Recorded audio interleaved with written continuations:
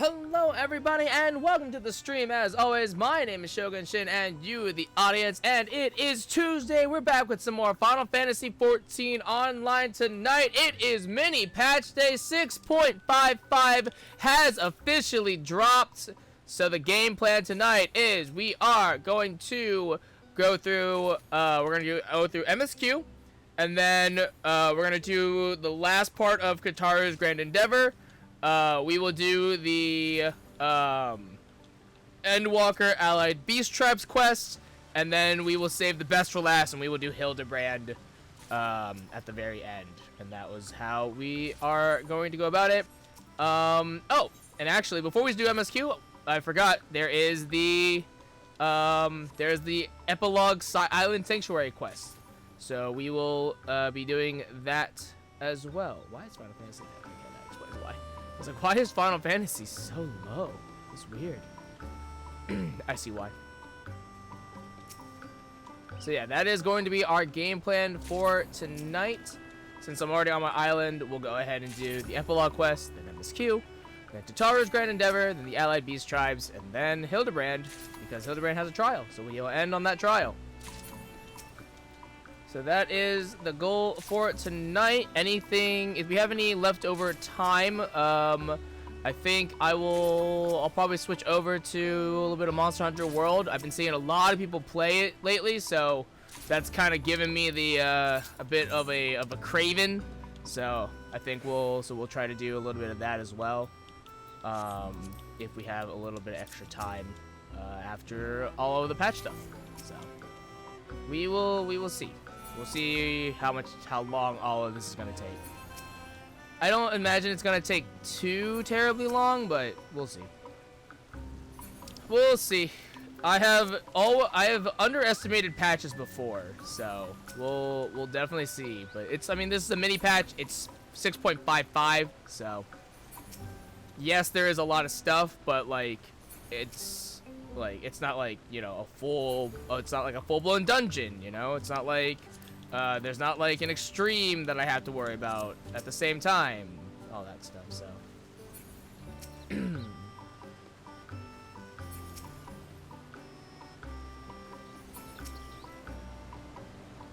but first things first, I gotta do my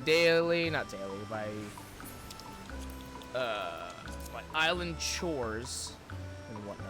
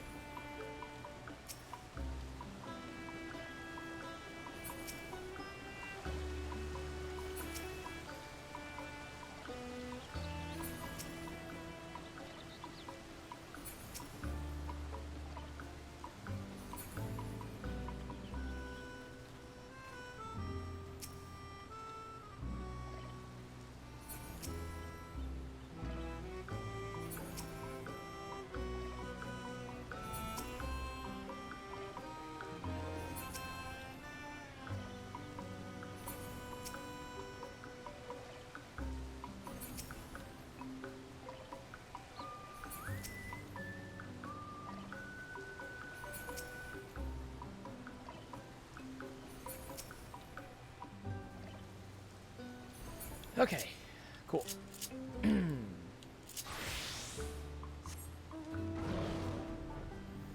Alright, so let us do... Oh. Before we do the quest, one last thing is my workshop. Really quickly, just take care of this. Coconut juice, core ring, and a bed.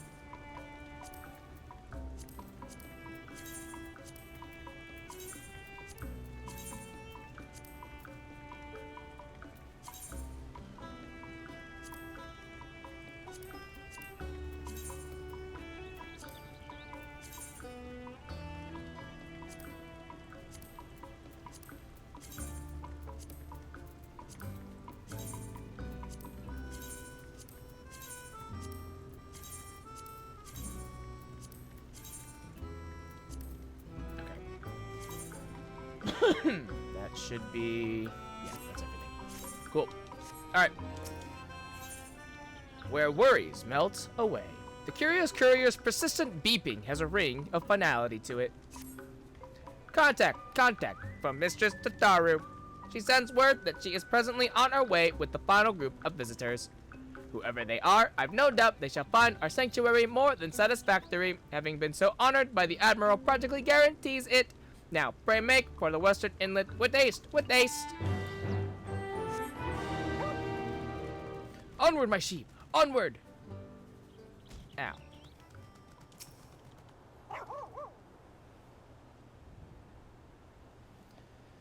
Now, the reward is, I think, Garlian cheese, so I think I know who our last visitor is. I have a suspicion. Sorry to have kept you waiting, show. Yep. It's Euless and the Garleans. Nice. Forgive our intrusion. Euless Pierre Norbanus, reporting for recreation. I thought it best we not arrive in uniform, but these are my comrades of the 1st Legion. They have been laboring daily to ensure the Garlean community's needs are met. It's weird to see an Elysian Garlean. Like, obviously they're all Garleans, and like they're all like regular people, but it's like weird to see a not Elysian. It's odd. It's just odd. Shitaru's invitation came as a surprise to all of us, but, well, do you remember how we insisted the twins take proper leave from their duties in Garlemald? They informed the Ilsabard contingent of their impending departure, of course, and apparently the news traveled fast. Specifically to a Madeleine and Sicard. According to Lucia, they were uncommonly allied in their insistence that our Garlean comrades needed a vacation above anyone. Knowing full well the relaxation to be found on your island, they wasted no time in hatching a plan to ensure the Garlean community's most indefatigable workers benefited from such pleasurable environs. Thus, we lured out Euless and his contingent. And by a Madeleine's airship, Sicard's swiftest vessel, and my wee little rowboat delivered our fine guests to your lovely island. Thanks to Taro.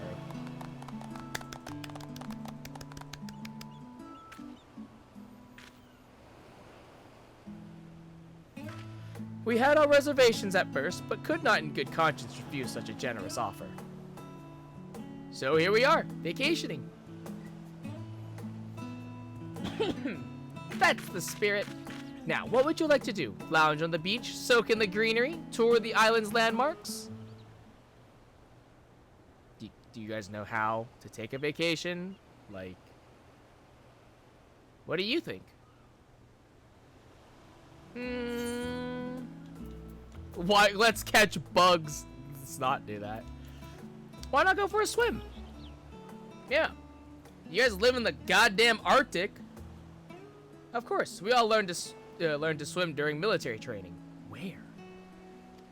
However, as this is our first time in an ocean, I prefer to remain within reasonable distance to the shore. How long and far would be sufficient? As far as you would want? For all his willingness to humor us, something tells me he's not a practiced vacationer. What do you guys want to do, my guy? How about we pay a visit to Show's mammoths? You can see the sort of work they get up to and even try your hand at some of their tasks, as you so choose. Do you keep crops on the island? The art of cultivation has been passed down in my family for generations, so I would be happy to tend to the fields. Dude, I just planted new crops. I have some experience in caring for animals. My mother and father were once farmhands, and I have fond memories of learning the trade. Hey, I've got animals! My family once made good business in forestry, from logging to splitting firewood, so I'm your man. Oh, I forgot my, my resource gatherers. We Garleans are an agricultural people, first and foremost. Even after we were driven north, we found arable land and nurtured fields with enough crop to spare for livestock. What's more, before ceruleum and iron, we relied upon lumber to build our houses and heat our hearts. Until my parents' and grandparents' time, most of us led simple lives in simple homes, not unlike those you found abandoned in Lapis Manalis. Wow. Is that so? I must say I hadn't anticipated such an enthusiasm for agriculture, but I'm glad to hear it. It seems your island is in good hands. Shall we head for the hideaway? Then allow me to lead the way.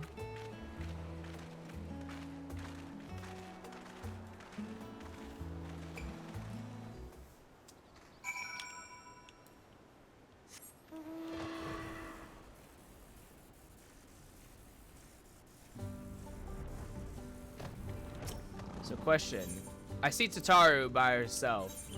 Where is everyone else is my question. Oh, also, I need to know what's being used. So, potatoes. Or probably more cotton balls too. Okay.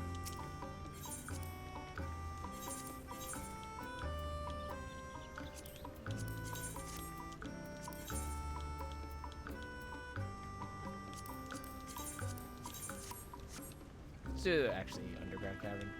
So Tataru's there. Where's everyone else? Is my question. Like, are they just around, or maybe they'll probably spawn in later?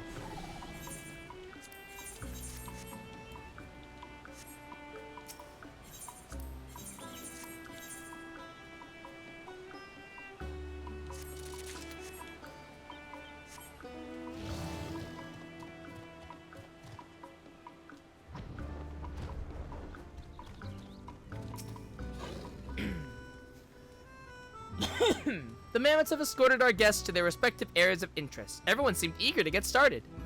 I hope they find it to be a good change of pace. Compared to the Garlemald of recent times, this tropical paradise offers far more in the way of...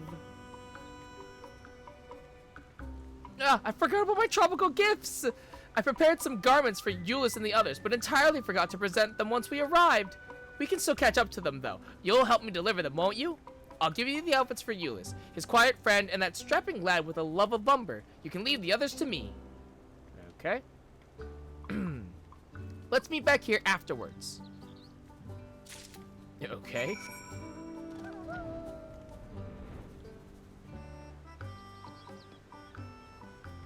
So where are they? Ah, well, here's Euless. Oh, Sho, we were just talking about you. Is it true you built all this from nothing? As someone who was raised in the capital and joined the military directly after graduation, I'm not possessed of the same skills as others in my contingent. I find your work here truly impressive.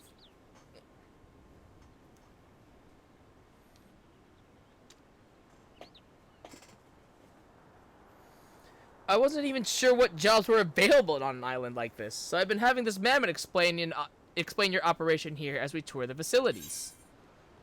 Alright, a bundle of garments fit for tropical climes, handpicked by Tataru.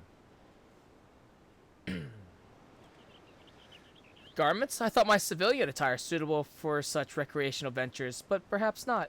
Still, this is unbelievably light, quite the far cry from our hefty uniforms. We'll find somewhere to change. Extend Tataru our thanks, will you?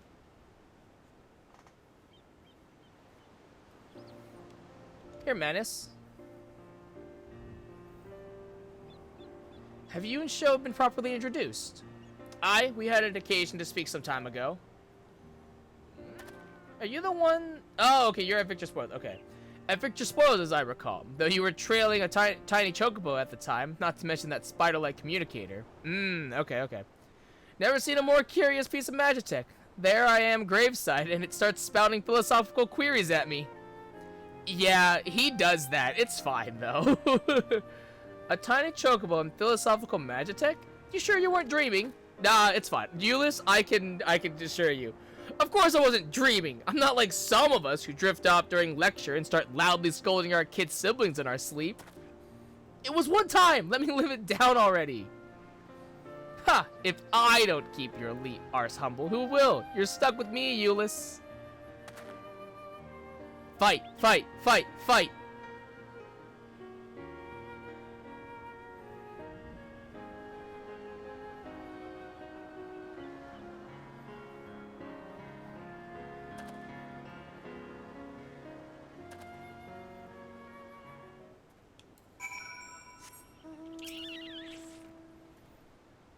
Curse that Manius. Just so you know, I wasn't used to my training yet, and I only meant to close my eyes for a moment. Anyways, we'll get changed after finishing our tour of the hideaway, so feel free to continue your rounds.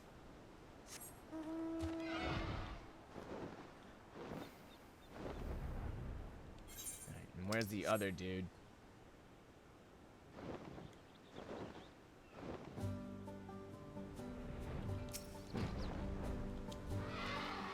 Not Ellison. Ah, hello there. I was just on my way to gather some wood with this mammoth.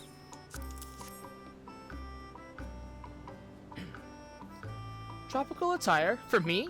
You and the young miss are most generous hosts. I shall look forward to changing into this upon my return. For now, the Wild's Call. If training under Lord Quintus all those years left me with anything, it is a confidence to overcome any hardship. I dare say felling a few trees would prove relaxing in comparison.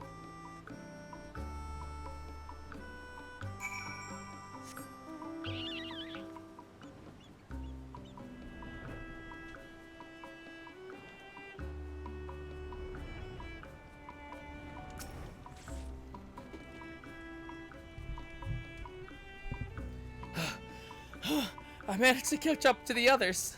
How did you fare? Wonderful. With their new tropical wear, hopefully their stay will be all the more comfortable. Now then, while our guests enjoy their activities, we should make preparations for a meal. Working outside in the fresh air is bound to whet the appetite, don't you think? We could have a wonderful little party on the beach when they return. Oh, now it freaking rains. Now it rains after I've watered my crops already. Aight.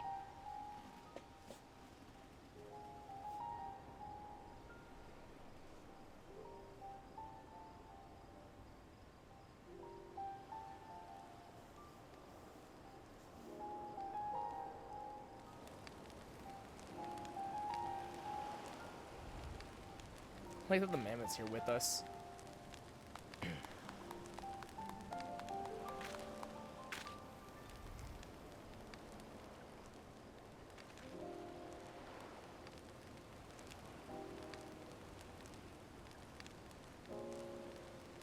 It's strange, you know? To be here now, like this, after so much has happened.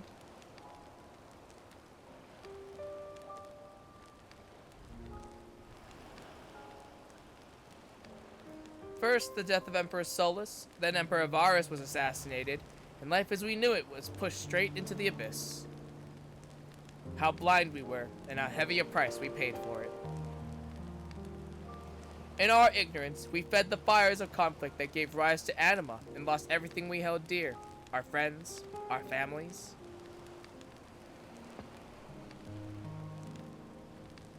Soup. The Ilsabard contingent arrived in the midst of that chaos to save us from ourselves, but the damage was already done. Countless were tempered that night, myself included. Yet that wasn't the end. You and your allies found a cure and roused us from that waking nightmare.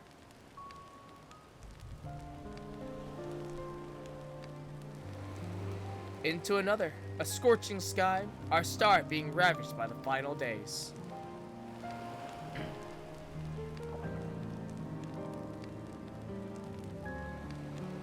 What was left after such calamity?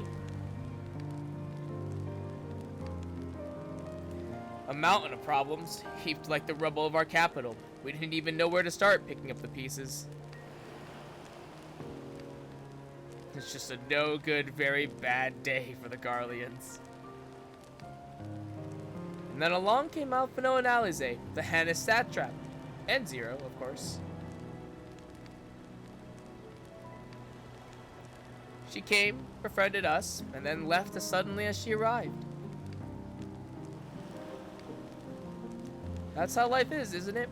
One unpredictable thing after the next, time passing in an inexorable flow. And it is through the ups and downs of each passing day that I finally realize something.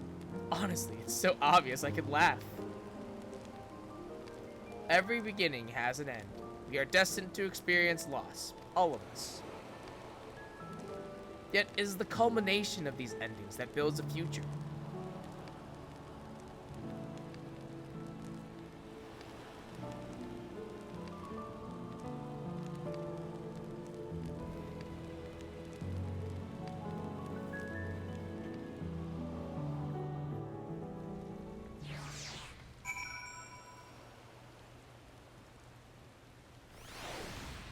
It's raining.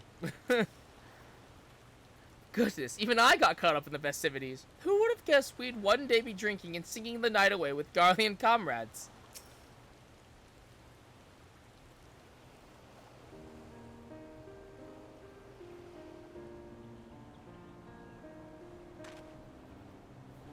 We finished reporting our progress to your mammoths and indicated where they might easily resume the task we were entrusted. This was just what we needed. Thank you. I've no doubt that remembering our stay here will make even the coldest nights seem a little warmer. I'd hope to express our thanks in a more material manner, but seeing as we're still reliant upon the goodwill of our nations, I'm afraid the labor we provided is the most we could offer. From what the mammoths tell me, your workmanship was exemplary. We should be thanking you. I'm glad to hear it. The mammoths were likewise generous with their expertise, so please extend them our gratitude.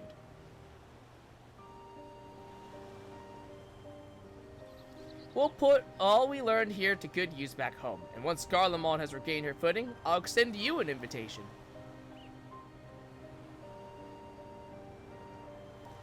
In the summer, I think, when the wind sweeps across the meadows to the snow-capped mountains beyond. After seeing your beautiful isle, I have a strong feeling you'll like it. Hey, I look forward to it.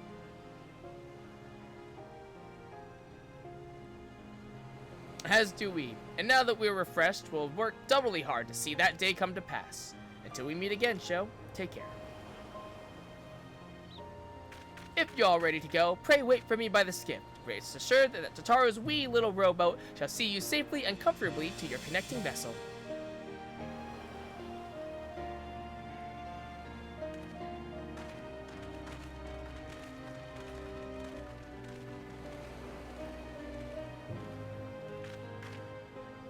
With this, I officially have no more guests to bring you. Thinking back, we made wonderful memories here, didn't we? With friends both old and new, near and far. While I am glad that Island Sanctuary Initiative succeeded, far more precious to me is the time we spent here together. How about you, Sho? Did you enjoy the change of pace? You know, it was something. It was a little grindy, but it was fine. Nothing would make me happier if you did. Now, no matter where adventure leads, may your hideaway here continue to serve you for summers and summers to come.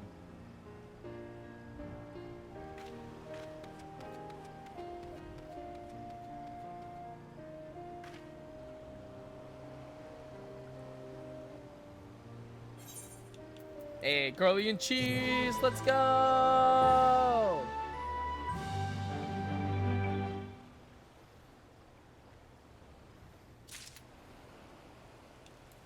Alright, cool. Now, I want to go to the Doman Enclave right quick for Doman Enclave stuff, and then MSQ.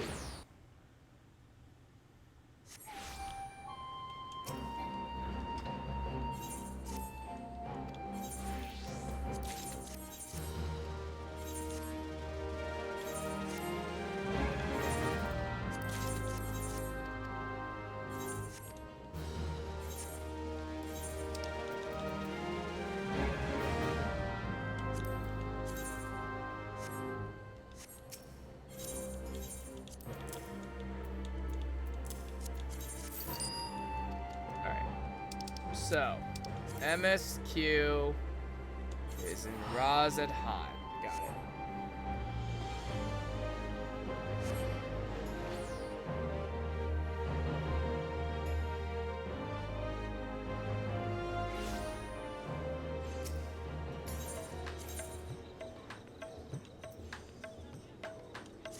Mega Duta.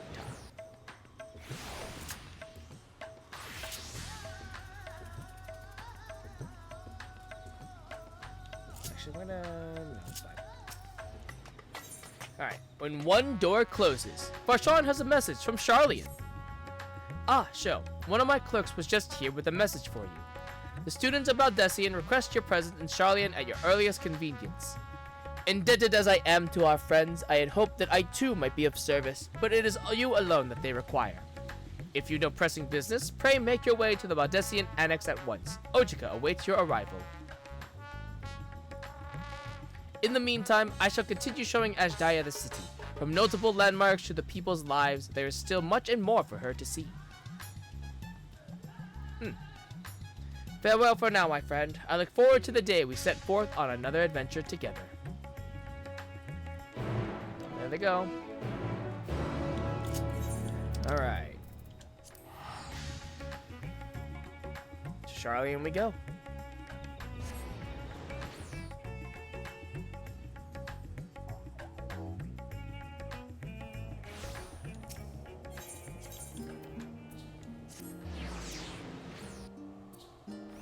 Oh, right, Tataru's right. I was like, what is this? It's Tataru's granted never. Right.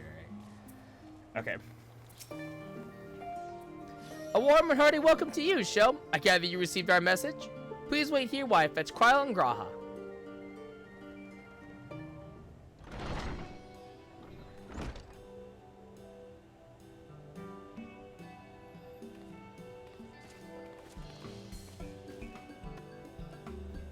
Thank you for coming on such short notice. And forgive us for sending for you so soon after your trials in the void, to say nothing of your grueling battle against the 12. Now then, we aren't actually the ones who require your presence, but Arenville. He stopped by recently, you see, and asked us to reach out to you on his behalf. I imagine you're as surprised as we are, given that he was supposed to be away on a long expedition. Something must have necessitated a change in his plans. All he would tell me is that there is someone whom he wishes Sho to meet. He also mentioned that he would be tending to business in the studium. Shall we look for him there?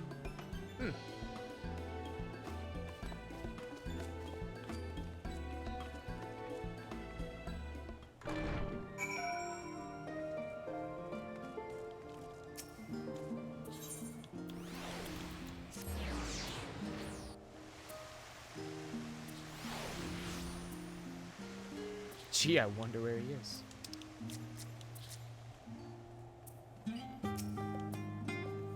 Arenville's early return likely has something to do with the visitor. Who could it be, I wonder? Now then, where is Arenville? I wonder, Graha. I truly wonder. Who could it be? Arenville!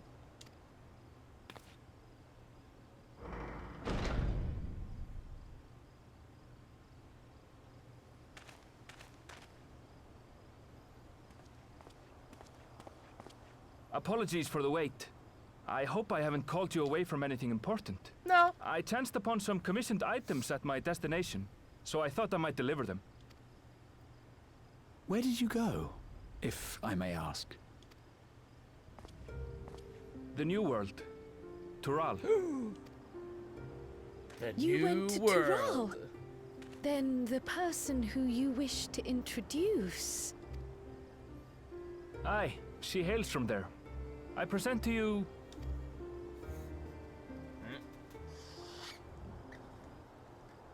Is she But it seems you've lost her. be with you? Did she wander off? Oh, God.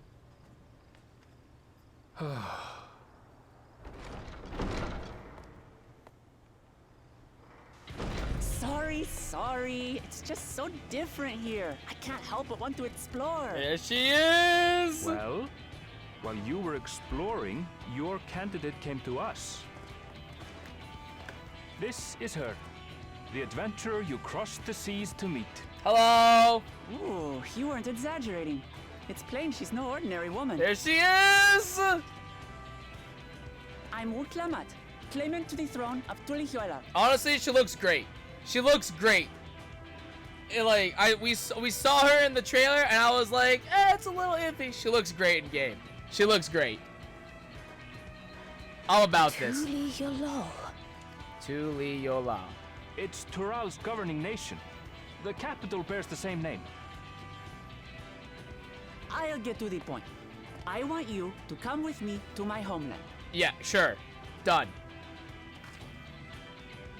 Given the magnitude of the request, perhaps you should explain why you're making it? Doesn't matter. Don't need a context. Doesn't matter. I don't need context. I don't care. Of course, of course. Soon, an event of great import will be held in Tural.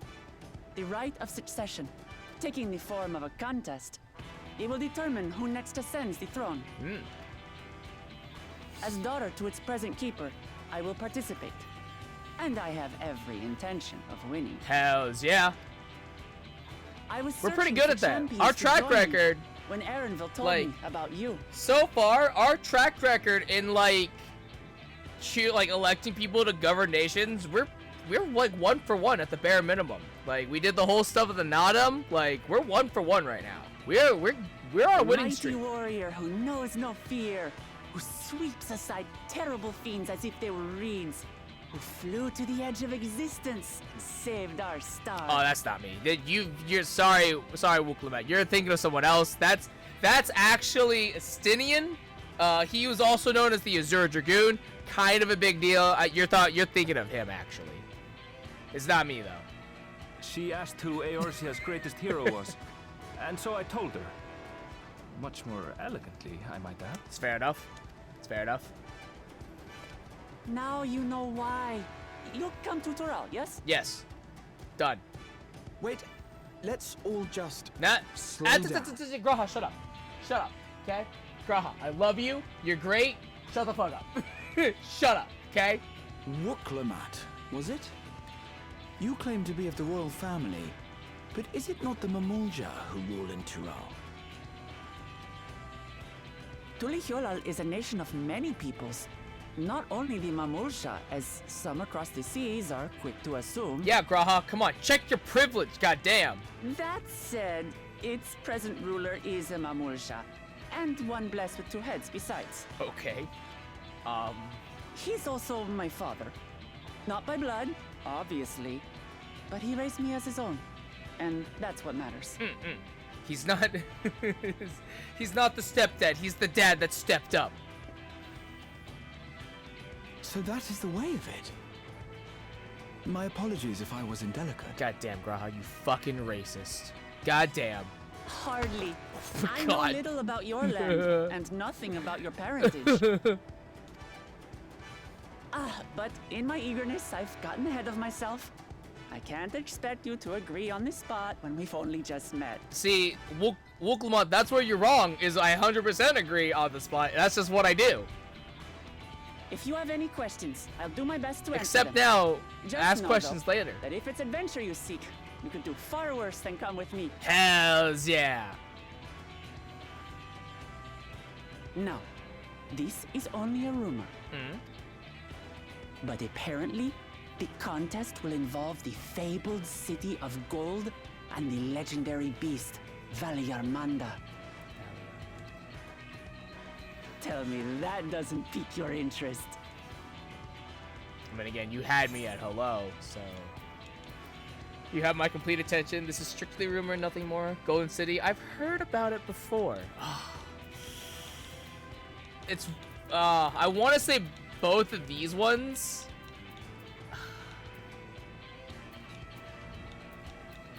You have my complete attention.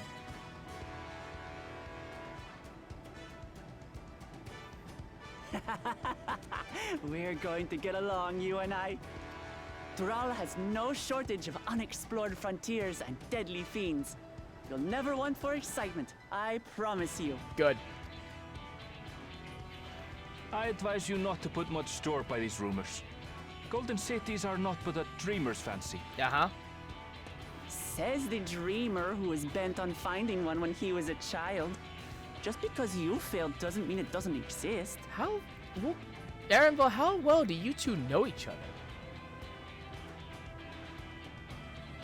Tuliolal and the Golden City. Just like in the letter to Grandfather. Regardless of what the contest may entail, it'll be no simple thing. If I'm to triumph, I'll need capable and dependable companions. Done. So let's go on a hunt together. Yes. No better way to get acquainted. Yeah!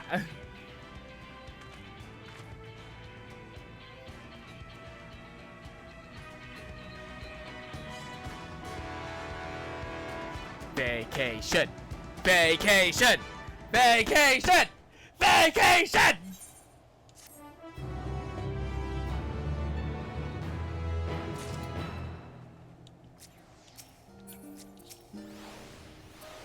That's the long and short of it. At the very least, I ask that you go on this hunt of hers and take her measure for yourself.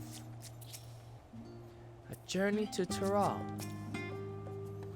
So where to for our hunt? The stronger the prey, the better. The game is afoot. Grahatia appears equal parts bewildered and excited.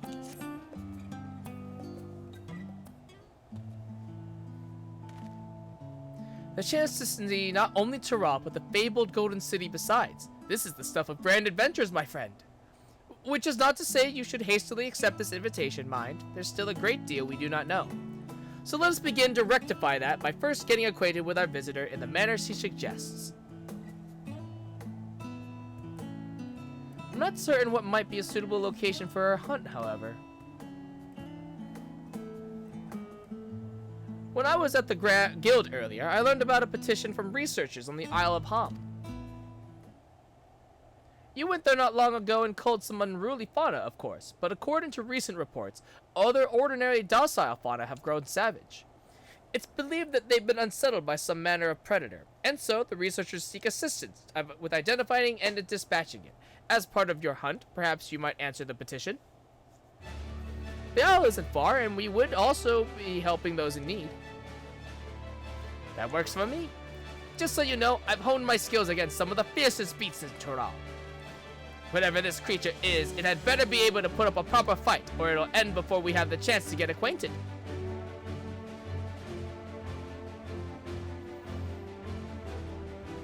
I love her.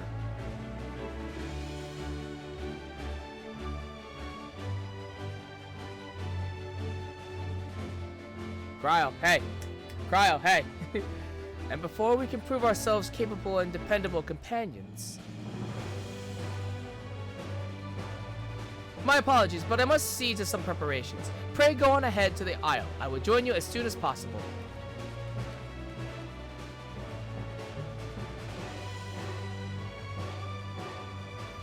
If the rest of you are ready, let us head to the harbor. This being guild ship business, it should be simple enough to secure a vessel.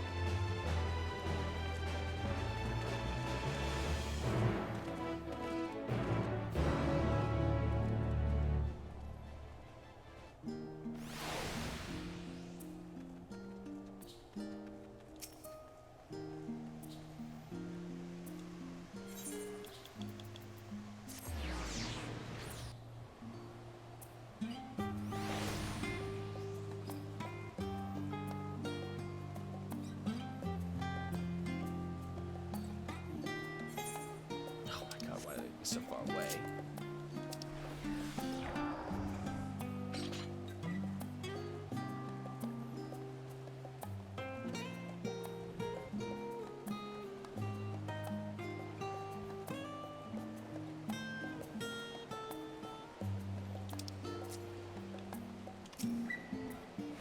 Cryo was acting a little strange, don't you think? This is just a simple hunt. I wonder what preparations she needs to make. We have a loan of a ship from one of the captains. A cheery fellow. I can operate the vessel, so we don't need to trouble him to take us. So we have to take a ship? Oh, and I barely set foot on dry land. Oh, well, I suppose it's for a good cause. A hunt! Come on, let's get going. Upon boarding the ship, several cutscenes will play in sequence. It is recommended that you set aside sufficient time to view these scenes in their entirety. In addition, you will be required to participate in battle. Your progress will be saved at certain points. In the event you are defeated, you will be able to try again for the most recent feats. Please note that you enter battles associated with other quests or log out from the game, the progress will be lost. Let's go.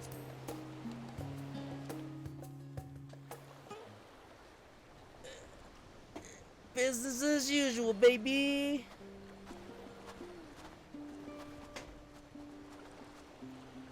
From here, we must walk. So much ice. It rivals even Tural. You have Tural and Tural? How many Turals are in the New World? Ooh, a white bear. I wonder what it tastes like. No. Well, are we allowed to? Andrew, Remember, are we allowed to we're eat here the to deal bears? with creatures that have been deemed an unacceptable danger. Do not attack anything else unprovoked. But like bear though. I know. She sounds so disappointed. So this is the isle where ether literally bursts forth.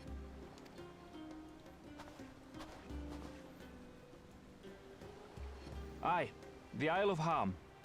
The geysers lie deep inland, however. You really are knowledgeable. Kona told me nothing about this place. Who? I doubt your brother managed to come out this way.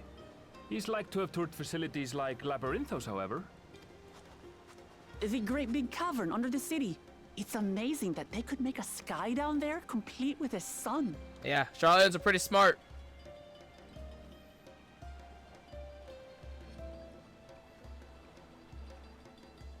This brother of yours, he has been to Charlian. He has. Kono's my second older brother. And until recently, he was a student in this city. He went on and on about technological amusements. It made me want to come here too one day. And so I did. I think I understood something of how he felt when I set foot in his beloved studium. He went to the studio. Your brother must be quite a scholar. But I wonder, like you, he'd be royalty, yes? With such a personage coming to Charlian to receive an education would surely have caused a stir, yet I recall nothing of the sort.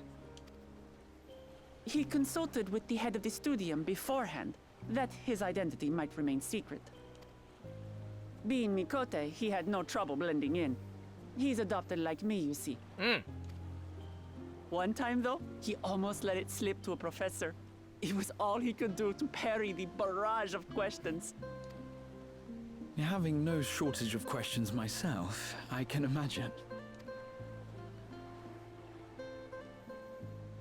So you have a second older brother. Ask whatever I you assume like. you have an I don't mind. eldest brother. But I maintain, hunting together is the best way to get to know someone.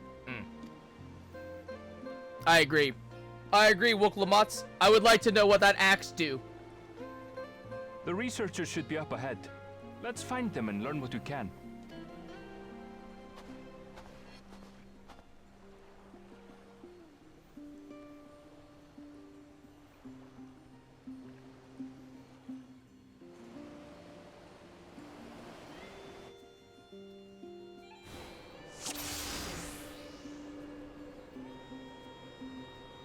The researchers should be just ahead.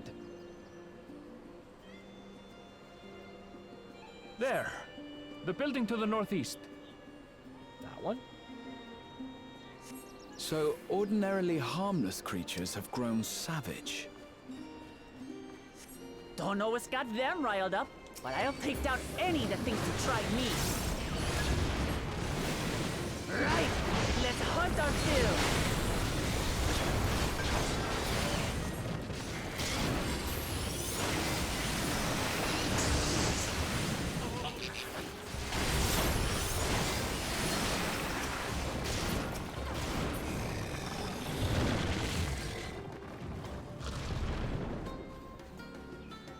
Look! Someone's in trouble! Yeah, taste my axe.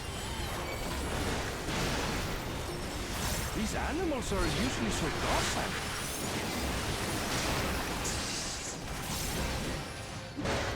God. Wooklamats makes me want to play Warrior again in Dawn Trail, but I want to do something else. I always do a different job for expansion, so I'm like, I already did Warrior. F.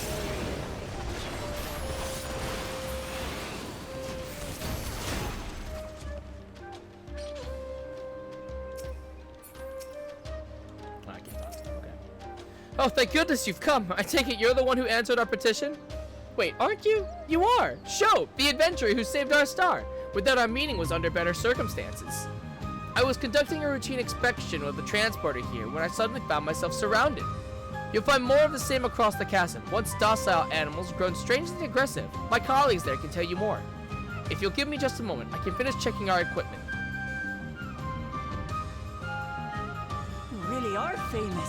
You know, I've been around. And for good reason, as you'll soon see for yourself.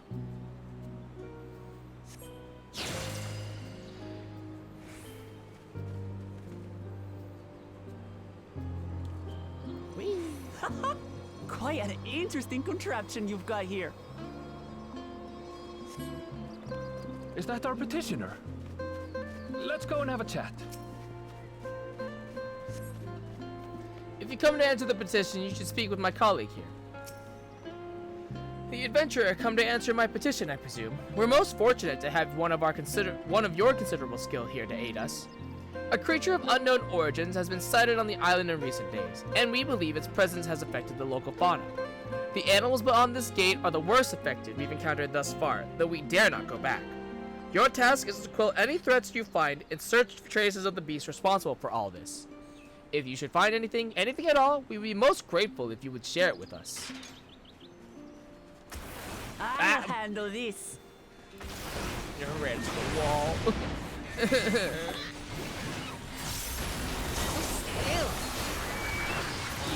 Woo! God damn! Alright. Is that all? I agree, Graha. Impressive. Come on, let's pick up the creature's trail.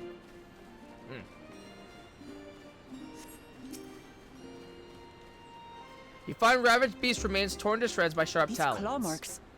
I've seen their like before. Well, I mean, a lot of things have sharp talons, so... It's starting to feel like a proper hunt.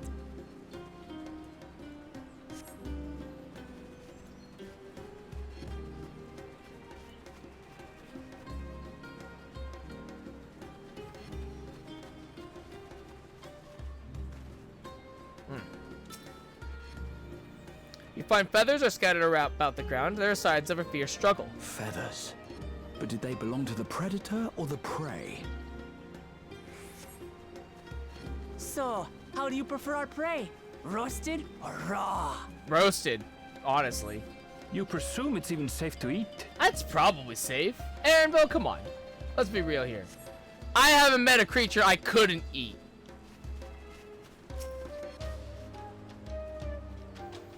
The cloying scent of fresh leavings assails your nostrils. Whatever beast left them is likely still close by. Still fresh. Whatever this beast, it cannot be far. Do you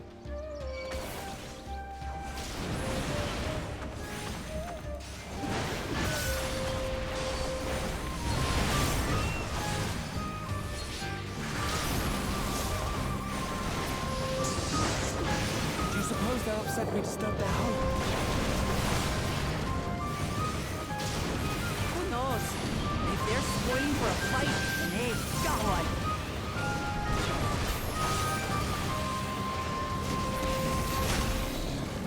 Let's head back and report what we found.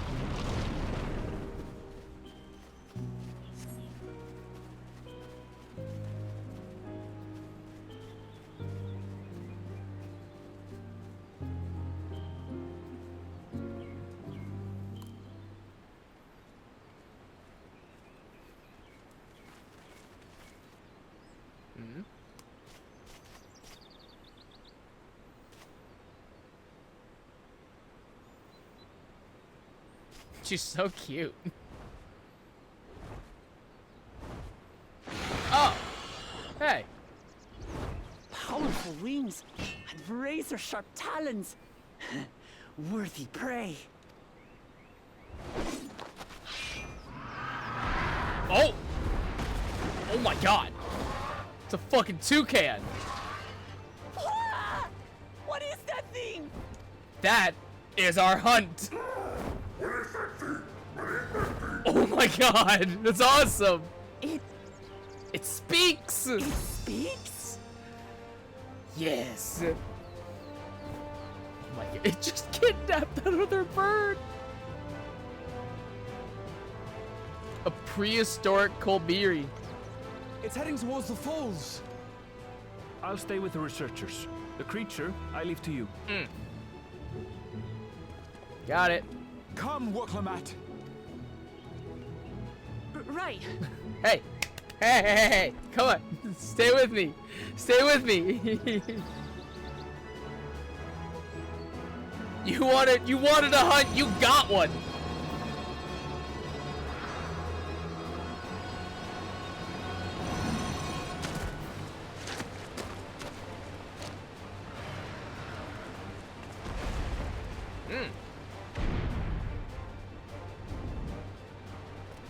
Just so we're clear, I wasn't startled by the beast earlier.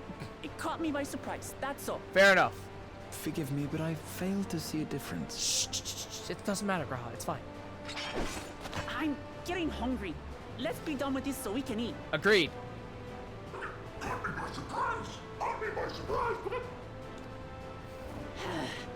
Think you're clever, huh? I'll rip off that beak and roast you on a spit!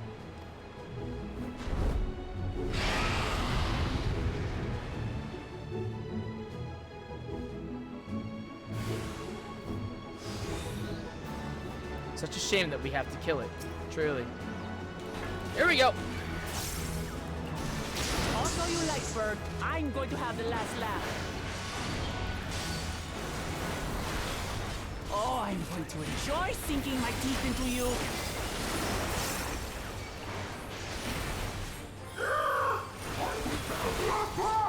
I feel like Wuklama and Xenos would have been friends. Ah, shut up already, you blasted bird!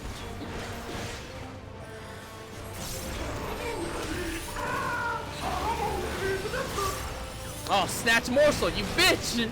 You whore! I'm having flashbacks to 11 already. Flurry. Look out!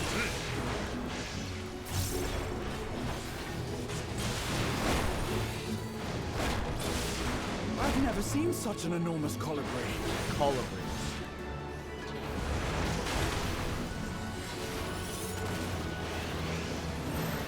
Not good. Quickly, gather together. Okay. I've got you.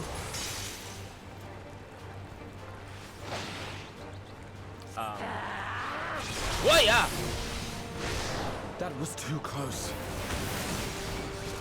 Steady now.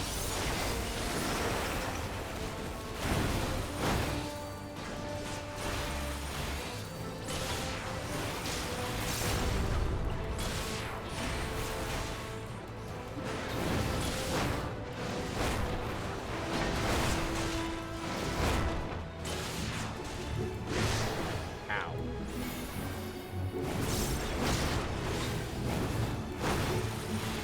Spread out, everyone! What? Yeah. You paid for that. Oh god.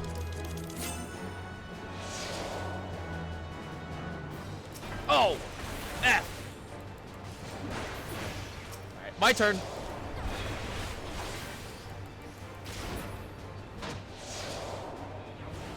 Thank you.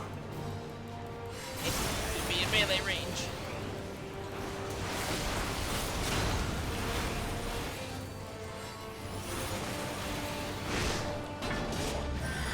Whee!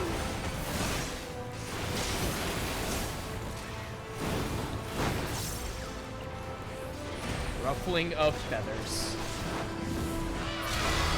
Oh. Alright.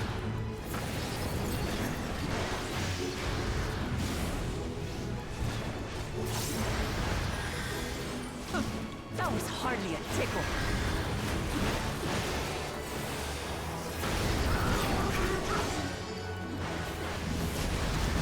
Try this.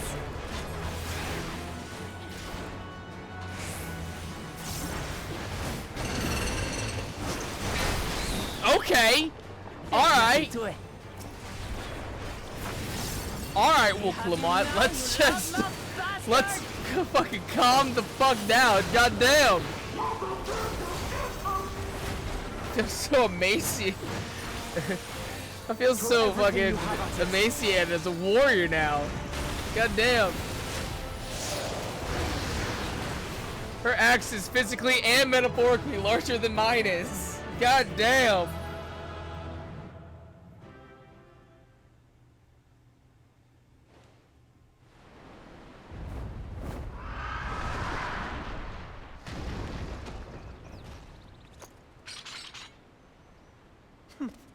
And I had barely limbered up.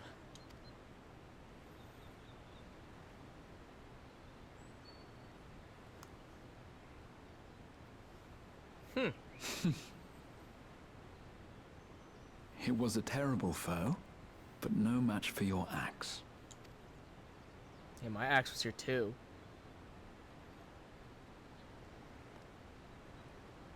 Only to be expected. You were pretty impressive yourselves. I was right to invite you on a hunt. But what a curious bird that was. Though we have similar in Tural, they don't grow so big or use such dirty tricks. Dirty tricks, dirty tricks.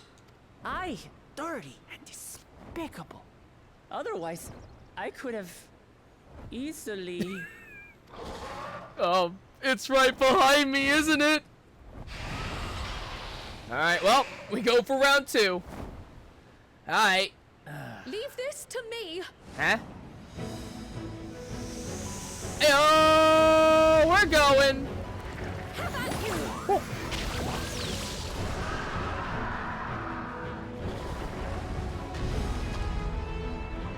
Wow, okay, we softened it up, okay? Let's just... Cryle. Oh, she looks, she's got little paint I'm vials. terribly, terribly sorry to have kept you all waiting. Hey, the earring.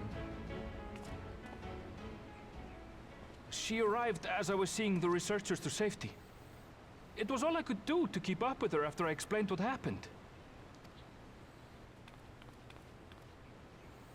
The worst addition to the new expansion, giving Cryle something So to actually this do. is what you meant by Wouldn't that be better seeing to though? preparation. Like, it's better that Cryle actually has something to do. That way we can at least blame her for, like, if she fucks up, at the bare minimum.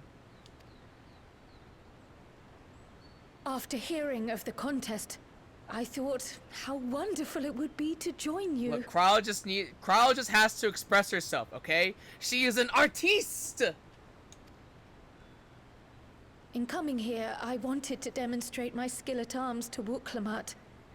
Alas, it seems I missed most of the action. It's fine, Cryle. You painted a Moogle and it shot a laser, so I think that's a decent enough example. I think that's a good enough demonstration. I'll be real here. That was amazing!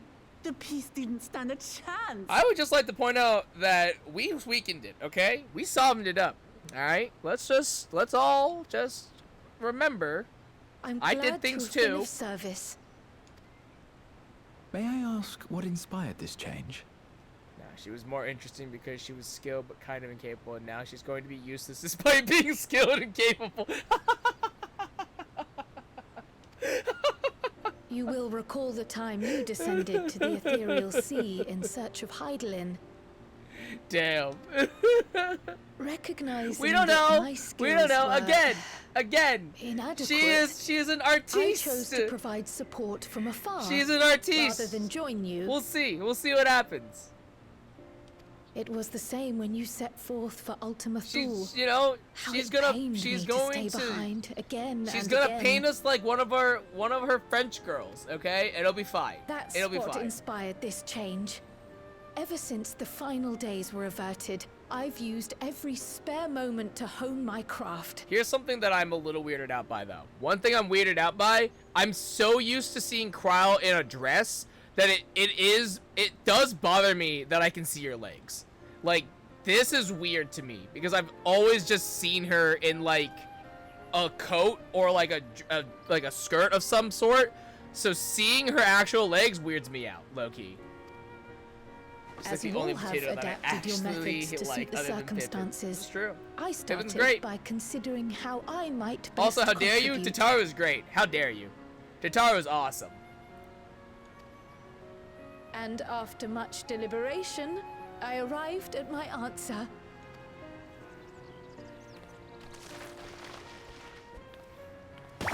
What the fuck? With the What the esoteric actual art fuck? passed down by the legendary Archon realm. Hey, Pictomancy. look at that. The callback. Love it. Also, it makes more sense that Alpha would be the Pictomancy because he used to draw his fellow lady students various forms of under. Honestly, yeah, it makes sense. It would make more sense for Alphino to be an artist. Actually, Hex, I don't know if you saw it, but so Pictomancer got announced, and what's his name? Colin, I think his name is Colin Ryan, the English voice actor for Alphino, literally tweeted. He's like, you know, Alphino's supposed to be the artist, but you know, it's whatever, I guess. Like, yeah, like Colin Ryan actually tweeted, like he quote tweeted, and he's just like, I guess I'm supposed to be the artist, but like, it's fine, I guess. It's whatever. Alphino, yeah, Alphino doesn't need another class. It's fine. As I recall, Alphino's following in his you dad's have embraced footsteps. It's versatility fine. to effectively complement a certain someone's style. Nah, I wonder who it is. What I do is much the same. Like you, I don't want to be left behind.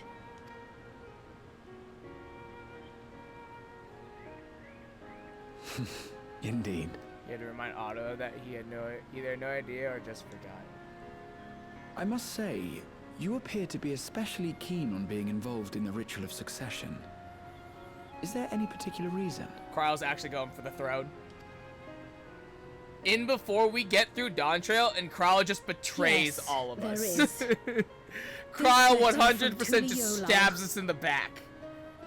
Kryle pushes Wooklamuk off the cliff and just goes, "Long live the king!" Just boo. Dawn Trail is actually just the Lion King. That's what it's gonna be. It's just the Lion King. He used to think it was a weird thing. Alphino was a fucking G and one of my favorite characters. Alphino was a fucking. It was addressed something. to my grandfather Galuf, and turned up among the Crowd just students' archives. Rihanna's all over us.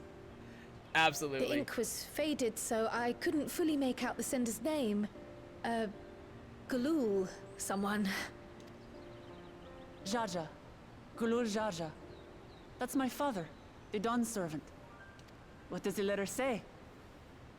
Well, apparently it's hella old While and we never much of got it to isn't it, so like, legible, it's real awkward. it appears to be a request to investigate the Golden City. A request to investigate the Golden City? From the Dawn servant himself? Yeah, how you like that, Aaronville? Fucking mystical golden cities of dream and fancy actually exist. Get fucked. That's what you get for not Well, well. believing. Seems it may be more than a rumor after all. Yeah, get wrecked, idiot. Being a member of the royal family, it was my hope that you could confirm the authenticity of this letter. Is it supposed to be the El Dorado? I think so, yeah. I can say pretty for much. a fact that my father didn't write this. Oh, that's awkward. Okay, whoops. Oh, never mind. Given how The culturally letters, diverse the fake. Tuliola is, Well, it was alright. decided some time ago that a common language was needed. But instead of elevating an existing tongue and its speakers above all others, we looked to those widely spoken overseas and created an altogether new one. The similarities to your common tongue also make it quite easy to communicate in these situations, no? That's fair. This letter, however, is entirely in Eorzean. If Father had written this, it would have been in Turali. And what's more, it bears a wax seal. We don't bother with them. So the letter is fraudulent then? Well, that's weird. Oh, I didn't mean to say that. My father's signature is genuine, as far as I can tell, so perhaps he simply dictated it.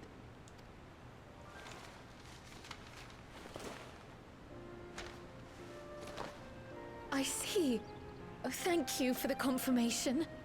It seems my grandfather indeed had dealings with Tuliola. I can't help but be curious as to what exactly he was doing there. I really love and really hate that, like, Cryo and Graha, like, I really love and hate that the way they pronounce, you know, like, Toral and Tuliolal, they pronounce it like white people. Like, they pronounce it like white people pronouncing Spanish. Like, they have that white person accent. Tuliolal. Like, I love it, but I really fucking hate it at the same time. In order to help us Like, it decide makes on a sense, course of but I'm like, action, God damn it. would you mind if I asked you some questions about your home? By all means. After all, learning about one another was the purpose of this hunt. We can talk while feasting on this fellow. I, for one, am starving. Dibs on the beak. We're eating that. Oh, we're hella eating it. 100%. I mean, they've got British accents. They can't pronounce shit. It's fair. It's fair.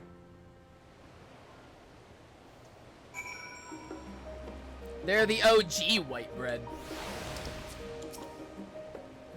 I understand Krau's feelings all too well. The desire to do one's part. It can be daunting to try and keep up, but nothing will change unless we take the first step. Ah, what an exciting hunt that was. And now it's time to savor the reward. Can't see anyone because of all the people. Thanks to Wuklamat, we now know who sent the letter to Grandfather, among other things, but many questions still remain.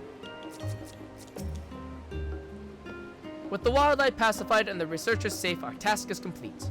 That just leaves the matter of the colibri. Yeah, colibri. Colibri is how you say it. Colibri meat. For better or worse, there's really only one place we can take it to here in Charlian, the last stand. Come, let us see what Dickon can cook up for us. They colonize so many countries you can't even speak their own language correctly.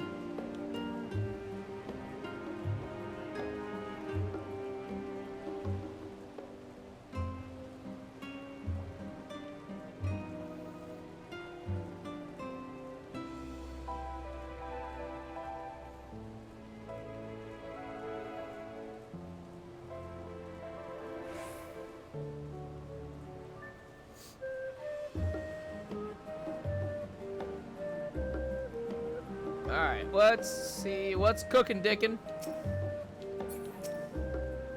Well now, there's a famished face if I've ever seen one. What can I get you? I have parrot meat. Oh, bird meat from the hunt, you say? Leave it to me, I have just the recipe. It's a new dish I recently learned from some sailors, and for you lot, it's on the house. Have as much as you like, you hear? I can't fathom how many of them truly believe they have the most authentic curry. Ooh. Come, come. Let's enjoy the bounty of our first outing together.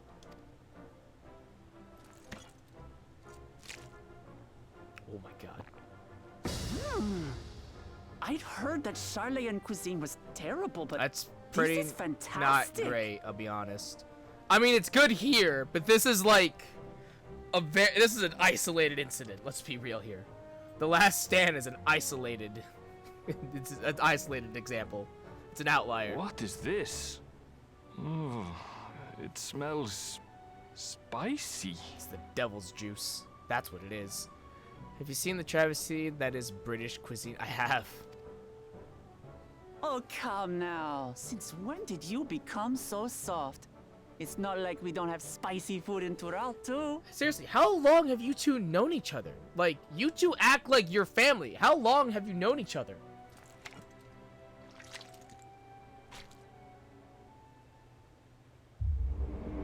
There it is. There it is. There it is. Yep. Yep. According to Dickon, Yep. intensely hot dishes have become popular in Razadhan after a traveler ordered a curry with several times the usual amount of spice. Yeah. Yeah. Yeah. Zero has a smoker's palate. She can't taste shit.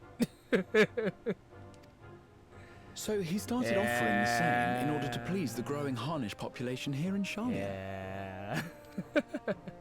Yeah. Good old Zero with her smoker's palate. Good. Breathe. Deep breaths. Deep breaths.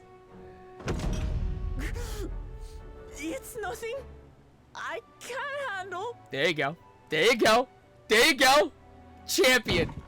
True champion. Power through. Your boorish manners reflect poorly on the both of us. I wish you would consider your station. Aaronville, shut up. I You swear, leave. sometimes You it leave feels my like you hot open your mouth wildcat only mommy to out of this, criticize. okay? Would I be correct in assuming you've known each other for a long time? Aye, thick as thieves since we were little. Jesus. I beg to differ. She is a long-standing acquaintance. Nothing more. Okay. I see. I see. All this time you were from Tural. Oh, would that I Actually had known really interesting. sooner. There's so much I'd like to ask. They be fucking. Oh, they fucking. You and everyone else. I've kept it I'm quiet actually so as to avoid surprised- the endless interrogations. I'm surprised that Aaronville is from Tural. Because I think myself and a lot of other people assumed he was from Mericidia, actually. But I think that's Well, just because if we he's going to be a all miser, thought we were gonna I'll go to be happy Mericidia to at some tell you point, about and our that's not homeland instead. happening yet. Since ancient times, many peoples have called Tural home, and they've been fighting each other for nearly as long.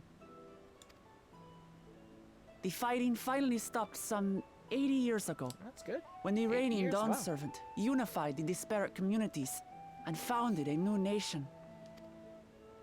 And that's how Tuliolal came to be. Tuliolal. Since then, we've enjoyed an era of uninterrupted peace.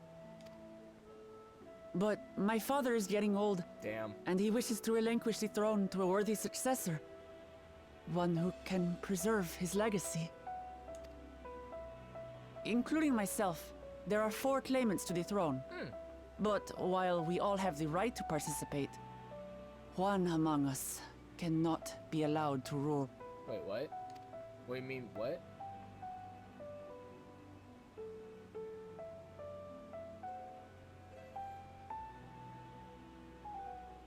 A man who is too ambitious by half. Wait, I'm confused. Is this like you don't want him to rule because he's a fuck, Word of or the Garlean like? Empire's collapse has reached Tural. While most are simply relieved, he sees weakness to exploit. Ah, And okay. would lead our armies across the seas on a campaign of conquest. Okay, got it. So you don't want him to rule because he's a fuck. Got it. Okay. After everything my father has done to give us peace, he would drag us back into war. Got it. So this is a revenge plot. I'm about it. I'm about it. I can't allow it. No matter what, I must win this contest. Again, we got a good track record of winning contests for people for ruling nations and whatnot. We have a good track record, so I think you're in good hands. I understand your reasons. But this being an event that will dictate the course of your nation's future, is it appropriate for outsiders like us to be involved? Graha, I know you weren't here for when we did Stormblood stuff, but like we were literally outsiders and we participated in governing a nomadic clan of dragon people. Like, honestly, I don't think winning by proxy is allowed. Shut up! Oh, it's more than appropriate. Yeah, The see? Dawn Servant himself expressly encourages Yeah, it. see, we have permission. Fuck off. The ruler of Tural must navigate the intricacies of myriad cultures, and there's no better way to prove oneself qualified to do so than to work with foreign allies. That's why I sought you out. Through our hunt, I've confirmed that you're a warrior of considerable skill, but more importantly, one of good character as well. I mean, I'm okay. I'm kind of an idiot, so I'll be real here. And so I ask you, I'll be real will here. you I'm lend me kind your of dumb, strength but like, it's and help me fine. win the throne of Tulihualal?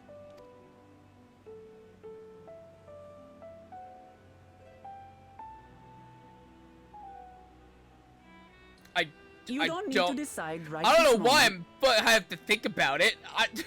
Do you want to go on vacation or not? Huh? But I will need you if I'm to triumph over the Considerable skills, competition. you know, the I'll warrior of stay here light. as long as I can. while waiting for your answer. They're okay. Yeah, that's fine. In that case, allow us to prepare a room for you at the Baldessian Annex. Hell That's very yeah. kind of you.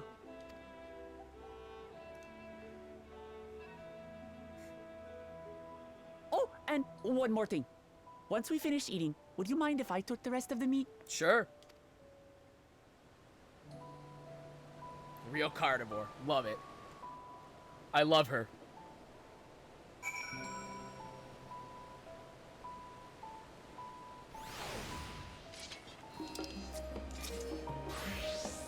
Judging by Wuklamat's reaction, it appears Tirali cuisine isn't excessively fiery.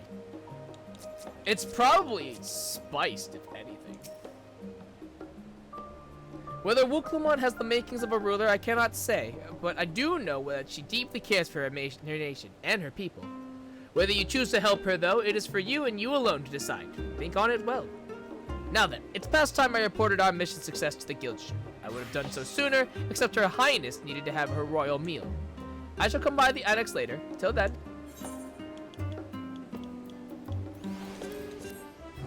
I'm the only one who just wants a nice cat lady for the one guy in the first who had a crush on your Stola.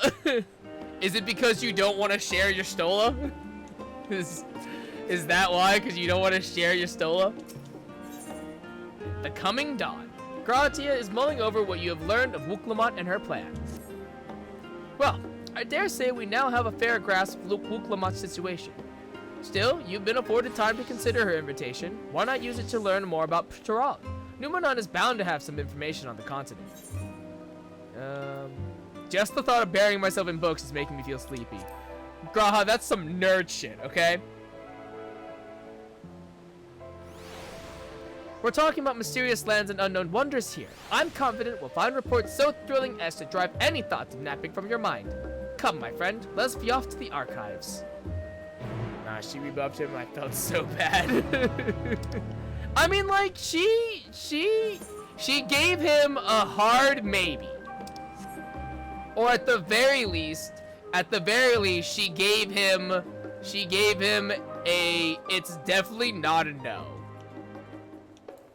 Like, she didn't outright reject him. She was just like, I gotta go get milk. And now there's just a lot of traffic, and it's very difficult to go back. The car broke down. But it's fine. She'll get there eventually. We already figured out how to travel between worlds, so it's not like it's gonna be the hardest thing to figure out now. You don't remember that? You should, she did. She literally says, on such a day, you may call on me, because she's like, I'm not here, like, there's so many fun mysteries on the first that I have to solve them. What patch is this? 5.3. It literally is 5.3 when Runar is saying goodbye. It's literally 5.3 when Runar is saying goodbye. And then we figured out how to go to we already figured out how to travel between worlds in these patch quests. Yeah, Endwalker patch quest was literally all about this happens primarily in 6 point. I meant that you're playing right now. Yeah. It all happens mostly in 6 point. It's like 6.2, 6.3. Those are like our major ones. 6.2 is when we actually go places. It is impossible to adequately discuss Eorzean cuisine without speaking of that land from which many of our modern day staples hail, the far western continent of Tirol. Ogre pumpkins, ruby tomatoes, even the ubiquitous popoto, these crops and more that regularly grace Eorzean dining tables trace their origins to the New World, as the place is known to most. The tale of this culinary immigration begins in the year 1498 of the 6th Astral Era, where Lominson sailor named Kenenram successfully traversed the Indigo Deep to arrive at the theretofore unknown continent. Kenan Ram spent several moons exploring inland, in the course of which he encountered the denizens of the sprawling nation of Mamulja. He was even granted an audience with their supreme leader, whose confidence he won along with permission to roam freely. Kenan Ram would return to Tural several times, but during his first expedition, he charted the land and gathered myriad root vegetables and seeds to bring back to Limsa Lominsa. The most notable of these was the Popoto, whose ease of cultivation and nutritional value saw it quickly spread to all corners of Eorzea. Produce was far from the only bounty of Kenan Ram's expeditions to Tural. Many tantalizing recipes, such as the bean-filled burrito, and gripping legends, such as that of the Golden City, reached our shores by way of his ship. To those outside of Kenan Ram's circle, Tural largely remains shrouded in mystery, yet its influence on our cuisine cannot be overstated. Many scholars, myself included, would relish the chance to immerse themselves in the culinary culture of that faraway continent.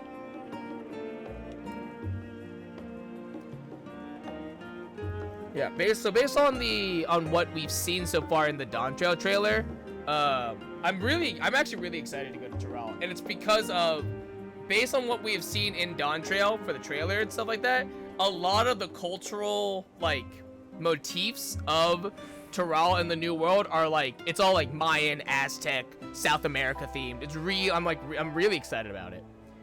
Every land has given rise to unique wildlife, and the continent of Tural is no exception. Yet while some of their creatures have become a familiar sight in Eorzea, many and more exist that are rarely seen this side of the Indigo Deep. This tome introduces a select variety of species as described in the testimonies of sailors and adventurers. The alpaca. Accustomed to Tural's craggy mountain ranges, this four-legged beastkin has been domesticated for seemingly hundreds, if not thousands, of years. I like that the animals in Final Fantasy are all mostly, for the most part, based off of real animals. And we have some stuff like horses and rams and stuff like that. But we have parrots or colibris. We have penguins that are auks. And then we have alpacas. They're just alpacas. They're not called anything else. They're just alpacas. Their soft white fleece is highly prized by weavers, while their strong legs or sure-footedness make them capable beasts of burden. If we don't get an alpaca mount, I will be so angry. The wyvern. This ferocious scalekin is native to the dense jungles of Tural. The Mamulja have succeeded in taming them and utilized their prodigious strength for manual labor. Given their immense size and power, it should come as no surprise that the wyvern is also employed as a siege beast. Enemy fortifications cannot long withstand its horned brute's rampage. Valagarmanda. Turali folklore holds that this bird-like creature is the mightiest of beasts and the very embodiment of nature's power. Whether it exists beyond myth, however, is uncertain.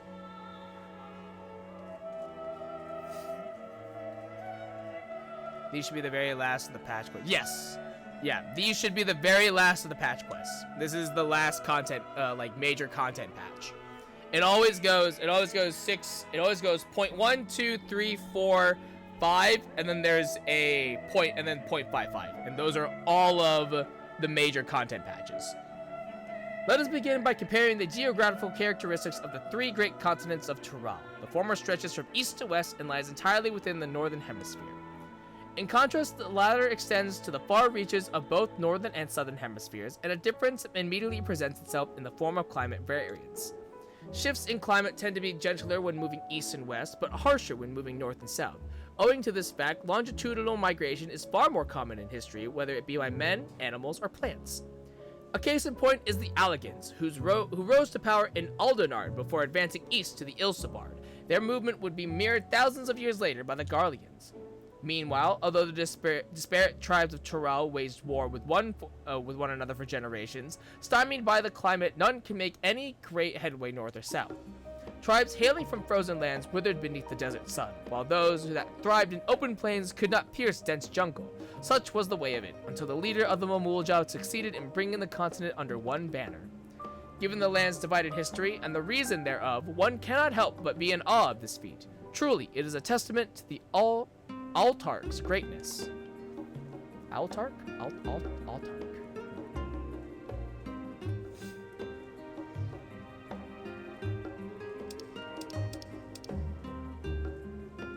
I probably should have seen what those books were called. So, Eorzean cuisine, a history. The flora and fauna of Tural. And the last one was Lines in the Sand, the geopolitics of Heidelin. Interesting. That's actually interesting that the that the book was actually called The Geopolitics of Hydaelyn.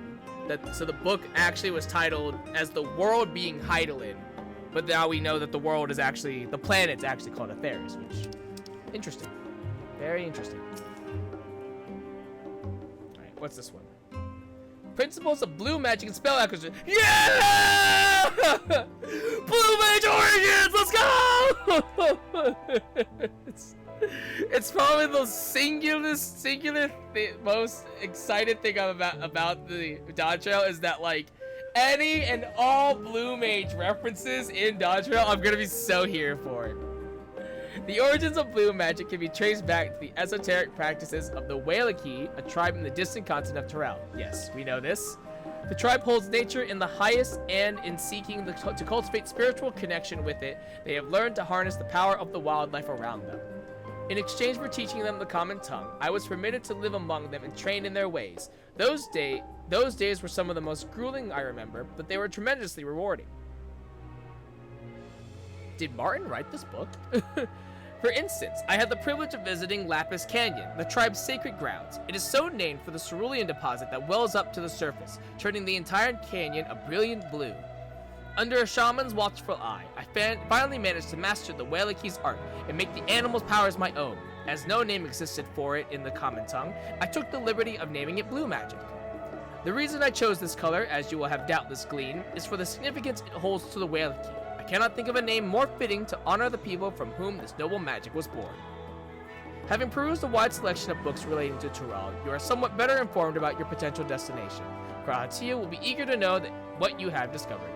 Should you wish to read these books again, speak with the reference page.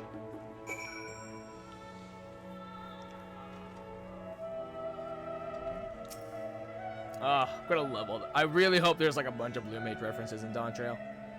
Scoured the library to your satisfaction, have you? Excellent. While there are few books wholly dedicated to the subject of Tural, I dare say you found tidbits of useful information scattered here and there. But come, let's continue this outside. The mammoths do not take kindly to chatter.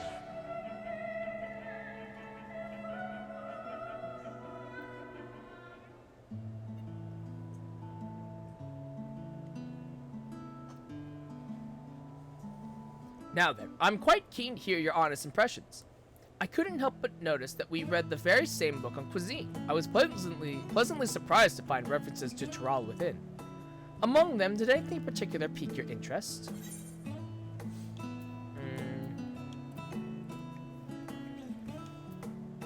I was rather taken with the tale of Ketenram, Papotos. I have a newfound appreciation for them. The legendary City of Gold! I wish there was a Blue Mage thing here. But I guess it makes sense because we know about blue magic, so it's kind of whatever. Huh, I suspected any mention of the City of Gold would catch your eye. It's truly a mystery among mysteries. Here is a city whose location is unknown, that no one has ever seen, and yet whispers of its existence continue to persist. Countless souls have set off in search of it, never to return. I can imagine it being a suitable challenge for the ritual of succession.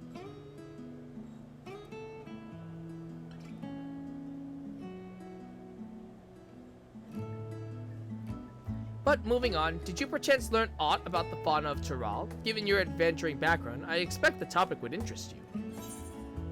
I learned about alpacas.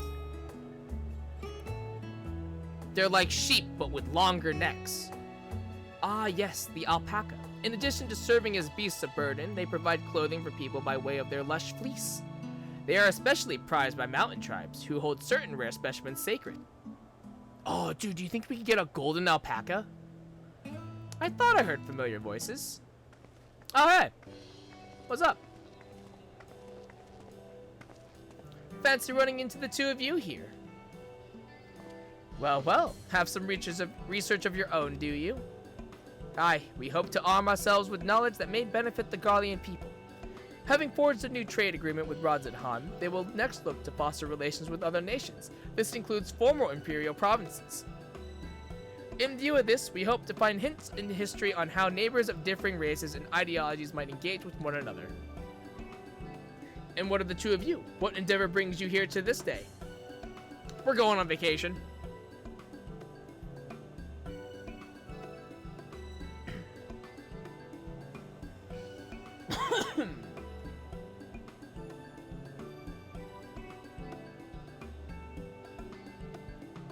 nation composed of the disparate peoples of Tural. I dare say this is precisely the kind of example we seek. We'd do well to read up on Tuliolal ourselves. The contest is Sho the only one allowed to help Wuklamat? There was no mention of such restrictions as I recall. On the contrary, Wuklamat gave us the impression that she could have several champions. Several, you say? I think I know how to make the most of our respite. Follow me, Alphino. We have planning to do. Alize, wait! Twould seem our plans have changed, if you'll excuse me. Vacation. Vacation. Vacation. Vacation! They never could rest on their laurels. Come, let us return to the annex.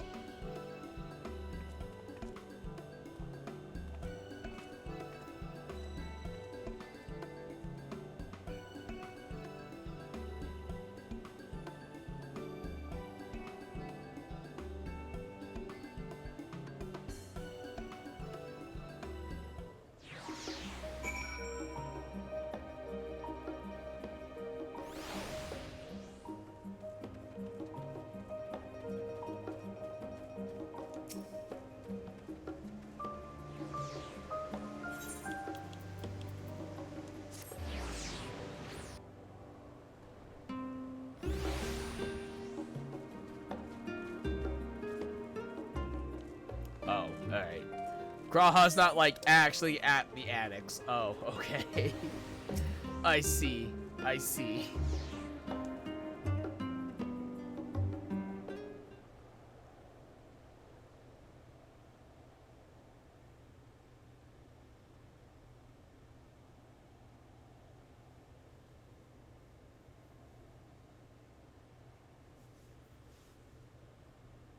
You doing okay, champ?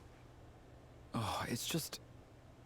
Despite all that we've learned, I can't help but feel we've yet to hear the whole story. What about you, my friend? Are you inclined to accept or refuse Wuklamat's request?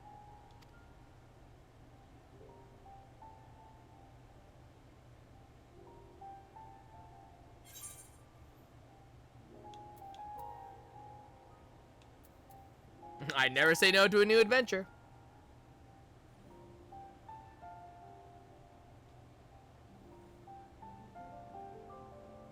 Ha! I thought you might say that. With an intrepid attitude such as yours, I believe all shall be well. Be it the contest or something else, there will be many trials for you to overcome at your destination. But in the course of seeing new lands and meeting new people, you'll surely find a way forward. That's what adventurers do, is it not?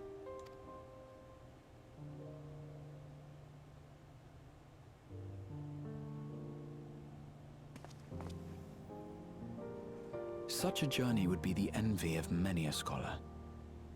Distant as it is, Tural remains largely unknown to us, with only meager records to be found in Numenon. The experiences to be had, all the things you might hear, feel, and think. Ah, I see what you did there. It's enough to stir me to the core.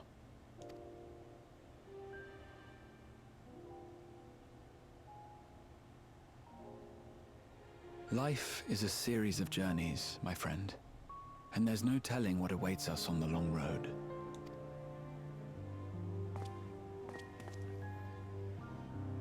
But what's important is to be true to yourself as you walk it. Only then can we hope to be content when we arrive at the end of one and step forward into another.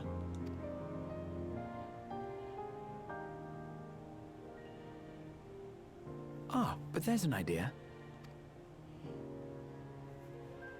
I have a matter to attend to at the Agora. Please, go on inside. I will join you shortly. Okay. You got other things. I don't understand. Where is everyone going? Everyone's just rushing off doing shit.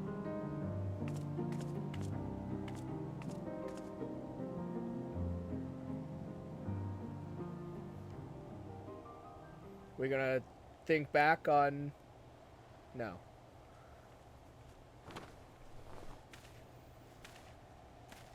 Nope. Dad Crit's getting back up to his fuckboy tactics.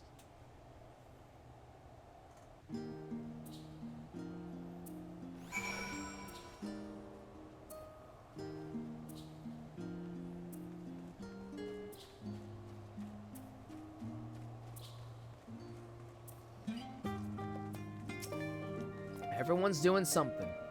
Welcome back, show. If you're looking for Wuklamok, she is currently with the others in her chambers. If you like, I can go and fetch them for you. Sure. Understood. Please wait in the main hall.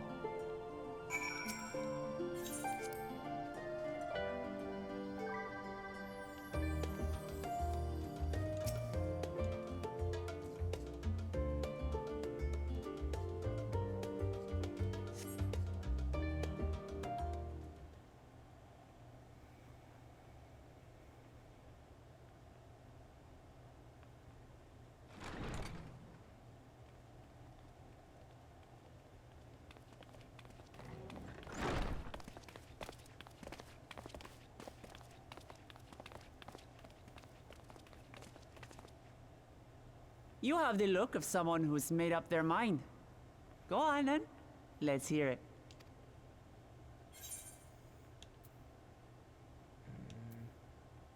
I wish to Kabul go where I've never gone before. I've never been one to turn down on an adventure. Well, I'll do it.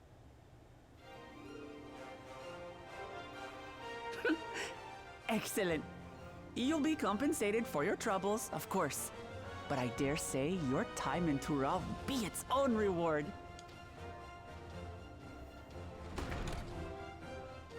You're not planning to leave without us, are you? There it is. There it is.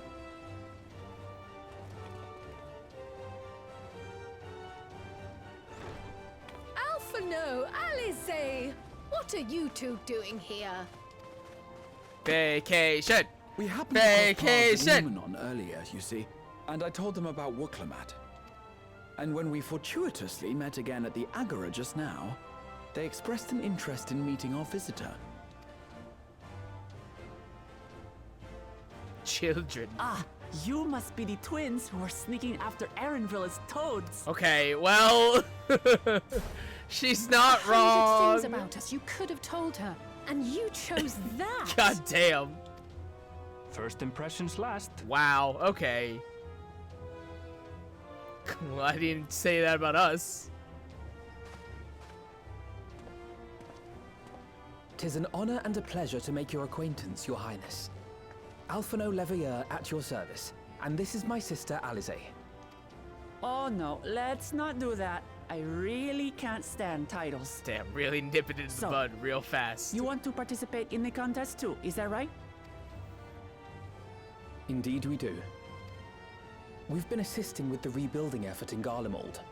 Yet while progress is being made, the question remains of how the nation might reconcile with its neighbors. We believe there is much we might learn from Tuliolal, a nation founded on unity. And in See, return for Alphino this does it a honor, little bit better. we He would spend rolls no effort the in syllables supporting your better. claim. The more the merrier, I say. And I'd be keen to learn about Eorzea and Garlemald from you as well. Having recruited so many committed and capable allies, I presume you have no need for my continued assistance? Nonsense! Like I told you before, you're indispensable. They're strong, aye, but strangers to our land. They need someone to guide them, to point out the dangers, and spare them grisly deaths. I doubt I'm gonna be dying anytime soon. I'll be real here. I can't think of anyone better suited to that task than you. What's more, despite your assertions, I know you haven't given up on the City of Gold. Yeah, Aaronville, it exists. The City of Gold, it's real. We shall go to El Dorado.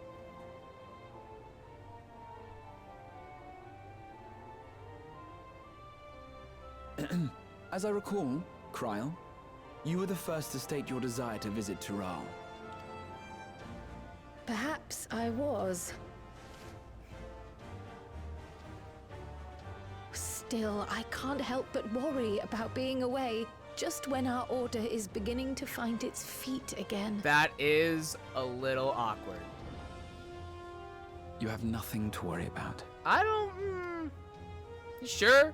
Graha, there are 3 students here. While I set off to explore Alzadal's legacy. It's only fair that I return the favor. Pray, leave the students to Ojika and me. Oh, Graha's not coming with us. Oh, okay. But Raha... Wow. Graha, truly being selfless, actually. Like, wait. You want to retrace your grandfather's steps, don't you? This is a rare opportunity, and I insist that you seize it.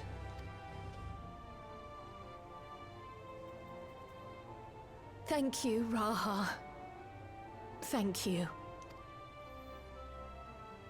Well, looks like it's Damn, settled. really? Graha really I'm paying her counting back you off. because he Help went me off win into the the throne. alliance raid with us.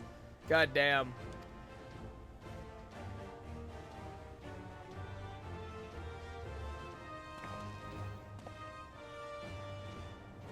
Alright. I suppose now is a good time to show you what I spent a small fortune on at the Agora.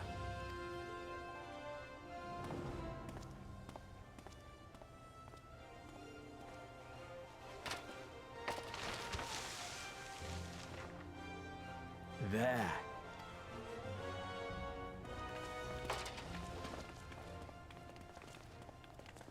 This, my friends, is the latest map of the world, created to celebrate our friendship with the Loporrits. Cast your eyes west of Sharlayan, for there it lies. The site of your next great adventure, Tural. Let's go! Let's go!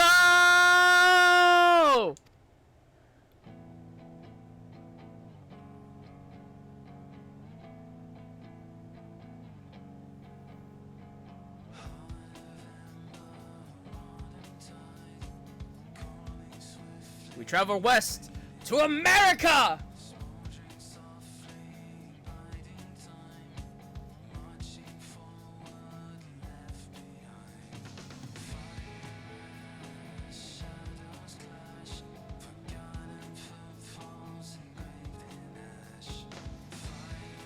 Final Fantasy 14 Endwalker, baby.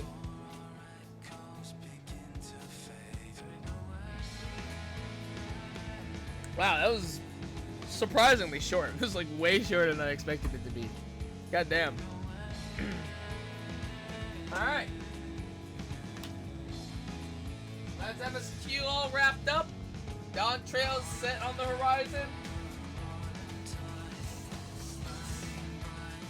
All that's left to do now is prep for summer vacation. Hells yeah, baby.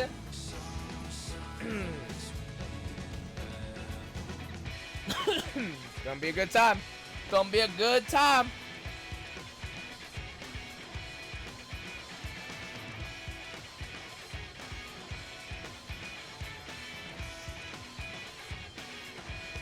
I want to see all the. We'll let the credits play out a little bit because I want to see all the artwork and stuff like that.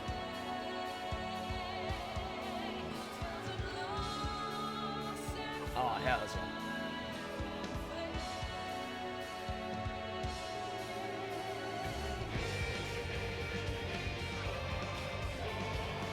yeah. Honestly, I am pretty okay with Endwalker. I think Endwalker was a pretty good expansion as far as MSQ wise. I know that there was a lot of controversy with content and stuff like that, but it's honestly I liked it. I think if I had one gripe about Endwalker is that I wish we did more stuff with the Void. And it's kind of upsetting that it felt like its own standalone story, so like that was kind of upsetting. So like hopefully eventually maybe we go back and like I wouldn't even be mad if we did stuff in Dawn Trail and then patch content was like, hey, you're gonna go back to the Void or you're going to the First now. Like that would actually be kind of nice, but we'll have to see. What in the world? He's way too excited. He's way too excited. Look at him. Also, these were sick. If they made Astro Tarot cards, I actually would love those. Those would be so fucking cool. I would love Astro Tarot cards, actually.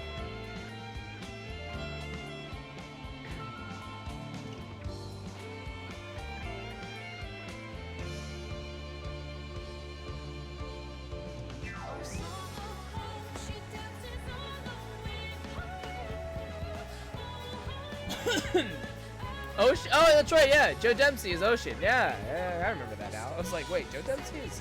Oh yeah. Yeah, Ardbird is same VA as Ocean. Yeah, forgot about that.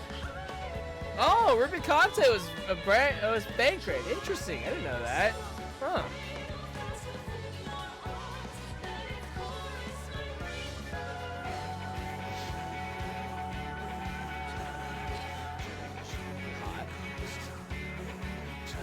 I actually love this. This is great.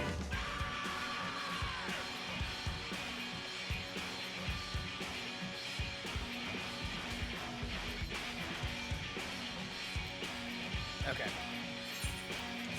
Alright, we can skip now.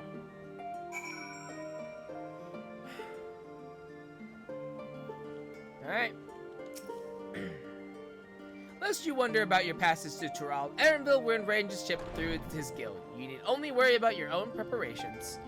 Speaking of which, please take this with you. A rugged and ready knapsack. May it serve you well on your coming adventures. Now, I'm not sure when departure will be, but rest assured, I'll let you know when I hear something. Till then, please take your ease. Ayo, knapsack. Research has proven that wearing a knapsack or similar greatly reduces the likelihood of being pestered with questions about how you can carry so many items. Yeah. Nice.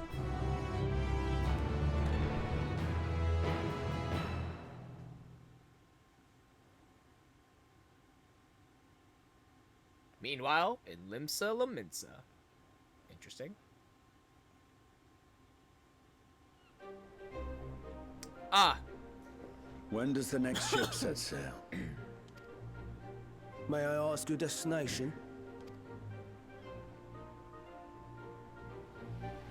The north and east, I've already seen. I suppose I'll head west this time. West, you say? We don't have any ships going west.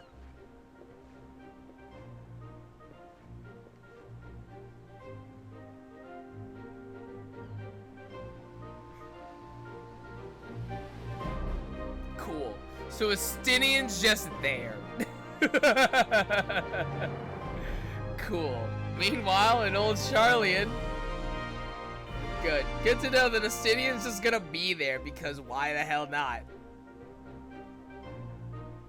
Estinian's actually on vacation.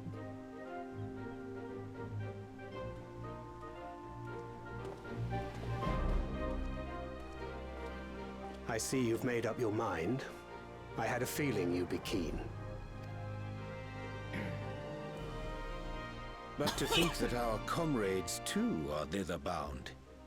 Fate doth work in mysterious ways. Ooh, I just had a thought. So you know how Wuklamot recruited basically me, Cryo, Alphino, and Alize?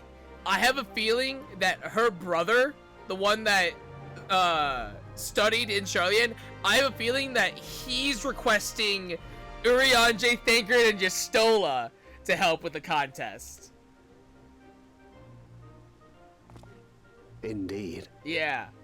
It will be a grueling task, having to contend with them. Yeah, so I think that's what it is. I think the brother and Wuklamot and her brother were facing off, which means that we're facing off against Justola, Thancred, and Urianger. Oh, baby! That's actually gonna be sick as hell. If the prospect doth trouble thee, 'tis not too late to decline the petition. No, fuck that. Let's go. Let's fucking go. A battle of Though wits. thine expression would suggest thou art far from perturbed. This is how could I possibly be? knowing what's to come. This has gone from summer vacation to just straight up Archon Battle Royale, and I'm gonna be so here for it. Or Then let us Scion delay Battle no Royale. further and secure passage on a vessel. This is gonna be dope as hell. Little friendly competition between This will be a mission to remember. a little friendly competition between some Scions, some ex-Scions. Hells yeah. Come, my friend. We make for Taral. Ah, hells yeah. This is gonna be dope as hell. This is gonna be dope as shit. Yeah, I'm calling it now. The brother has requested the Archon's help. I actually would love if we, like, this whole time it's just us competing against the Archons. That would actually be so hella awesome. Freaking tournament arc right here. Tell me, have you There it been to is. the ruins beneath the waters of the Bounty? There it is. Yes. Yes, or we the have. treasure islands beyond the frozen waters of Blind Frost in Offerd's north? I haven't done that one yet. The fabled golden cities of the New World. We'll get there. We'll get there.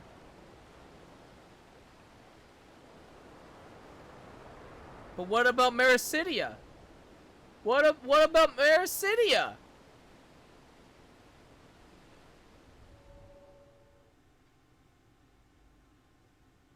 Weigh anchor now, the tide is high, and dawn of new adventure nigh. Row forth to break horizon's bond, and tread the gilded path beyond.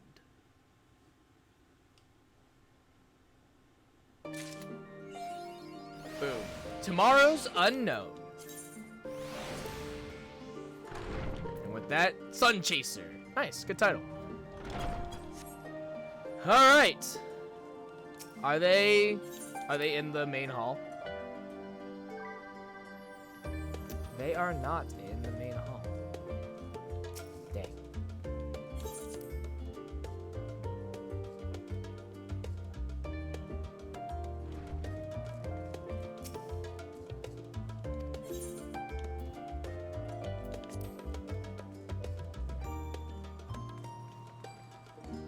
Okay. Cool. Cool. Alright, since we are already in Charlian, let's go ahead and do Tataru's Grand Endeavor. And then we will do the, Loporrit, or not Loporrit, the Beast Tribe quests.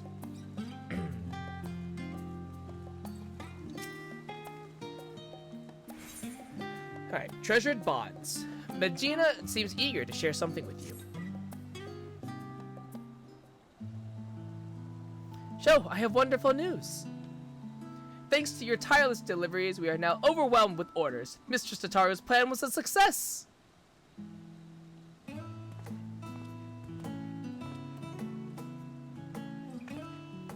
That's another shipment sent. I don't think I ever packed so many parcels in my life.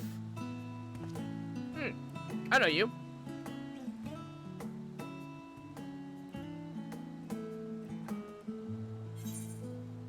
I don't believe we met forever. Oh, hello. Oh, hello there, you. I know who you are. What an incredible memory you must have to remember one such as I. Ah, but I don't think we were ever properly introduced. My name is Hasta. I was among those who traveled here from Palakistan by way of Garlemald during the final days. You and your comrades ensured our safe arrival. I've been working at Taru's boutique with Medina and Varsoru. Albeit behind the scenes, it's rare that I have occasion to visit the storefront. An unfortunate side effect of the constant demands on all our staff, though I think we would all agree that the hustle and bustle is for the best.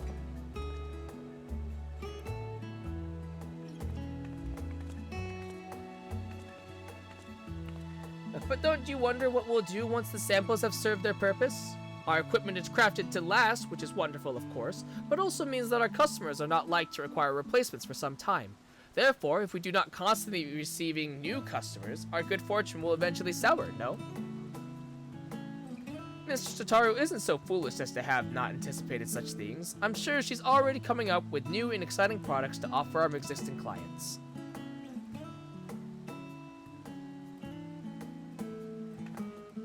Actually, I had an idea of my own for a new product, I mean. In fact, I presented it to Mistress Tataru just the other day, a new uniform to outfit the academics and researchers of Charlian. Oh, how enterprising! And what did she say? Well, she seemed hesitant, which I could only interpret as reluctance to hurt my feelings with explicit rejection. But then she told me to look into it further and draft a formal proposal for review. That's wonderful, Medina. When she said to look into it further, did she mean for you to conduct some manner of market survey of the academics and researchers? Just so, but while some are involved in some sensitive work, that simply approaching them is out of the question, which is to say my petition to enter Labyrinthos was denied. Instead, I decided to try the studium. A secretarial mammoth was only too happy to schedule a meeting with an academic representative. But now that it's come down to it, I'm feeling ill with nerves. If it were on Mistress Tataru's behalf, it would be different, but this was my initiative, my idea. I'd offer to accompany you, but I have to mind the counter. Perhaps you could offer Medina your support? Hell, I could even go to Labyrinthos for you. I have access. Oh, thank you. Can I come as well? I'd like to start thinking of what supplies we'll need for our artisans once your plan is approved. Of course. Very well then, to the studium we go.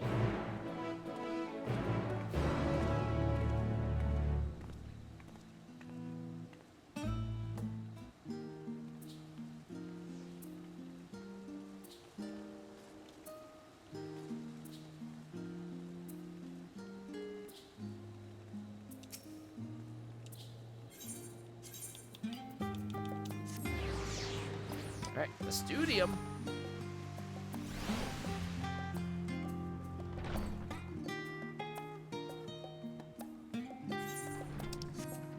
Question. We're at 1,075. Probably in hindsight, I should have capped my tomes for my weapon, but it's fine. We can run roulettes right quick, and that should set us up. I think. In Thabna, a man of science is almost certainly a practitioner of the alchemical arts, but these scholars pursue all manners of disciplines, some less practical than others from what I have seen. This building might well be a temple for how austere it feels. I'm glad I have your company. I was told a key Alapo would be meeting us here. I'm sure they will be along shortly.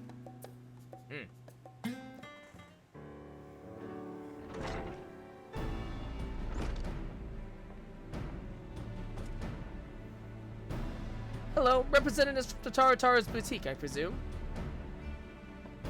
Oh, Joe, what a pleasant surprise. Though I suppose your presence should merit no shock at all, given the breadth of your generosity. But pleased to make your acquaintance. My name is Medina, and I am ever so obliged to you for making the time to speak with us. Key Aliapo at your service, and there's no need to stand on ceremony, I assure you. Most of our academics are far more concerned with their research than pleasantries, admittedly to their detriment at times. Anyway, how may I help you this evening?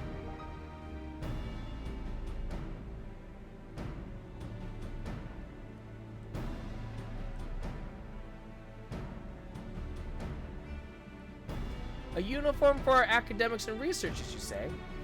I myself am ill-equipped to offer an authoritative opinion on the matter, so permit me to arrange some meetings with faculty representatives. Please make yourselves comfortable in the auditorium while I go and summon a few of our more personable personnel.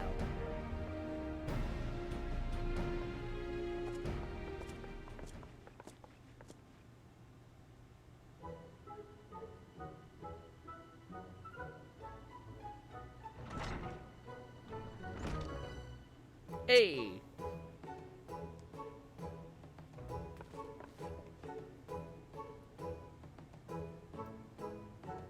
Are we just gonna go talk to all the studium people?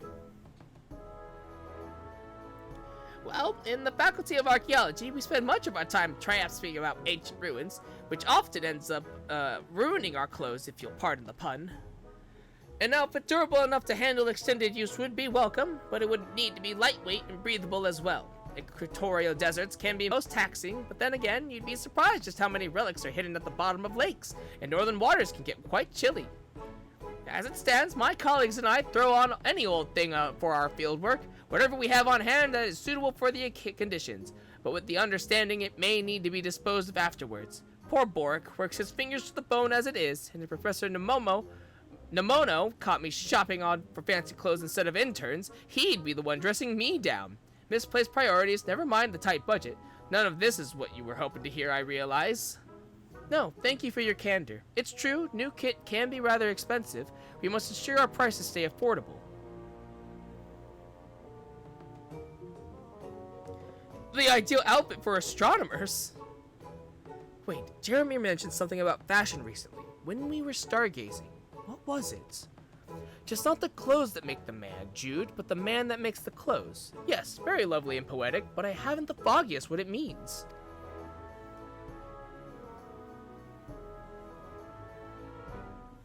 Well, I suppose we astronomers often conduct our celestial observations from locales remote and subsequently chilly. You know, mountaintops and the like, so something warm?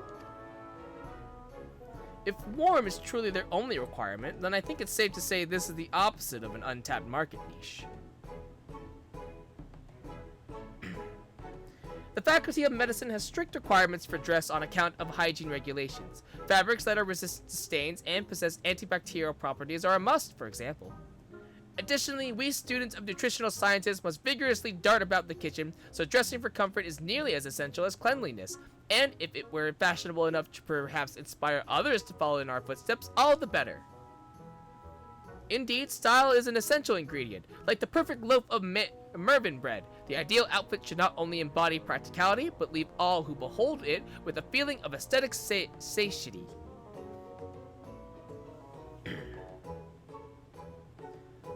That was actually helpful information. We require no such clothing in the Faculty of Anthropology, for we make all that we require right here. We don't need you. We make our own clothes. Rather, Professor Tankin prefers to do so, that he may better understand how necessity begets innovation. I can't say I completely agree with the logic, though I suppose I've grown to appreciate his sense of aesthetics now that the professor and I are... But that has little bearing on your project. They're married.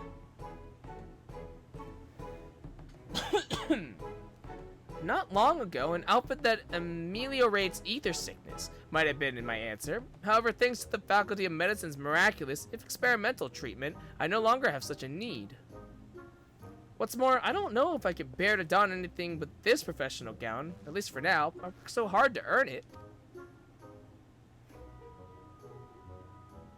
I can't remember what his questline was. Like everyone else's I remember genuinely. I don't remember what his was about again.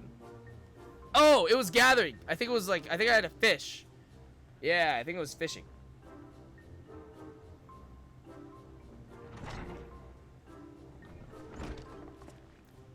Well, how did it go? I don't know, to be honest. Everyone has such different preferences that I'm not sure if it's even possible to satisfy them all. A fair concern. The students' faculties are filled with opinionated individuals, each with their own peculiarities. Additionally, our academics spend much of their time engaged in fieldwork as opposed to seminars, which further complicates stipulations of dress. In other words, we have our work cut out for us. Academics sound just as unique as adventurers.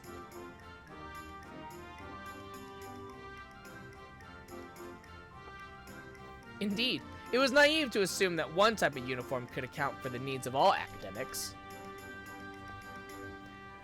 We had best return to the boutique. Thank you for your assistance, Mistress Aliapo.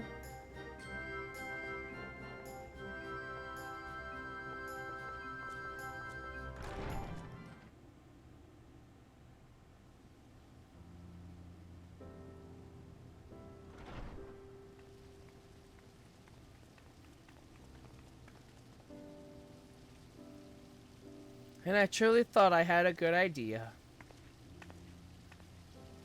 No doubt Mistress Tataru knew its folly, but had me research it regardless, so that I might reach the conclusion on my own.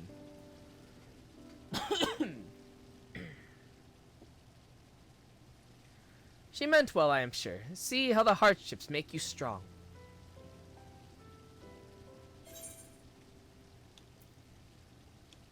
I believe I've heard that expression before, but where?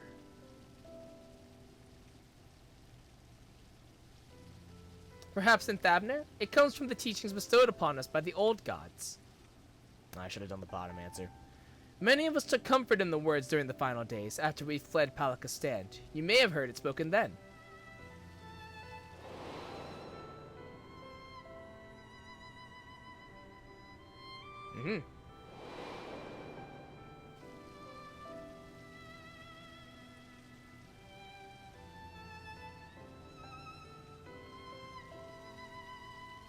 When we call upon the divinities, it is not to beg for salvation, but for guidance.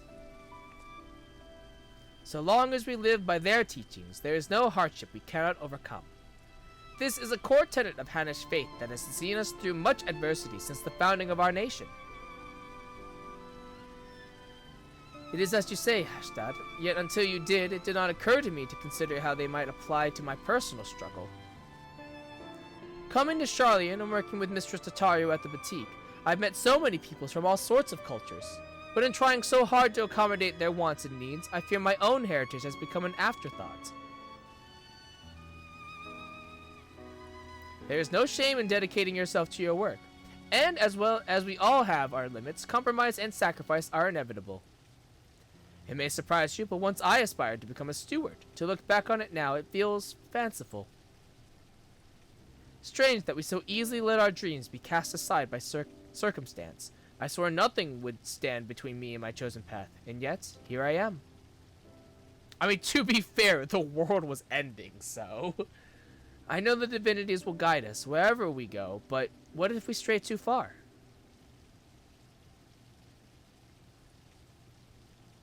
Would I be a fool to suggest that perhaps we should return to Thavner? But Mistress Tataru has done so much for us. We cannot simply leave the boutique on a moment's notice. Maybe not, but what of our family and friends? It is one thing for us to send money and well wishes, but I wonder if we could not do more if we were there, helping to rebuild. We haven't been back to the village since the final days, and if we've already forgetting our old lives, I don't know. I just think Mistress Tataru should know how we feel, is all.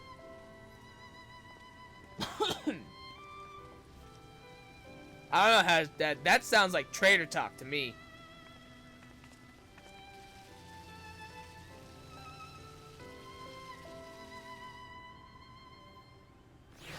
Sounds like we gotta do some layoffs because the workforce is not being all that faithful is what I'm hearing.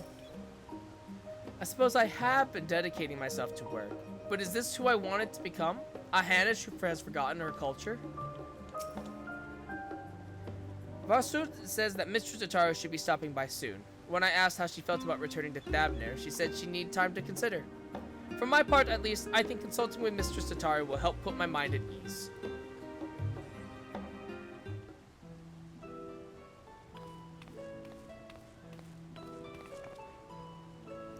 My, what a busy counter we have this morning. Hashtag, it's good to see you out from behind your usual shipping crates.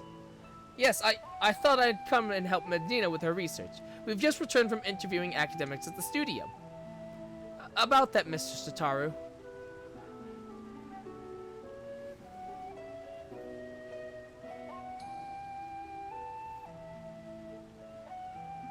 Suffice it to say, their requirements were all radically different. I know I said a uniform for researchers and academics, but I'm afraid I may have deeply underestimated the feasibility of such a project. And that's perfectly alright. The important thing is to learn from what you discover so you can retain and apply that knowledge as you continue on your entrepreneurial journey. The right idea for a new product will find us when it's ready. In the meantime, I have more samples in need of delivery, and seeing as show is very conveniently standing within my line of sight... A thousand pardons, Mistress Tataru, but before you continue, I wish to speak with you about a personal matter. You have shown us incredible charity, which makes this all the more difficult to ask, but I wonder if I should return home, to Thavner.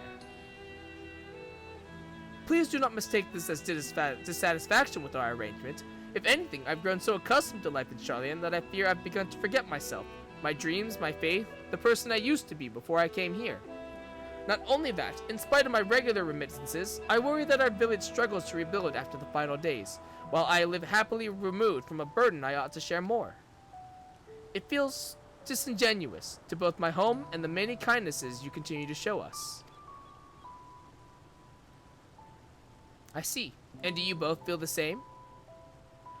I've been so devoted to my work that I haven't given it much thought to returning until Hashta mentioned it, but to claim that I am not worried about the village would be a lie. Why I am of so similar mind of Medina, I must nevertheless remain here. Among other reasons, there is a project I am resolved to complete. Wink wink, nudge nudge. I got you.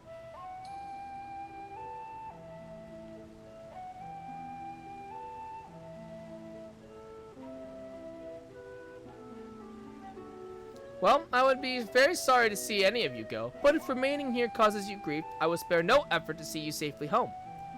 Which is why I have decided that our next set of samples shall be delivered to Palakistan. Furthermore, I ask that those who wish to visit accompany Show on her errand. Seeing how your village fares is no doubt the best for you both right now. It will help you to understand your feelings, after which we may proceed howsoever you desire.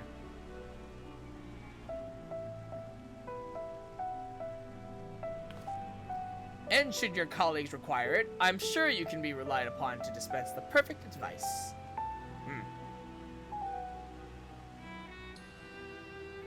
Regina, Hastad, give everyone my regards. Then it's settled. I'll begin preparing the samples at once. Allow me to assist.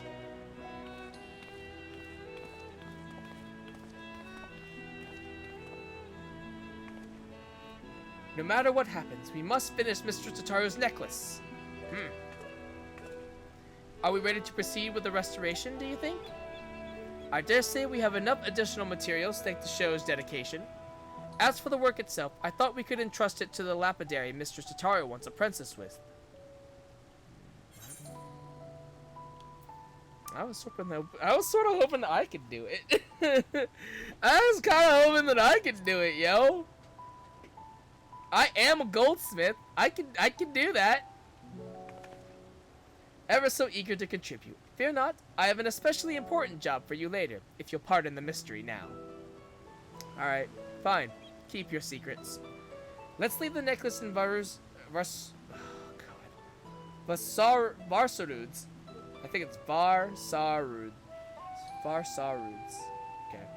Let's leave the necklace in Varsarud's capable hands and join Hashdad in Scholar's Harbor. These names, they hurt.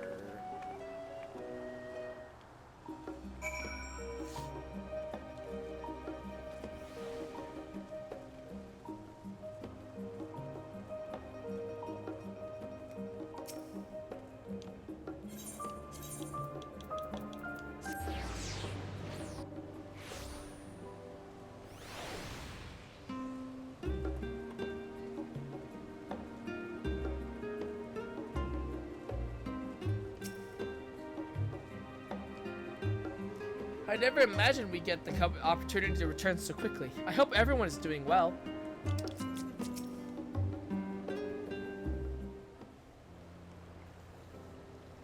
I remember when we first set foot upon these docks. After a long, exhausting journey through frozen water wastes, after surviving those horrid beasts, Mr. Tataru was a warm beacon of light. Working at the boutique has helped us to rebuild our lives, but I will never forget that feeling of powerlessness. Should I have stayed in Palakistan and tried to defend my people? Was I a coward to flee? Is it a betrayal to my home and to myself to remain here? I can't stop thinking in circles. Anyway, I'm glad for this opportunity to better understand where my heart truly lies.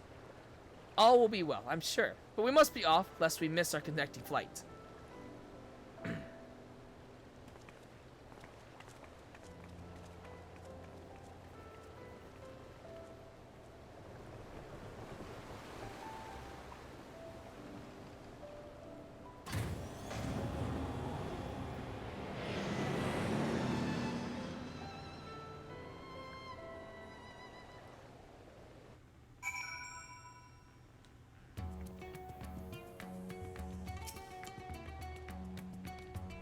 How I miss the smell of spice and this warmth.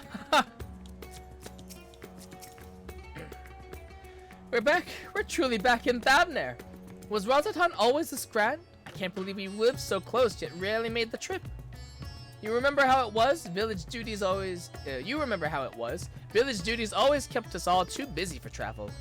Defending pilgrims was trying enough for the stewards even before the final days. I wonder how many temple roads are still traversable. If even those at Razatan struggle to travel for worship, our feelings of estrangement may be more common than we think. Since we've come all this way, would you mind terribly if Hashtag and I toured the city on our own? Let's plan to meet in Palakistan anon.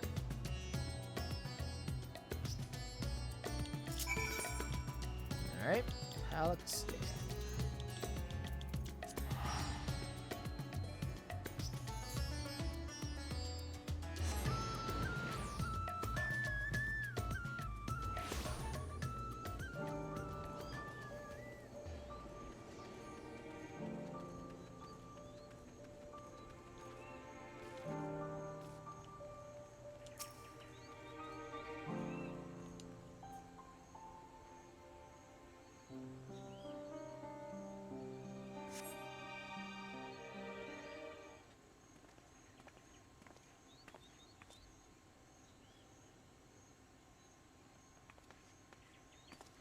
Home at last!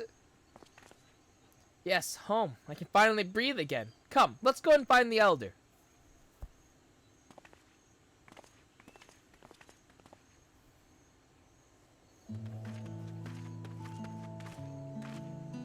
Elder Yerevet. Hashtag, Mendina, how wonderful it is to see you. I have been so worried. Tell me, how is life in Sharlayan? Are you being treated well? Oh yes, Elder. Our employer, Mistress Tataru, is the kindest of businesswomen. In fact, she arranged for us to accompany Sho on her errand here, so we might enjoy some time at home. That is very good of her, indeed. I am relieved to hear you are being looked after. You are ever a guardian to our people. Thank you for seeing these children safely home. Now then, what is this errand you speak of?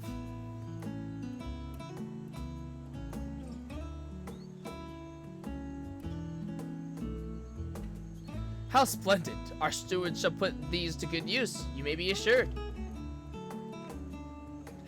If only we could repay your generosity with something even half as marvelous. Alas, ours is a village of little extravagance. Everything seems as it ever was.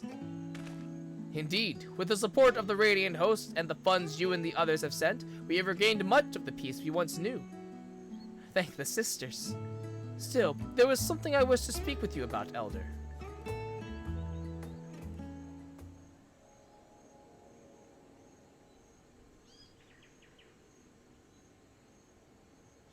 You are worried your heart grows distant from Thavnair, that you have wandered too far from home.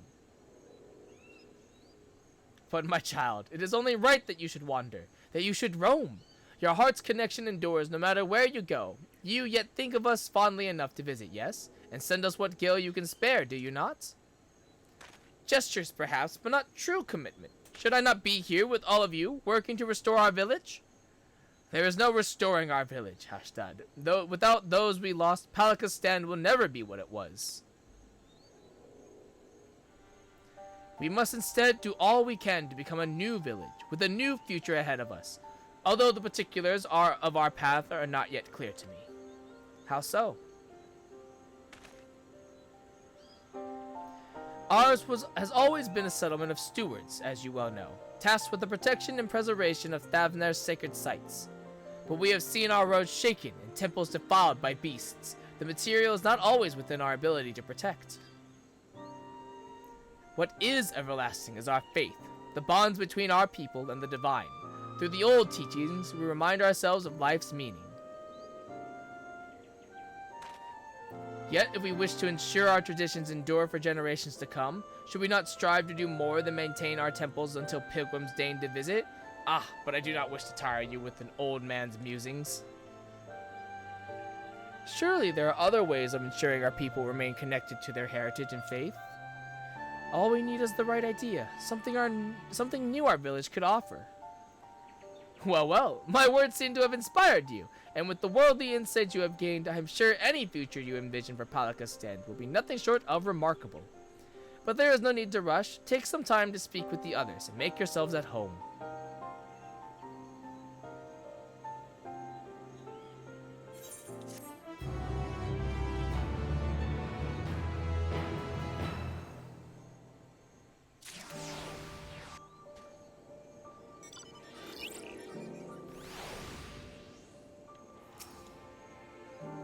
How else can the village help to strengthen our people's connection to their faith?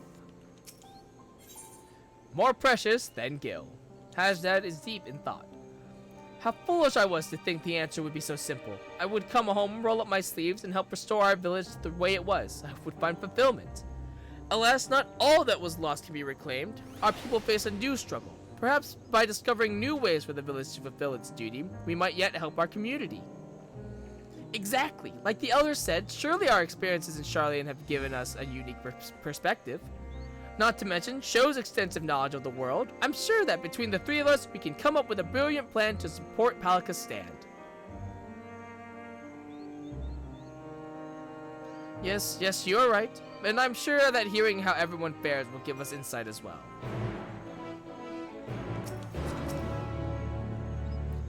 If you think of any ideas, we would be glad to hear them. Not a soul here will ever forget the hero of Palika's stand. I'm sure everyone will be just as eager to speak with you as to us. Right, speak with you as us. There are also others with whom we'd like to speak once we've finished here. Of course, we mustn't forget to pay our respects. Hassan and Majina are now accompanying you. Okay. Aside from the money we and others working elsewhere send back, the village is largely reliant upon the generosity of the faithful. Our avenues of income are quite limited. Unthinkable in a place like Charlian, perhaps, but it's how we've always done things. Even so, I wonder if such arrangement is still viable in this day and age. Someone made a mod for Kingdom Hearts 3 where you can play the whole game as Terra. Of all the characters to do that with, why Terra, the worst handling character ever. Honestly, yeah. Look, people just like Terra, apparently.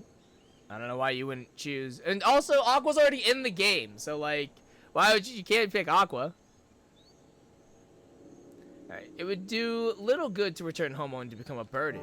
That's why I'm determined to come up with an idea that will help our village. Honestly, it's probably Terra because you see him the least out of all the other people. Excuse me, I couldn't help but notice that beautiful equipment you delivered to the Elder. As a weaver who crafts armor for our stewards, I would love to hear more about its origins. Created in cooperation with guilds from across the world? Oh, I must have a closer look. The final days exposed the limitations on my skills. Traditional Thavnarian techniques alone did not suffice. I'm eager to hone my craft by studying the work of foreign artisans. Although in my weaker moments, I often wonder if purchasing armor for our stewards would be the superior solution. Alas, that would require a surplus of coin, as well as available product. As a village sustained by donations and remittances, we would be hard-pressed to afford anything so expensive, even as if such suppliers were to venture this deep into the jungle.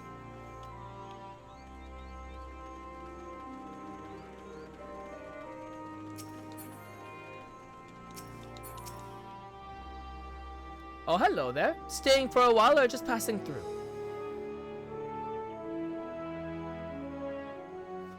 Our recovery has been slow but steady, though I am concerned for those who still struggle with wounds our healers cannot cure. The final days may have passed, but grief and trauma are not so easily overcome, or ever, for those who must accept them as a constant companion. Ours is a tightly knit community, but I worry for those in the capital and abroad. I imagine it is difficult for them to honor the old teachings as they labor far from home. So many of us fled during those dark times. If only we could bring the comforts of community to all Hanish.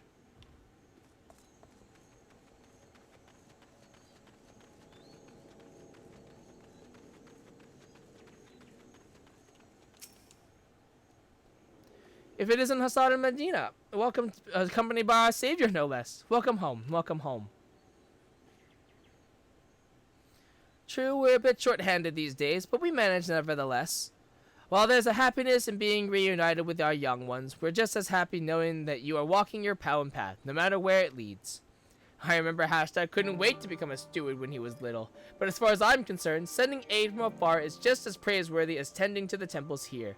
Times are changing, and who is to say that this cannot be another form of stewardship? A steward who supports the village from afar. I've never even considered the possibility. Seeing everyone so eager to help one another makes me more determined than ever to contribute. But before anything else, shall we go? Let's. It'll be good to visit. To Purusha, then. Can we ask you to accompany us? The temple roads are perilous, and your presence would be a great comfort.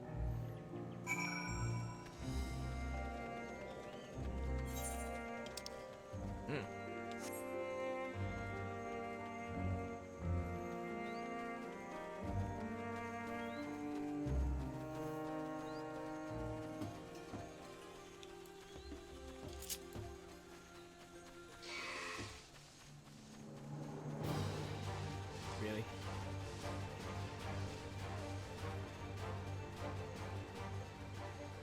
Okay. When I was little, we used to run through these wilds, playing steward and imagining fierce battles with hideous beasts. Got the scolding of a lifetime when our parents find out. But when it really happened, when the sky turned red and the jungle spewed forth unspeakable horrors, I could do nothing but cower.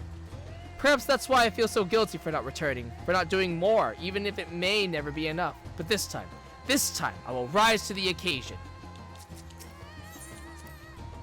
I never used to give much thought to those who walked these roads before me. Countless pilgrims who risked their lives for faith, aware of the dangers ahead, they pressed on. So strong was their devotion, so sacred the tradition. 'Tis a perilous path you walk. So it is written, and so too our forebears must have felt when braving these jungles to reach what would become our beloved home.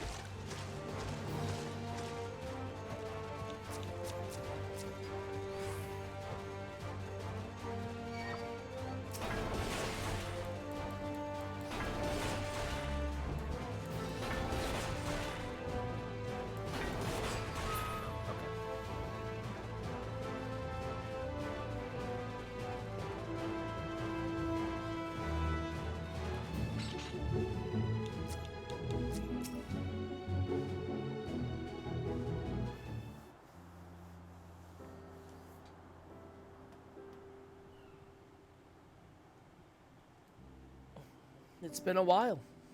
Yes, but we made it. I'm home, Mother, Father.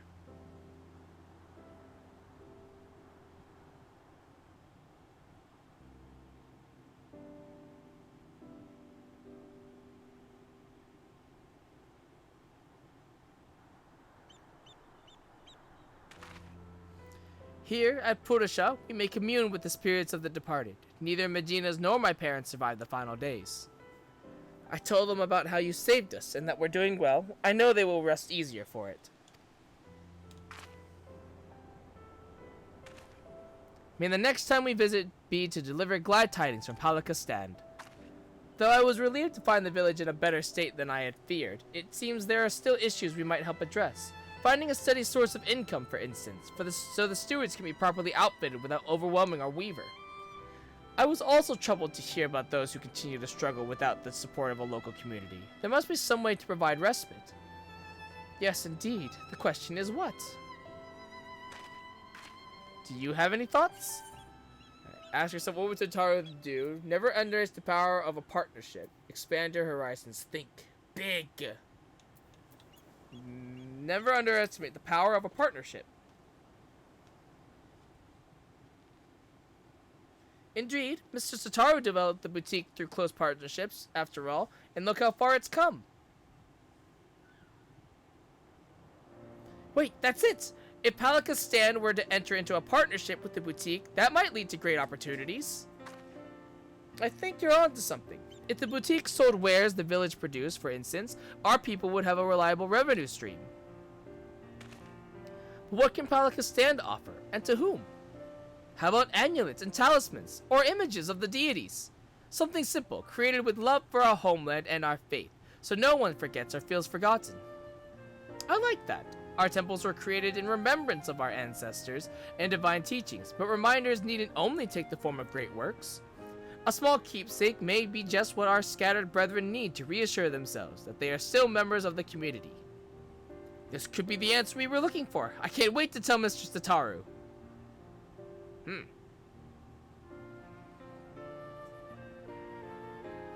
Rather, I can't wait for you to tell Mistress Tataru, Magina. It was your idea, after all. A team effort, let's say. I certainly couldn't have come up with it without you and Sho. If our proposal is approved, Mrs. Tataru will no doubt need assistance in Charlian. I am ready and willing to provide it, but what of you, Hashda? What will you do? I too will return to the boutique. One day I will come home to stay, but for now, I wish to do all in my power to help our village thrive. I am relieved to hear you say so. Let us go and consult with the elder about our plan.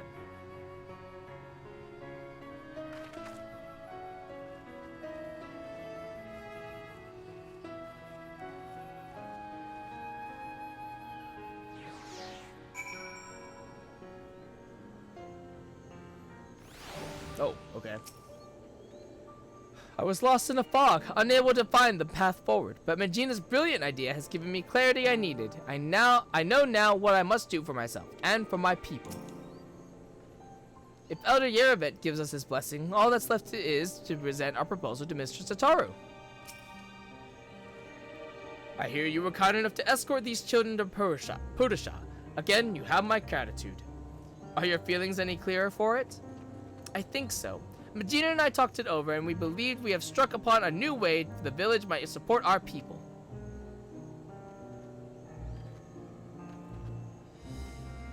Tangible mementos of our faith, an interesting proposition.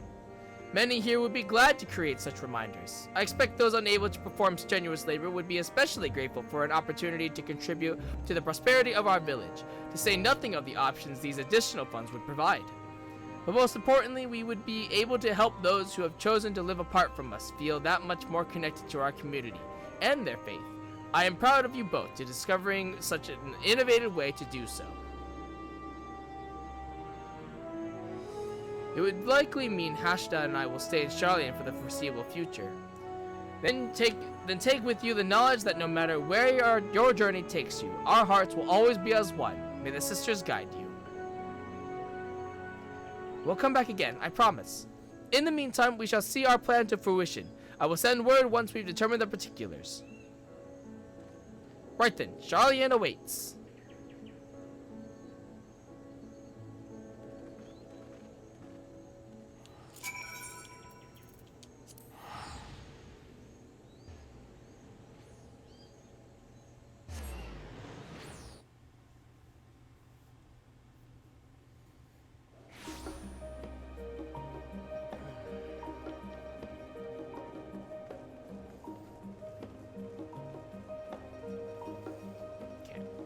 Walk up here and then I'm gonna be right back, actually. Alright, I'll be right back.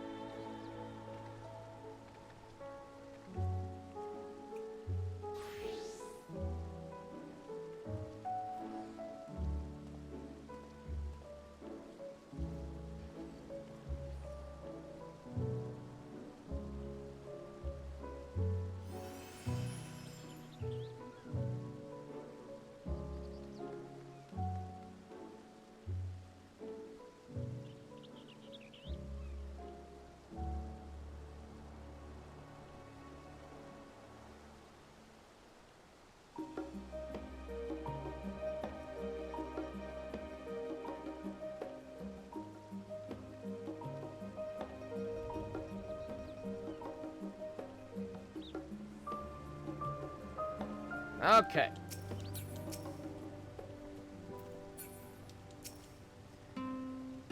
Even Barsarud likes our idea. Here's hoping Mr. Tataru does as well.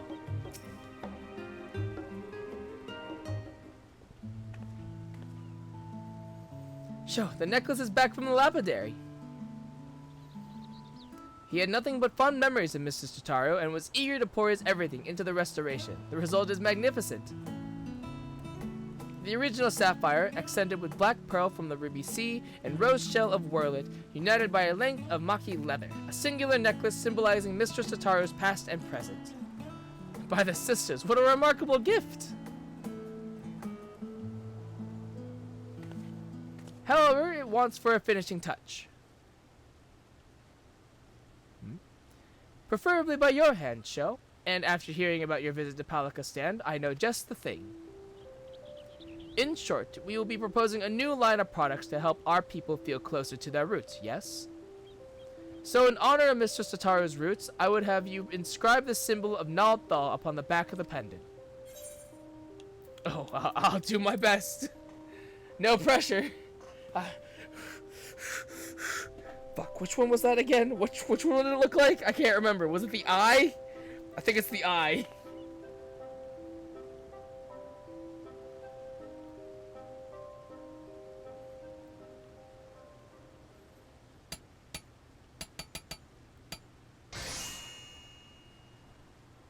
With painstaking effort and unwavering focus, you engrave the symbol of the traders onto Tataru's necklace.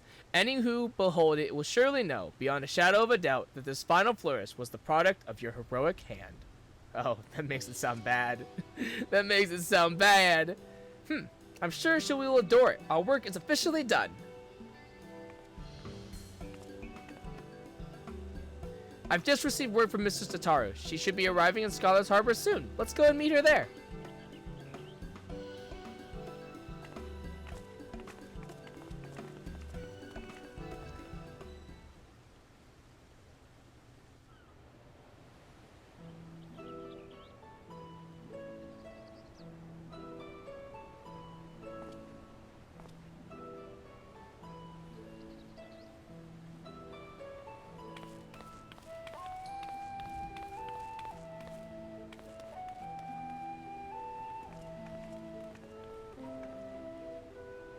I wasn't expecting a personal escort from the docks, though I dare say I could grow accustomed to it.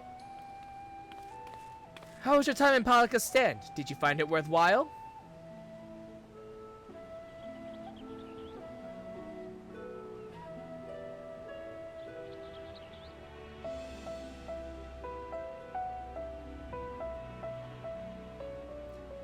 So while they do have interest in our equipment, matters of recovery are their greater concern at present. Recovery, yes, but also growth, which may lead to a lucrative opportunity for the boutique, if you will permit me to suggest another new product. What if we offered handicrafts designed and produced by the people of Palika Stand? Authentic works representative of Hana's culture. For those of us living abroad, reminders of home would do wonders to ease feelings of estrangement, and for others, such pieces could be appreciated as beautiful works of art. Our village is up to the task. You will not be disappointed. Doubt not their conviction, Mr. Tataru.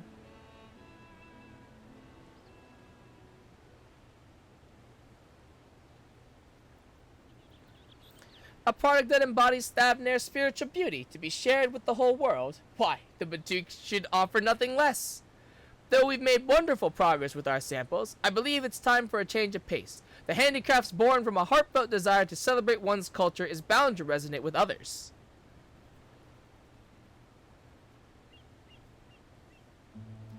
Given her eagerness, I presume Medina intends to stay and help facilitate this new adventure. But what about you, Hashtag? You felt the call to return to Thavnair rather more strongly, as I recall.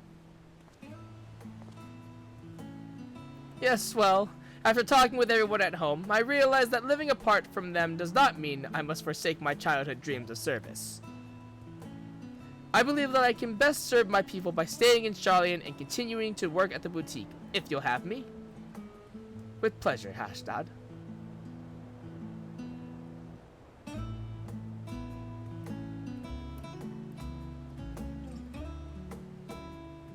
Mr. Tataru, if it would not be untoward, we would like to present you with a small token of our appreciation for everything you've done for us.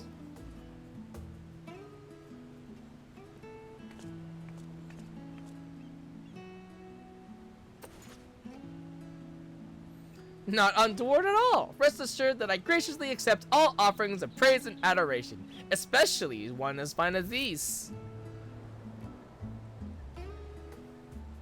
But how queer! This sapphire looks remarkably like the one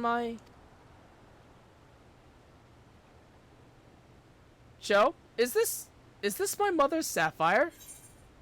Hers are now rightfully yours. I hope we haven't overstepped our bounds. Look, I put the symbol of Naoto on the back.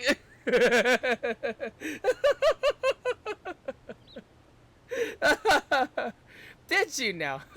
What an auspicious necklace it's become. Never in my life did I imagine I'd see this jewel again. It was a part of a family heirloom. When my mother was married, she received it from her mother. How her eyes sparkled when she spoke of one day giving it to me, I'll never forget. But when Father's business failed and we lost everything, and that was the last I saw of it. Though your heirloom did not survive in its entirety, Master Pippin managed to recover the sapphire. From there, we collected parts from clients during sample deliveries and commissioned the necklace that you now hold. Now that I think of it, Sho often did receive mysterious gifts on those visits, so that's what it was about. Nah, you know, we get gifts all the time, so it's whatever. It's fine. It's not weird.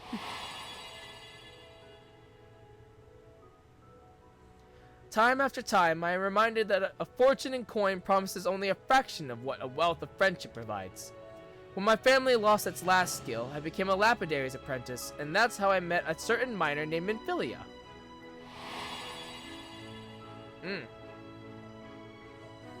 We hit it up instantly, every time she brought in gems for appraisal, and then one day she came not with her usual haul, but with an invitation to join the Path of the 12. The rest, as they say, is history.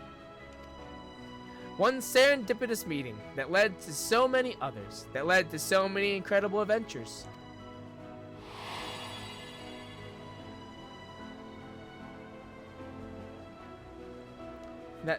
That saw a poor little girl reunited with a priceless memento.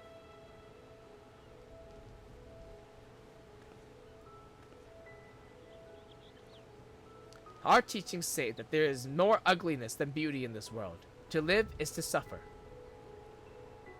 But we never need suffer alone, and what is more beautiful than the bonds we share with others? Indeed, it is these connections that give meaning to our lives. Connections for which I too am grateful, and thus compelled to advise that we return to the Agora. The counter remains unmanned, and we mustn't neglect our clients.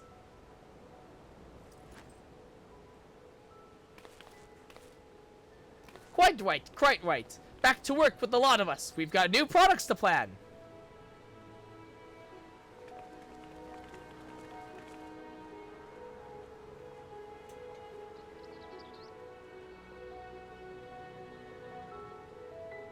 Man, Tataru's backstory is lame. Nah, man, she pulled herself up from her bootstraps. She's a self-made woman. No doubt we will be even busier in the days ahead, but if our village prospers, then it'll be all worth it.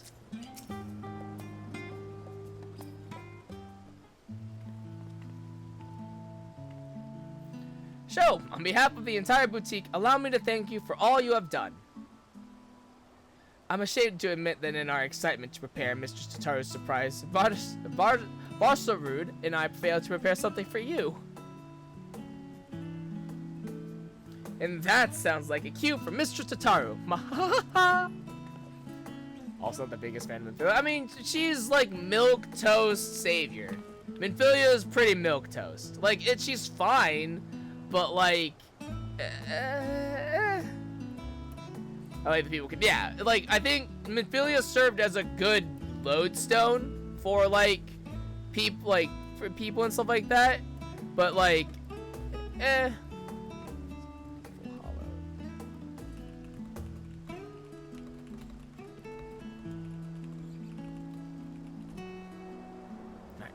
Very soon, Sho here will no doubt embark upon another journey to corners of the world unknown, as she is wont to do.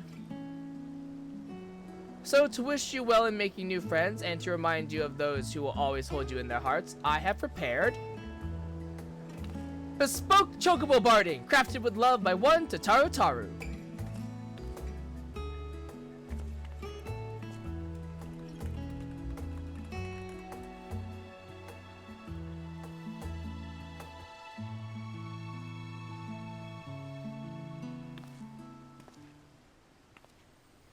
I dare say the boutique will be embarking upon its own adventure in the coming days, and with true adventure invariably comes tribulation.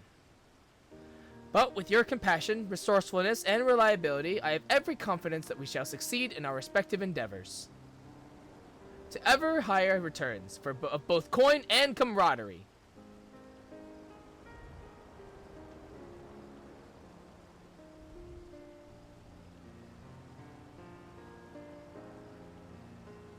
Oh, and don't think just because you're running off to the other side of the world that I don't intend to solicit your future involvement, Sho.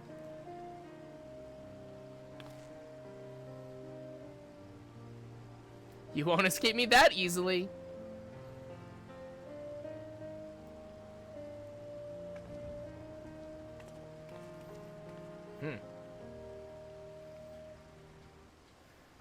Her mom's name is Lamine. Can't get it though. Yeah.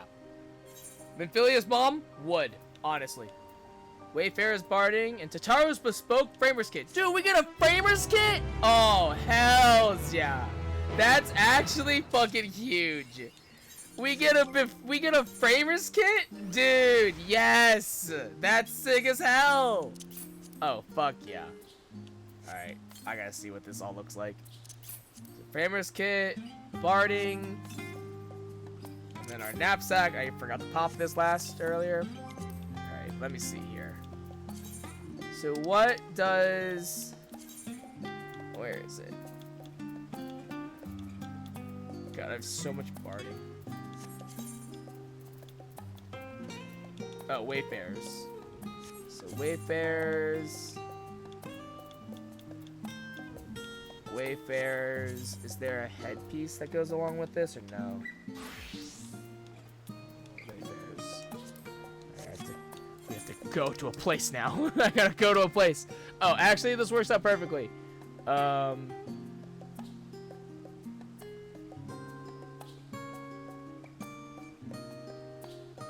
was supposed to be a question that I meant to leave. Well, I mean, even if it's still a question, the answer is still yes, so it's fine. Alright, oh, it's an Ultima Thule, okay. Alright, we're going to Ultima Thule.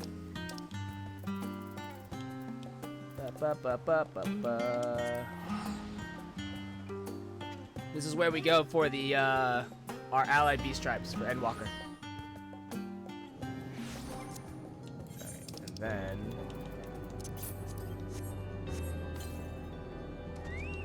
Alright, how's this look? Oh, that's cute. You know, got a little backpack and like all these like scarves and stuff like that. This is cute. It's cute. Yeah. It's alright. I think I still prefer my butler's barding, butlery barding.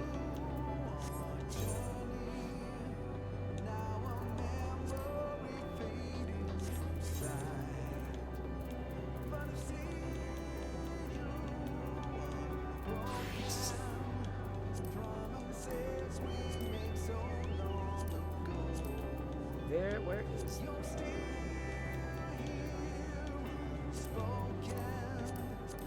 Pretty sure there's a... I guess there is. Oh, there it is. Yeah. Yeah, my Chocobo now has a monocle. Yeah. Fuck yeah. Fuck this song. Fuck you! How dare you? This song's great. I like this song. How dare you? We should probably, let's switch to our, I guess no, I guess we can stay here, actually, that's fine. Oh, so it made me cry. Yeah, this song is great, how dare you?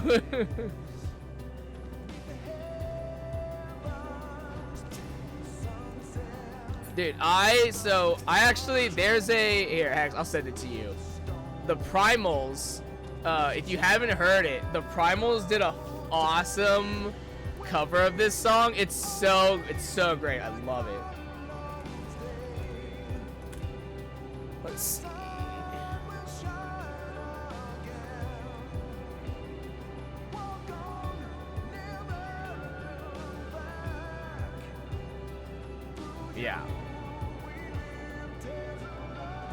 Yeah, the Primals, which is which is basically the Square Enix's band, they did a cover of this song, and it's so good.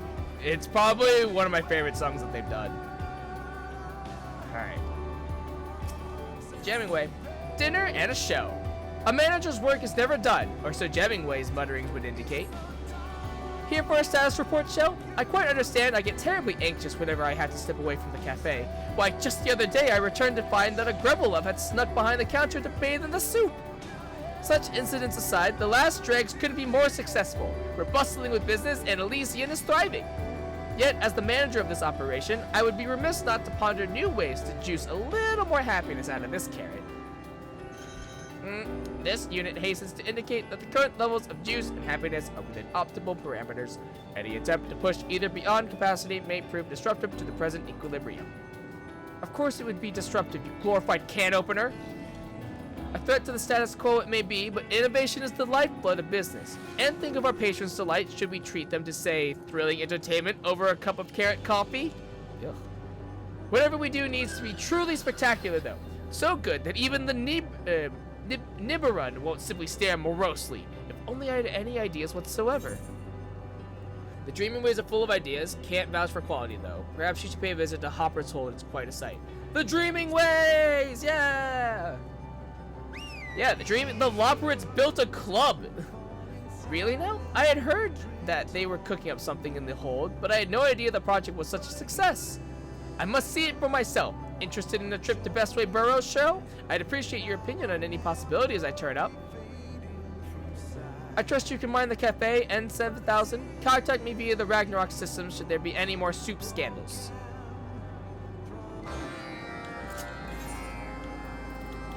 Alright. We're going to the moon! Oh, I haven't had to do this much talking in a while.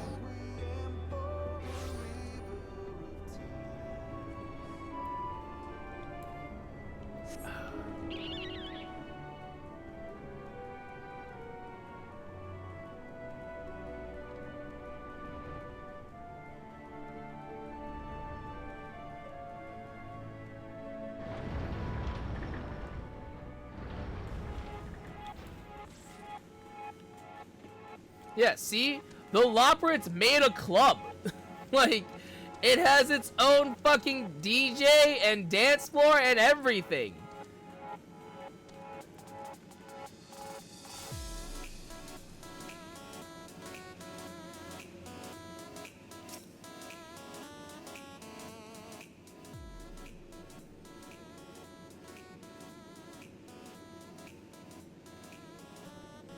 So this is the new Hopper's Hold, eh? I must say, it's a significant improvement over the old crates and buckets. As for these stations that everyone's hopping to join, that one over there is a true work of art. I particularly appreciate their taste in subject matter. However, one can hardly expect a half-dozen civilizations to share the same aesthetic sensibilities. I shudder to imagine the pontification and gunfire that would ensue if we asked our patrons to paint a mural. Those machines remind me of N7000 right down to the ears. They would fit in quite well with our current staff. Then again, that would hardly be an innovative addition, would it? We already have more condescending numerical projections that we could possibly need. I suppose music is another matter of taste, though those Loperids certainly seem to be having fun. Do you think a mournful dragon would enjoy being blasted with laser lights while it sings its ancient melodies? No? Pity. A shop! Perhaps our patrons would enjoy a selection of knickknacks sold alongside our regular menu items. Though mining those Omicron coins requires a truly exorbitant amount of processing power. And what if increased circulation led to a drop in Omni token value? Mother forfend! I'm sorry. Did we just make a cryptocurrency joke? In my Final Fantasy? This station looks familiar. I wonder if Cooking Way has any new recipes to share. But there is quite a bit of carrot on the menu already. N7000 would doubtless whir and whinge about the lack of variety. Is that a broadcasting station? Oh, I do so love a good transmitter. I wonder what sort of messages they're sending. They're speaking to the people of Atheris to let them know they're not alone. You're listening to Hope. You're listening to Hope FM. Stay tuned for more talking in ways all day and all night. Moon time. Color me intrigued. Ensuring widespread access to receivers seems like hard work, but well worth the effort indeed. We could adjust the tuning of the Ragnarok's communications facilities to receive this transmission in the last dregs. But it still may not provide the level of crowd-pleasing excitement we're aiming for. While each and every one of these stations is wonderful in its own right, I fear none are quite suitable for our goals. Perhaps Dreaming Way can dream up something special for us?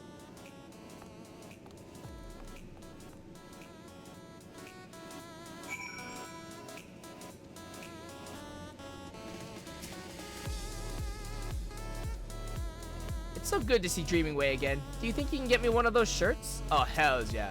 Honestly, I'm sad that we still don't have any of these shirts yet, actually. A whole show, and is that Chamming Way? It's been so long. I had started to think they were avoiding me. You opened a cafe out in Ultima Thule? That's one mother of a dream. And business is booming. Well, I am honored to be consulted about your upcoming event. Now we only need to work out what it is. Have you spoken with Talking Way yet? They received letters from listeners across the stars. Surely one or two have mentioned exciting happenings on Atheris. Wait here.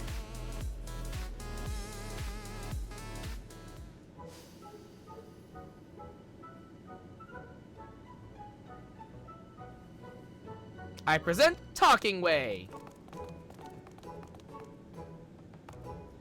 It's a pleasure to see you again. I would be happy to assist in your endeavors however I can. Forgive me, but have we met before? Ah, yes, you would remember me as Counseling Way, but I've recently taken the name Talking Way in honor of my new dream. How wonderful! I look forward to working with you, Talking Way. Dreaming Way mentioned that you are in search of rousing entertainment for your patrons, and one possibility hops to mind. If our listener mail is any indication, Thavner's hippo cart races have been drawing quite the crowd of late. Folk come from far and wide to see those hippos hurdle, 'tis said. Hippo riding, baby! Hurdling hippos? Why, that does sound exciting. We could set up a race course in the necropolis to give Last Dregs patrons a prime view of the action. A stirring contest of speed and skill, the likes of which Ultima Thule has never seen. Surely that will pique even the Nibberun's interest. Any ideas on how we might approach these hippo racers show? I'll leave that to me. I happen to be a pretty decent hippo racer myself. Their leader is a friend of yours? You really do know everyone. I hope we can count on you for an introduction.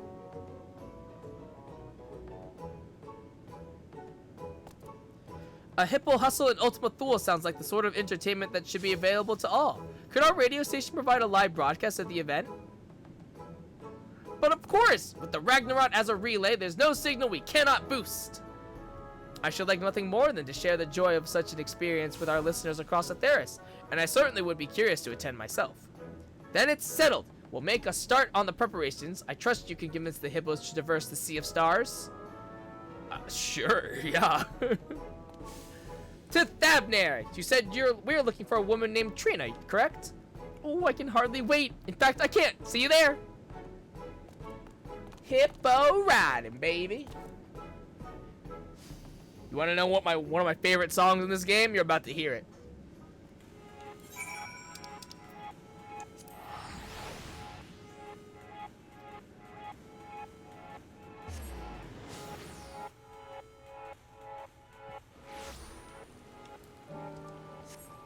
It's raining, damn.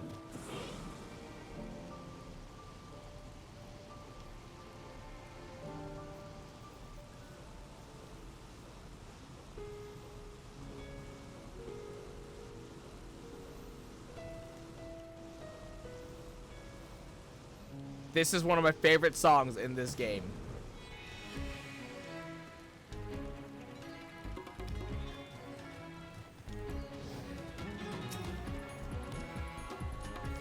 This is my first time meeting an Arcasadar in person. Do my ears look alright?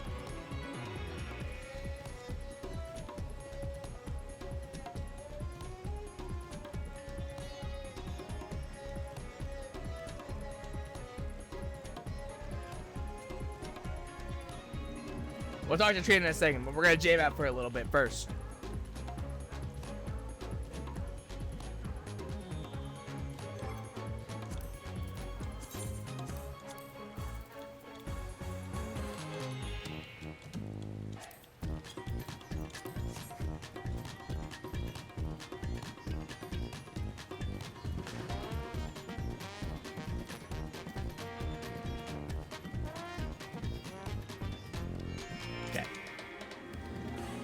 This little one with you, they've been there patting their ears for a while now. It's staring. Got a lot of staring going on. Radio? Yeah, I've heard of it. One of my crew lugged a radio contraption all the way here from Old Charlian. That could be who sent you the letter about the Hannish Hippo hustle, come to think of it. Your races are the talk of the star. We'd love to bring that sort of excitement out to Ultima Thule, though it is a wee bit of a trek from here. Ultima who? Now, them I ain't never heard of. They live across the sea somewhere, I take it? As buoyant as our hippos are, we can't send them out into the wild world on their own. You need a collar and me to race them safely, and I have too much work here at home to man my post. I can't thank you enough for taking an interest in our operation, though. Oh. It's truly a shame, but I would hate to make the hippo riders disappoint their own customers in the name of entertaining ours. What to do? I'm sorry to turn you down, especially after you came all this way. Dreaming Way and Talking Way were excited for this plan too. We mustn't give up just yet. What if we made our own hippos? I'm calling a strategy meeting to be held. Well, that post over there looks like as good a place as any. Genuinely, what if we just made our own hippos? Our own mecha hippos. Robo hippos, yo. I understand Trina's passion for her work. I feel the same about my own. Perhaps someone else might race on her behalf. I mean, I'd do it. No, Trina race. What? I heard your conversation. Akalo, I want to race Trina, and I know Trina wants to race. Akala, you're the one Trina mentioned, aren't you? Did you used to wear clothes? Never Trina's work ends. When she finishes with hippos, she teaches us the common tongue so we fit in. She teaches us Hannish manners and fairness in trade. I find your language difficult, but my speaking improves. Trina says so. But Trina also has no time to ride hippos now. She cares about hippos and the hippo riders, her kin. Always she helps us. But she forgets we can help her. Always we want to help her. I see. Trina is a great leader, but she takes every responsibility upon herself. No wonder she has no time left over to raise hippos. Always, Trina listens to you. You must talk sense at her. Yes, I quite agree. If in her heart of hearts, Trina wants to race, that's all the more reason for us to host a hippo hustle. Do you think you can convince her to come around? Oh, I got this. Trust me, I got this.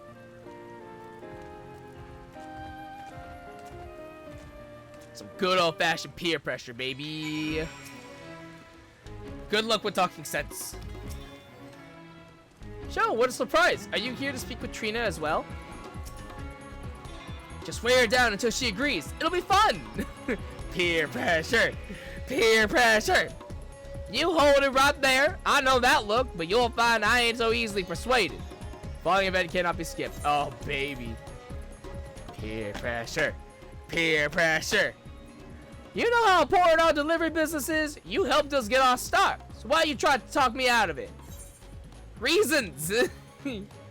I know you live for excitement. Don't you want to explore the unknown? Of course I would. There's only so many times you can race the same course without it starting to feel like a chore. But too many folks are relying on our services for me to go gallivanting. They'll survive a few days without shawarma delivery. Akal's worried about you, you know. Doesn't your hippo deserve a change of scenery, though? Sorura's a happy hippo so long as she's running. Don't think she much notices the scenery. I'd have a lot less steering to do if she did. Damn it. They'll survive a few days without shawarma delivery. The shawarma ain't the issue here. The hippo riders are nothing that's not reliable, and if we're not reliable, we're nothing.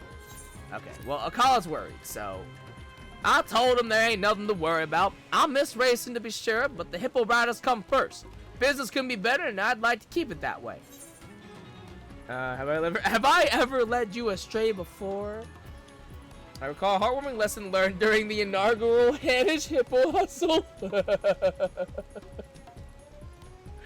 I recall a heartwarming lesson learned. That was a race for the ages to be sure, and it was all thanks to our team here. Like I always say, you can only do so much by yourself. I do say that, don't I? Yet here I am acting like a collar back when he first got here. Guess I was right that him and I ain't so different, in more ways than I knew. Alright, fine, the hippo rivals pull together to keep things moving in Thabner, and you'll have your race. Yay!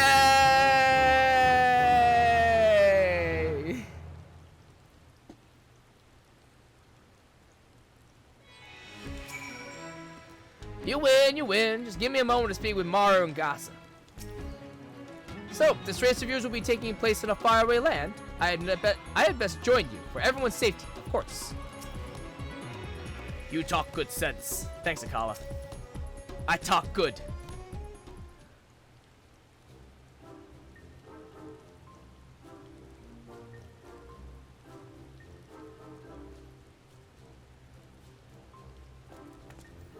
I knew you would come through for us. Why, you had her convincing yourself by the end. N7000, is that you? Affirmative. Several shrill life forms have come bearing word of a hippo hustle to take place in the necropolis. As serving units have automatically initialized advertising protocols, this unit requests swift confirmation that these reports are accurate. They are accurate, and tell those units that I like their initiative. As for my fellow Loperate life forms, I recommend a tall glass of carrot juice for each. They're sure to place additional orders. Acknowledged. Interference. Testing, please respond. Prioritizing requests for managerial assistance on the customer service front, ending transmission. Don't you terminate this transition on me! Rude. What was that all about, I wonder?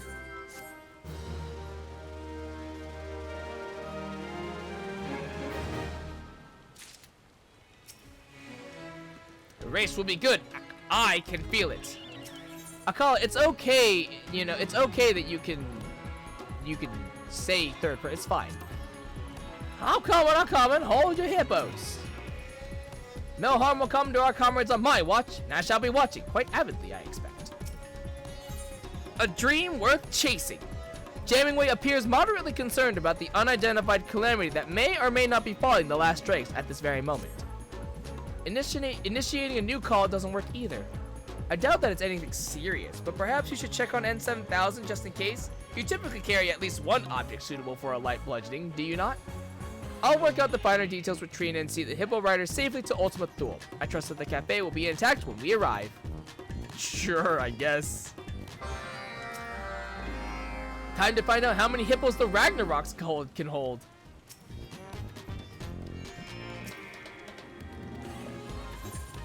Alright, back to the last dregs. We gotta get a base from the pond faster.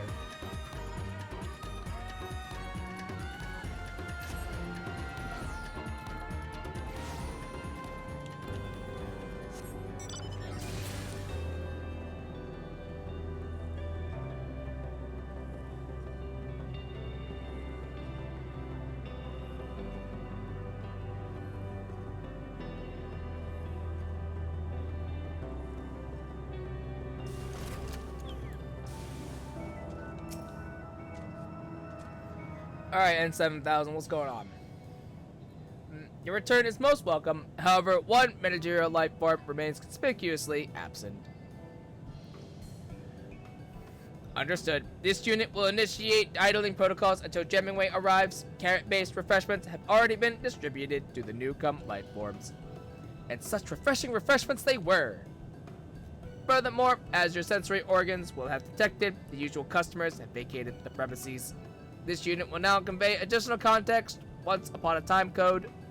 So, to sum it up, we no longer need worry for lack of patrons. In fact, the last drinks being empty is quite inconceivable.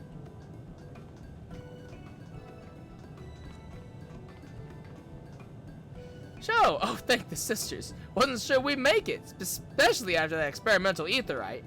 Oh god, what? Oh, they probably brought it from went to Charlie and then to yeah. Oi, where are our customers? You had one job, you buttons for brains. Elevated body temperature detected in nagging life form. This unit recommends swift consumption of chilled liquids.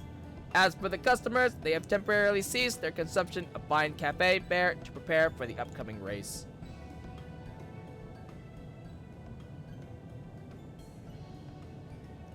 The Corellians procured a transport vessel with the assistance of Stigma 4. Presently, the global citizens and freedom items are conducting a joint test drive.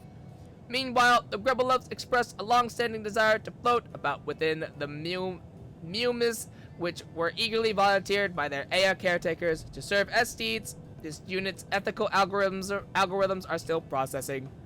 The dragons, too, intend to participate. Soaring through Elysian's mountains has revived their passion for flight, and they have expressed a desire to see more of Ultima Thule from above.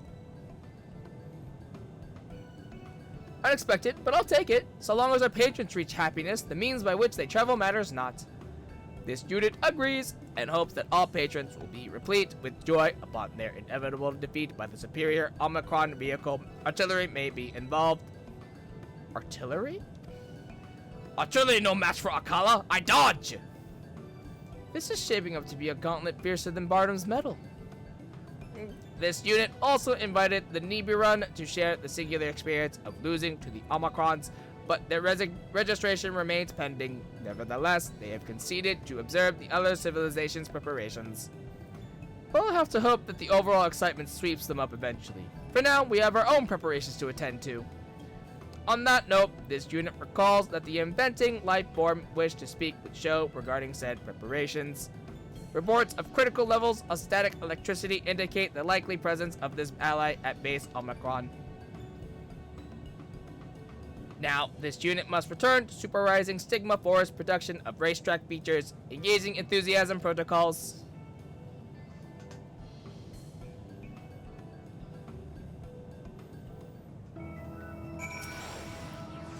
This will be our best broadcast yet. I can feel it.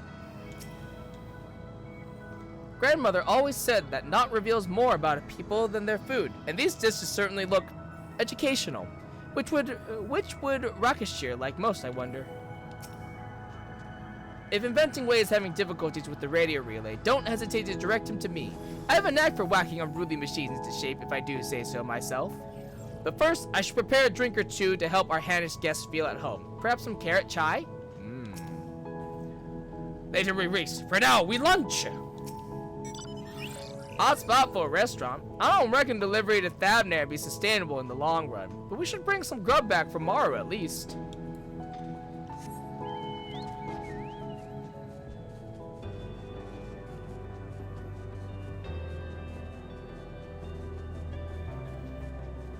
I'm glad that they're just like chill at the fact that they went to space. Like, I'm glad they're just like chill about it. I'm like, cool, neato. Aha, just the person of affairs I was hoping to see. As our Omicron friend doubtless relayed to you, this race is no longer a mere spectator sport. The people of Ultima Thule will be bringing the best their civilizations have to offer, and they mean to win. Should the Arkasudara then be left to defend Atheris' honor all on their own? Nay, says I, Mother put her faith in me, Mother put her faith in the myriad peoples of the star for a reason. Fortunately, we brought up a number of moonhoppers to help prepare for the hustle. With a little help from good old Inventing Way, there's no reason that one can't haul you to victory. I had been hoping to join the contest. N7 artillery, that might be a reason. N7000 mentioned artillery, that might be a reason. Artillery schmartillery! You can't pulverize what you can't catch. I have already taken the liberty of altering this moonhopper. Dazzle your competition with the hyper hop step, or press the big boost button to outstrip them with ease. Actually, why not do both? Do mind your power reserves, though. Even with my prodigious skill, there are only so many batteries I can shove into this chassis. Now, hop along until N7000 to add one more entrant to the roster. I'll catch up once I've discovered where this final screw belongs. What? Safety features? What could we possibly need those for? What? Huh? Well, it'll probably be fine. Maybe. Look, nothing's killed me yet, so it'll probably be okay. Was Inventing Way annoying the Omicrons? Perhaps we can learn from his methods. This is gonna be one queer hustle. First I have eaten, now victory awaits!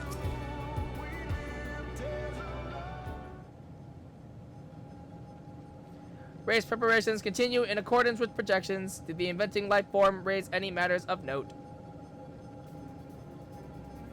I'm throwing my hat in the ring. You'll be joining the fray? How thrilling! Entrant registered. This unit will now provide supplementary information regarding the course. Please direct your orbs toward this geographical data display.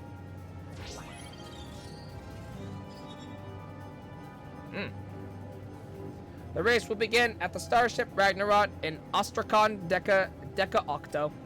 Once Gemmingway and Ogle signal the commencement of hostilities, competitors may proceed across Rayatara toward Ostrakhan Tria. Passage through the checkpoint rings is mandatory. Those rings look rather lofty. How are the hippo carts to get through? In Ultima Thule, emotions become reality. You only need to believe to make your hippos fly. Did you just call me an ultimate fool? Because I'd have to be to believe something like that.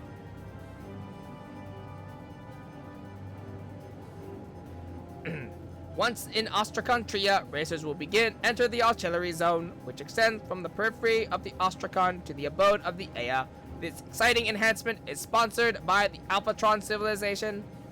Wait, you were serious about the artillery? What if Masaruo gets hit?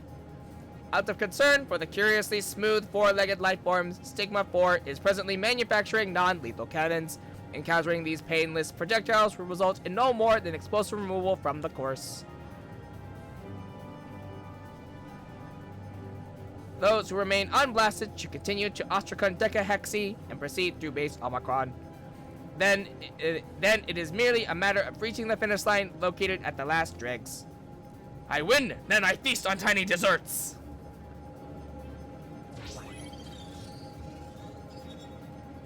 Note that, in accordance with Omicron contest protocols, there are no restrictions on contrivances, mechanical, magical, or maniacal during the race. This concludes the briefing. Well, at least I packed my rainbow gulal. Saruro should be happy to run for it, no matter where she is. You bought gulal? Why you do not share? Sharing is caring. We've been through this, Akala. Your hippo's never shown a lick of an interest. You just like throwing things. Go ahead and make your preparations. I need to make sure that N7000 isn't understating the firepower of those cannons. Once that's taken care of, I'll retrieve your Moonhopper and meet you at the Ragnarok.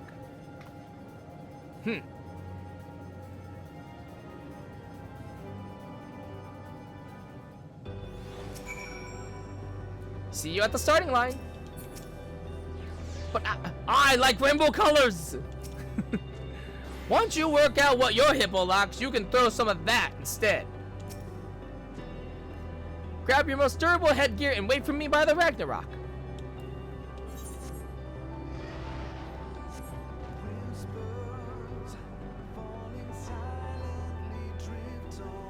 Alright, let's do this. We've got a race to win, baby. Oh, okay, before that actually, take a small pause for Wondrous Tales. Hello. Hello.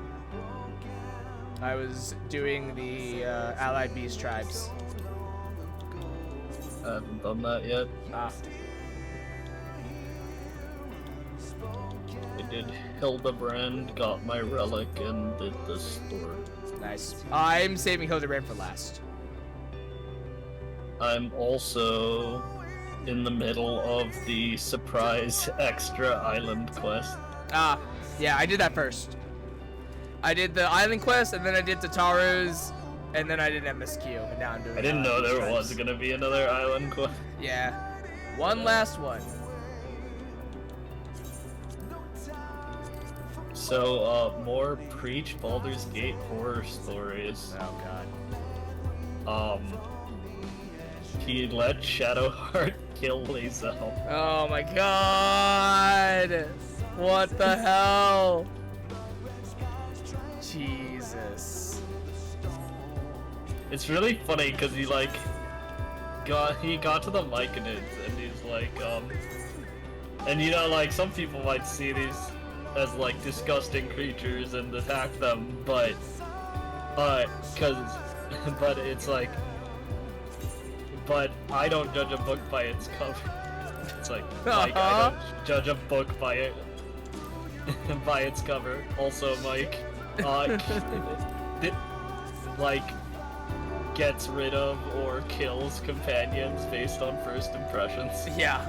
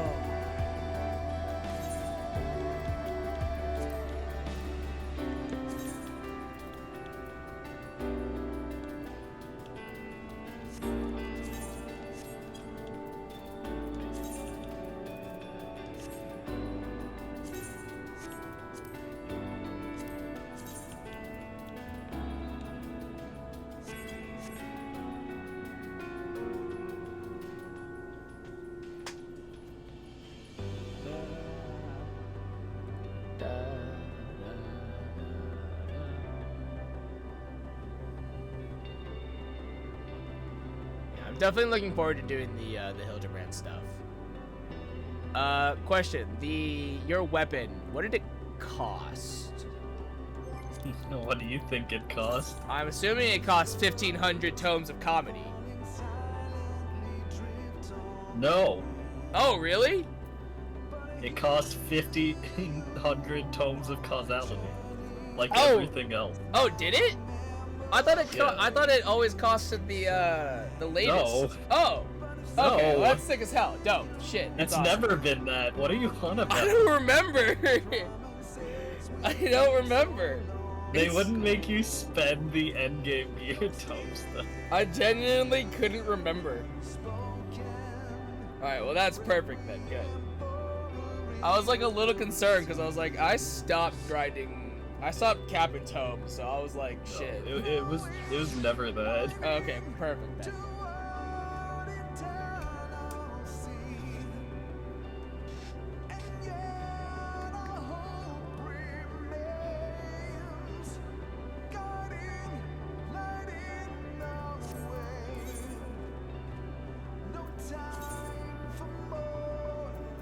Did you do the story then?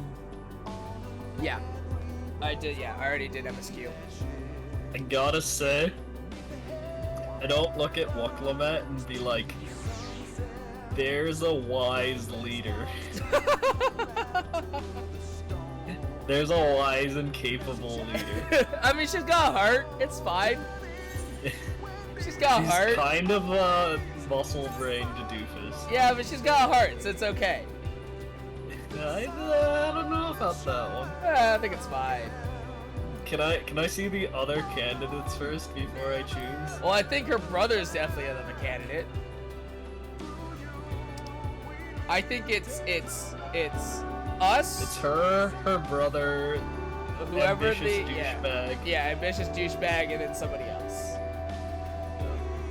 Probably. I wonder if it's the brother that hired Thancred and That's what I was Urianger. thinking. I was thinking it's probably the brother that hired Thancred and Urianger. Also, Y'shtola's left out of the thing, even though she's there. Well, Graha Like- said that he's not coming, even though he's also in the trailer. That's fair. So, Like, who Surprise knows what's plot gonna twist. happen?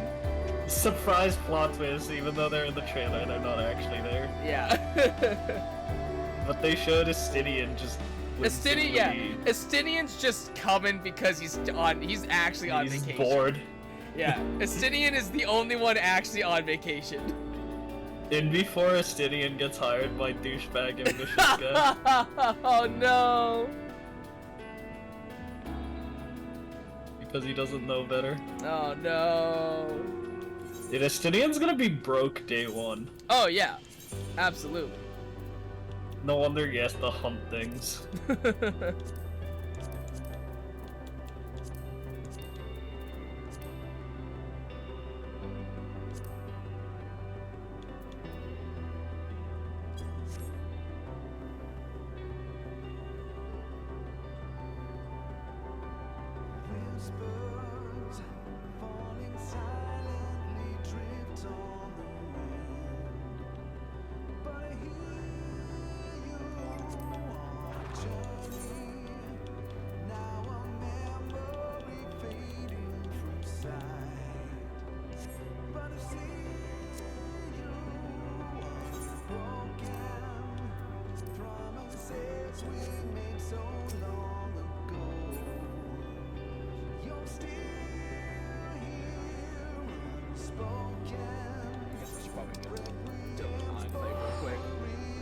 Probably not gonna be able to do this this race right now.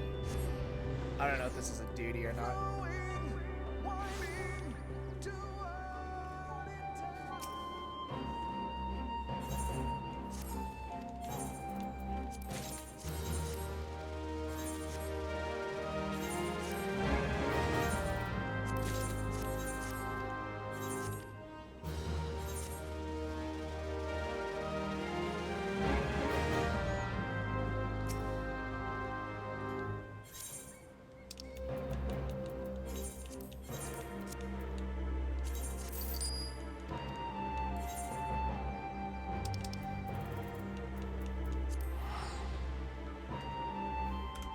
Actually, it might be okay, actually. Unless it's specific, I might as well try, since we have to wait.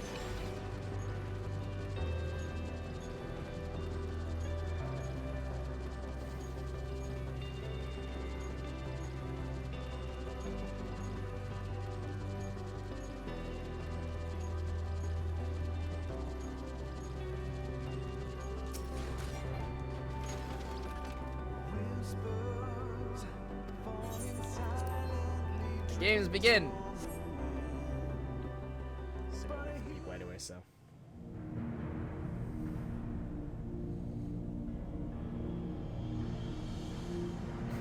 An old motley crew of spectators.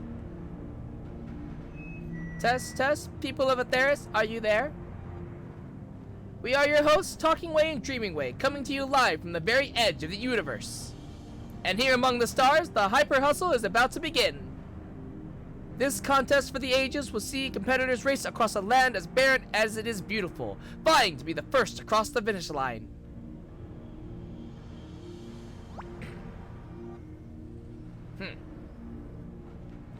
You won't want to miss a moment of this, folks. Now let's introduce our racers.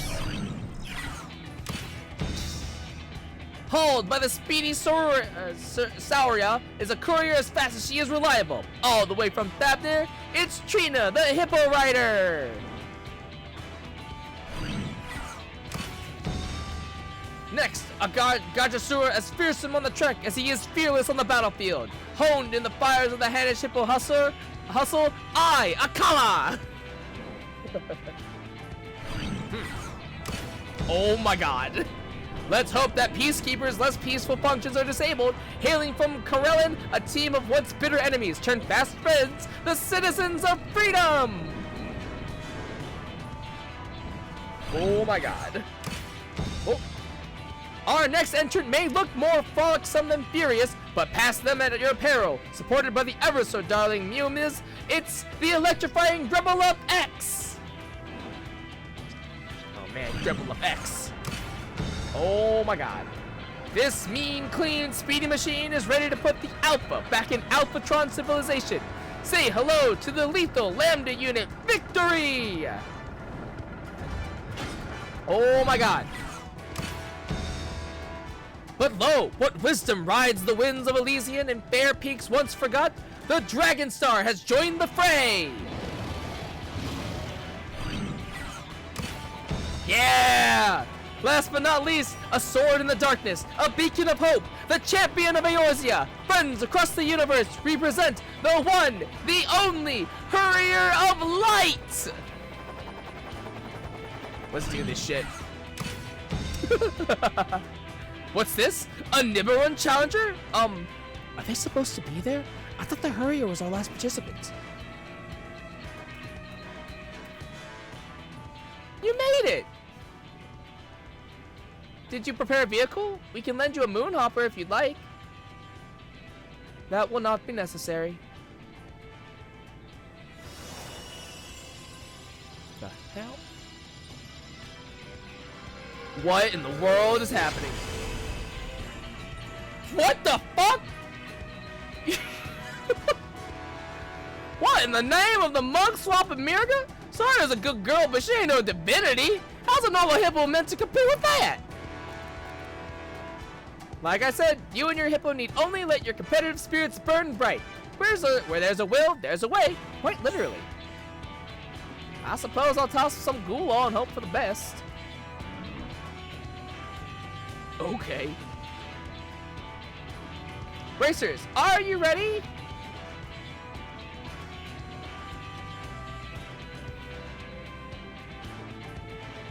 I'm kinda sad that the new lifestyle content isn't Garlemald restoration. You don't know, maybe. Maybe they'll add it in, they'll sneak it in. All racers have assembled at the starting line. Who will surpass the rest to emerge triumphant? Kinda nuts.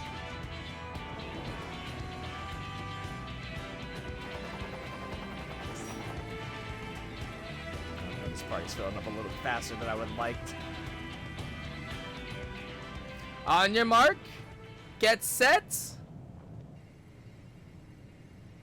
go! And we're off! And they're up with the Nibiruan God, Ra-Ra, taking the lead!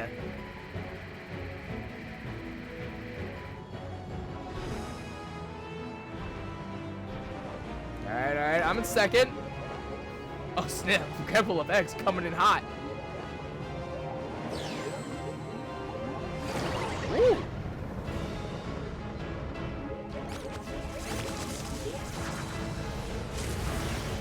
Ooh.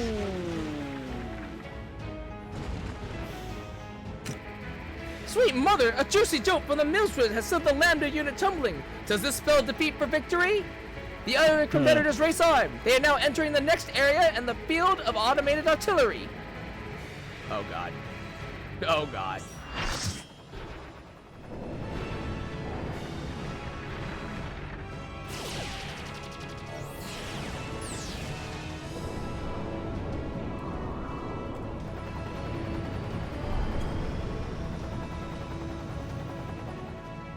The citizens of freedom are going in. We have received a transmission from the Peacekeeper. This is not compared to the carnage of Corellin. Yah! You heard it here, folks.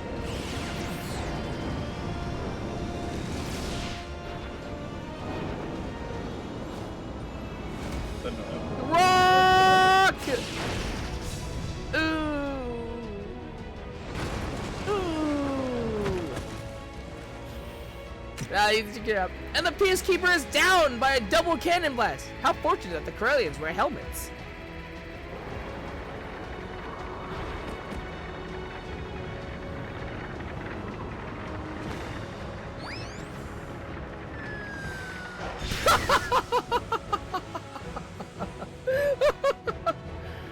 Ayakawa's cart is enveloped in a cloud of ghoul. A ploy to distract competing hippos, perhaps? Or did he fall prey to rainbow temptation?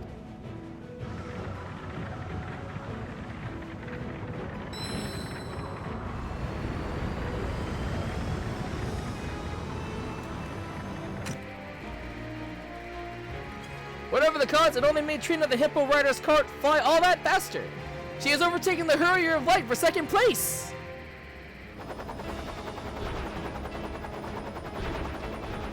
Oh snap. Oh snap. To claim victory, you must overtake both Trina's Hippocart and the Nibiru's Raw Law.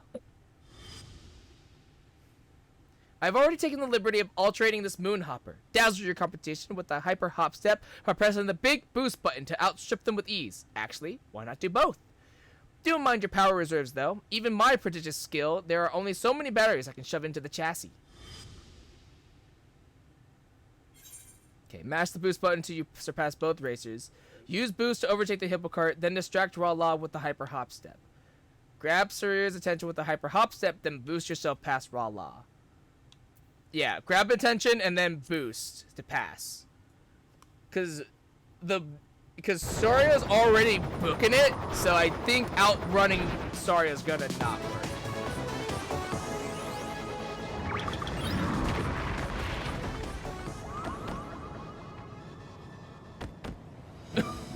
The Hippo has halted, overwhelmed by the euphony of the song, no doubt. Of my song, no doubt. The Hurrier of Light is taking second place to the cries of "This Ain't Over" show from Trina the Hippo Rider. It's how we do. It's how we do. All right. All right. Wait for it. Wait for it. Go. You're almost done. I think so. This is it, folks. The final stretch. The Hurrier of Light has pushed the Moonhopper to hair-raising speeds, but Rala is still one leap ahead. Who will emerge victorious?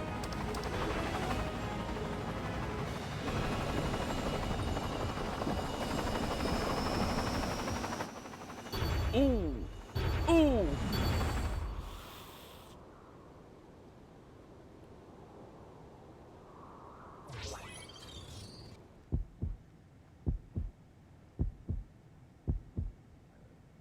We have word from N7000 at the finish line. The winner of the Hyper Hustle is... No! Oh my god, I skipped the cutscene by accident. No! Fuck! I fucked up! It's okay. We're gonna abandon. Well, I fucked up. What happened? I fucked up. I fucked up bad. I fucked up real bad. Show's bad at video games. Literally, I accidentally skipped the cutscene right at the end. Just abandon the quest. That's what I did. Yeah, that's what I did. I abandoned the quest. My god. How do you skip the cutscene accidentally? I was accidentally, because I had to look back in the duty chat to read a piece of dialogue, and so I still had the chat selected, and I accidentally hit B to cancel out, and I can't actually hit A because it said skip the cutscene. I fucked up. Okay, well, we're good to go. Okay. Are we good? Because I thought there was someone else that said that wasn't ready. Okay. Well, there were 2 not ready, and 2 people said are. Right.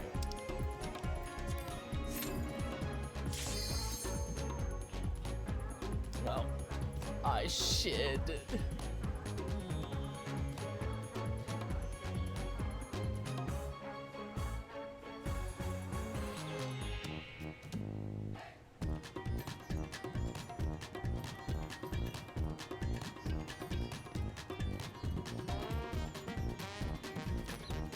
You know, in hindsight, this will work out because this will allow me to repeat the some of the dialogue stuff, so it'll be fine. But we'll breeze through and catch up again. It'll be fine.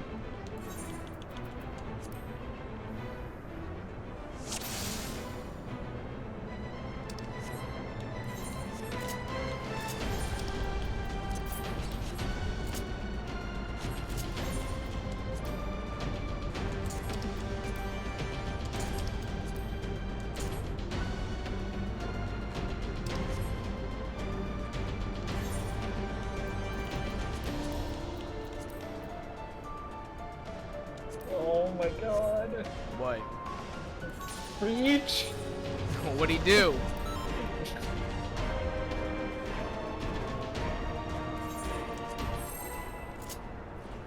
Reach killed all the gnomes in the Under. Jesus Christ. Jesus Christ alive.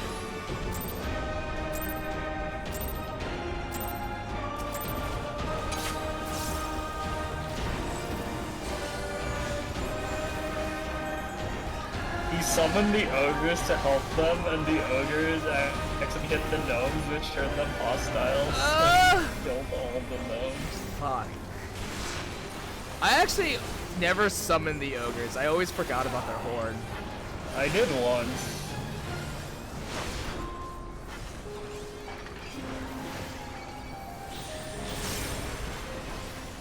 Then I'm like, I don't have the money to call you again. Fuck off. Wait, you had to pay them? Yeah. Do you pay them every? Do you have to pay them every time? You can get the first time free if you pass first cohesion check, but well, like to extend their contract, you need to pay them. Oh, I didn't know that because I'd never summoned them before. So I just I passed the check so that way I didn't have to pay. And I was like, oh, I thought that was just it, but I never actually summoned them because I forgot. You have to pay them each time. Wow, okay. After that. Jesus. Interesting.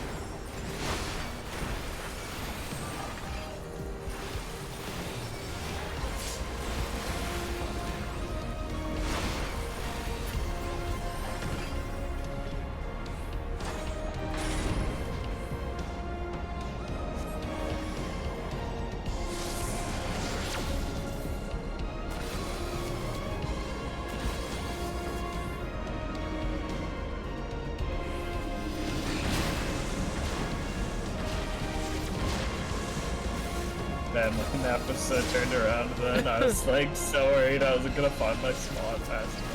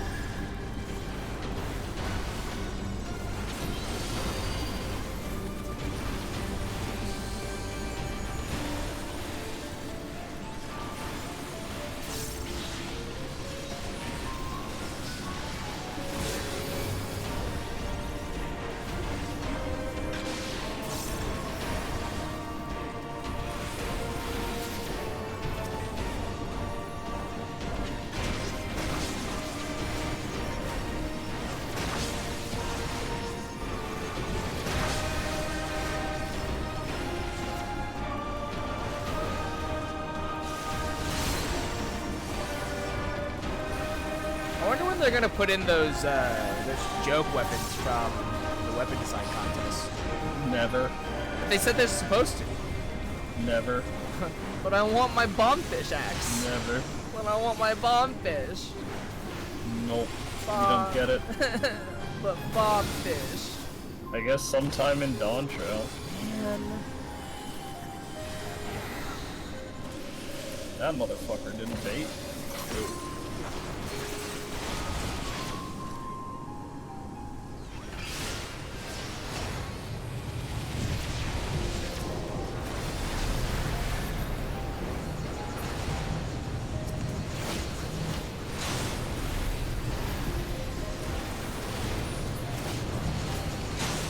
God, please.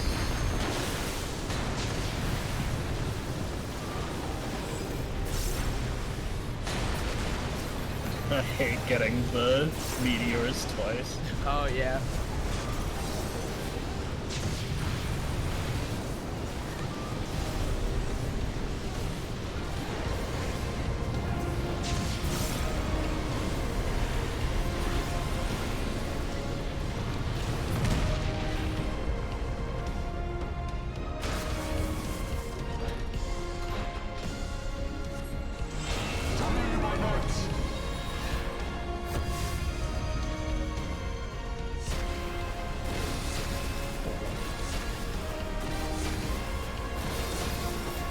don't think I've ever been knocked any direction other than straight back before. Really?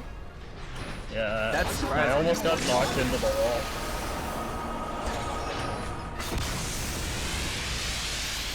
I mean, I've never had any reason to stand anywhere else.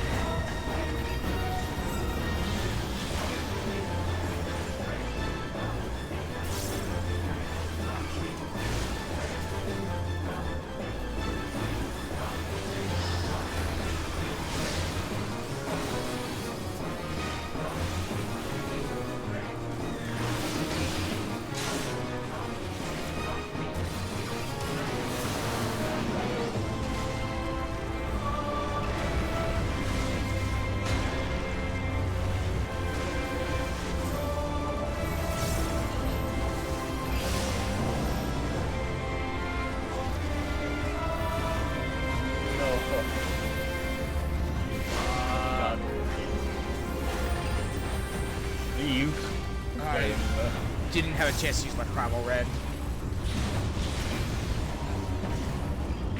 I messed up my melee combo.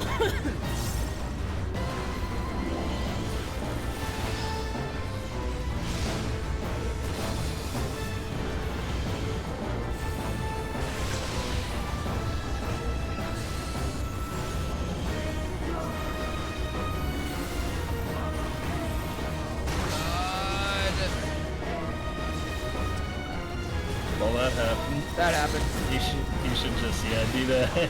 Yep. A good call. Ow! Oh. I didn't have any other mitigation. Sorry for my phone.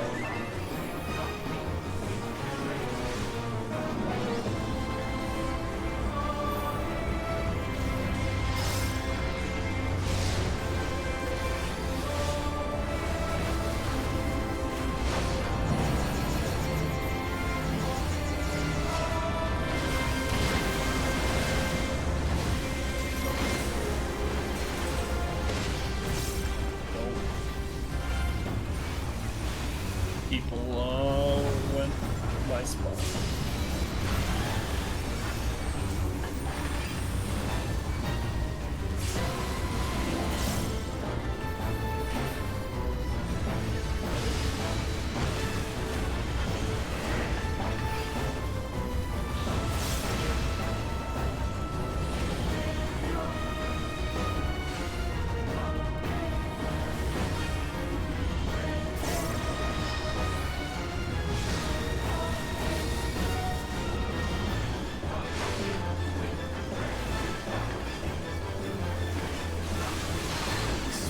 Suspect we don't have the damage. We'll see.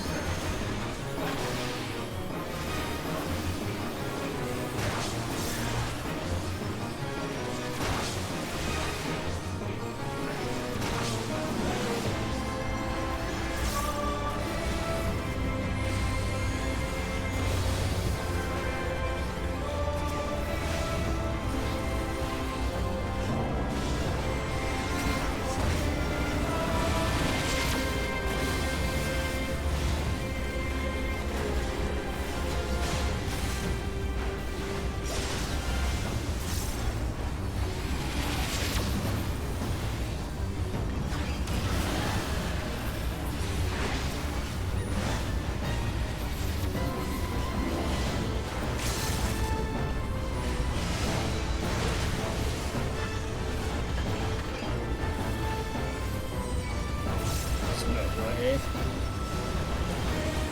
We got time still. Not a lot of time, but we got time.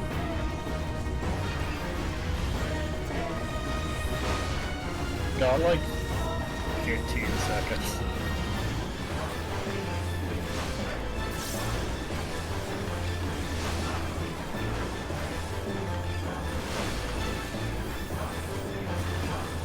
Yeah, here's Enrage.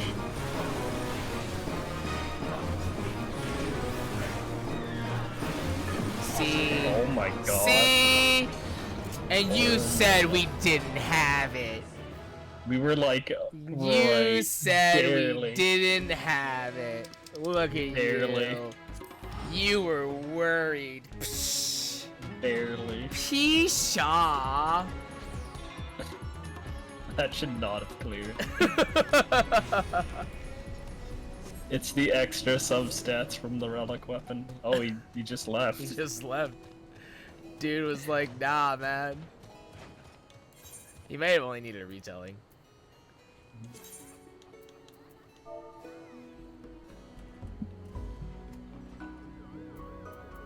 Could probably put us back in while we... Yeah, I will. do this.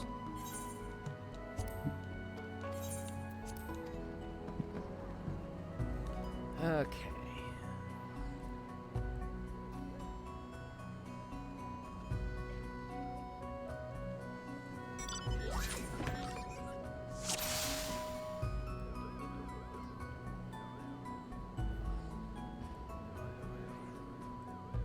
I don't know if I'm looking forward to Stormblood Unreals, because, like, a lot of them are boring.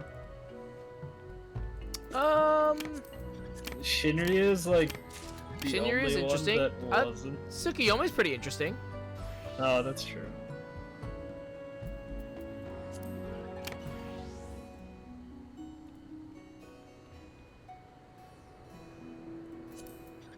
Fuck. No Fox, Sag. Fuck, I didn't even get the coffer. Shit. That actually sucks. How did you not get the coffer? It's just the most likely places. There were 3 locations. I just chose the 2 wrong ones.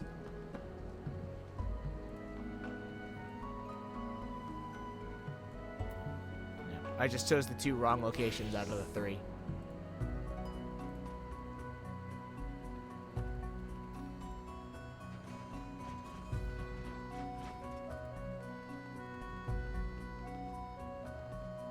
I feel like it's not guesswork if you're using the known patterns. It is a little bit. I feel like you're not going to run out, though, unless you fucked something. Maybe, yeah.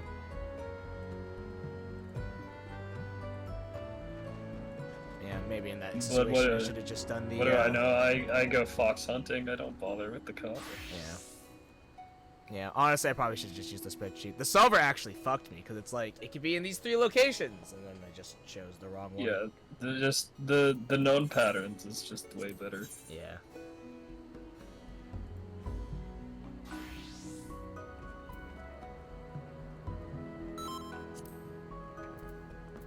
Alright, we need a healer.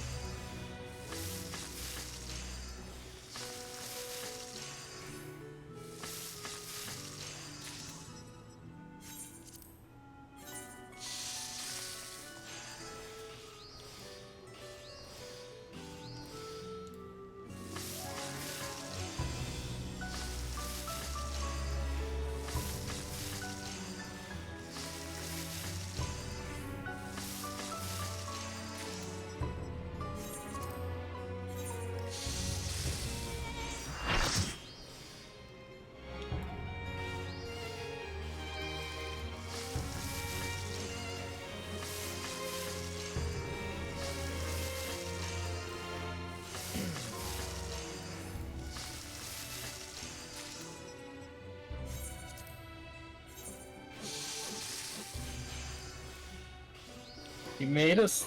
Oh, he made Karlach a wizard. Okay, I guess. Because he got rid of Gale. Oh my god! And he made Asterion a ranger.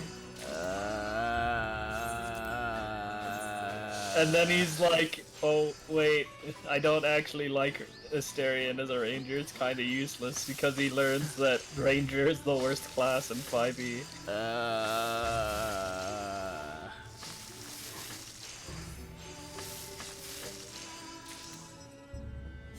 I will say that playing through Baldur's Gate 3, I was surprised that you can get Halsin and Jaheira, who are both druids.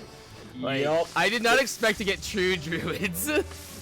I feel like Jaheira and Minsk should have been just allies and not party members. Yeah, maybe. Like, that being maybe said, they're cool to have, though. Sure, like, I played Baldur's Gate 1 and 2, so, like, I'm actually able to appreciate them. Yeah, I mean, I only know Minx from the Magic the Gathering crossover that they did, so. Well, like,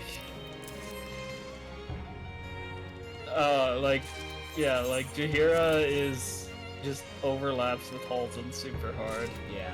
Or maybe Halsin should have just been an ally. Maybe, yeah. Either way, one of them should have just been an ally. It treats him as an ally, like... Yeah. In the Gather Your Allies quest, it says him, and he gives a speech there. Yeah. So it's kind of weird. But... I don't know, maybe they changed things with development. Maybe. But anyway, it's kind of weird that they give you 2 druids. Yeah. It also is really awkward because, like, I was gonna be a druid too, and then I was like, we have too many druids. If you're a druid, it's like 3 druids. Yeah, we have way too many druids.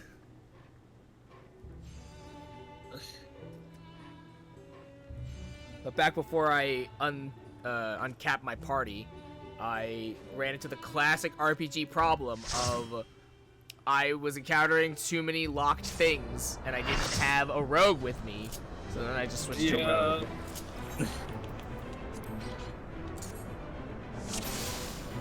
Do be like that. Yeah. It happens every time I play an RPG, is that, like, especially when it's a limited party, it's like, I'm gonna need a rogue, but then I only have one that I don't play it myself. Yep, and then you basically just have to keep that character with you. Yeah, and it's really annoying.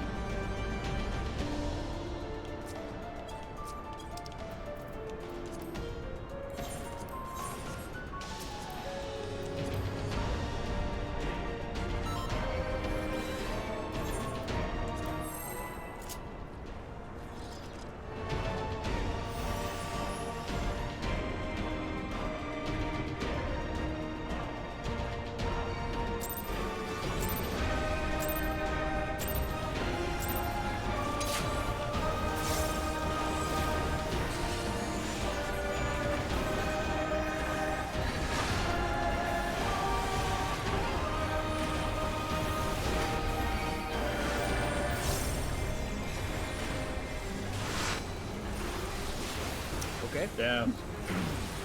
I got deleted. Yeah. Oh, that pushed me. I got hit by that? What the fuck?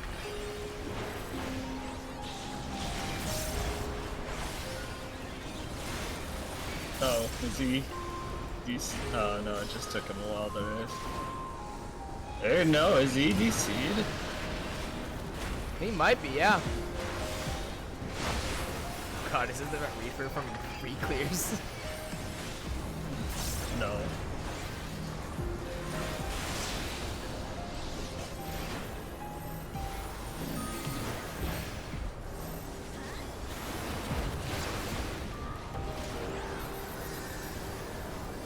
Well, I think we definitely can't do this with 7 people. So. Well, he's back now, so there's that. Okay.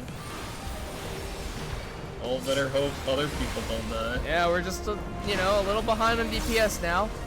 Oh, yeah, that was a lot of hits. A long period of lost boy. DPS.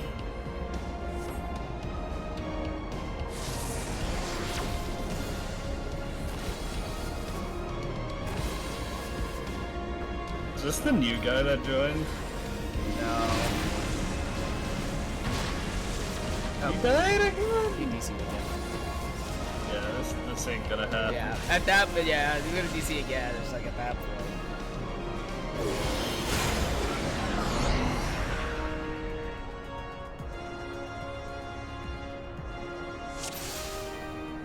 I think we may need to replace him. That's what I'm thinking. Oh. Little red mage weapon I see. No. Ooh, pretty. Oh, it turns colors? What? That's cool. And hey, look, it has a blade edge to it. It sure does. Hey, there you go. Look at that. Now my complaint is that it's not red.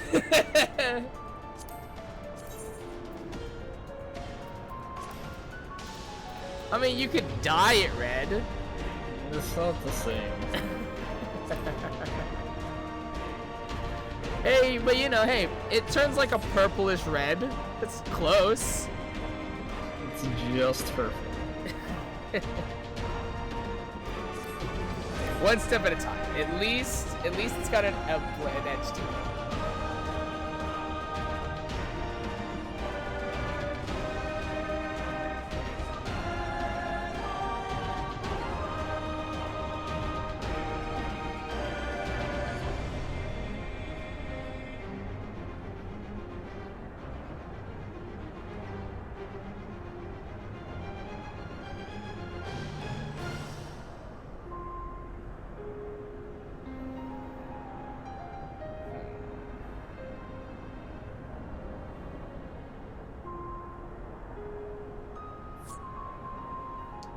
Alright, let's replace him, I guess.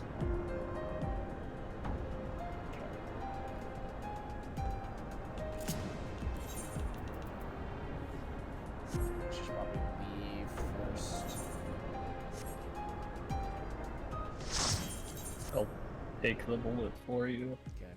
Coward. You don't know, I was about to. Coward.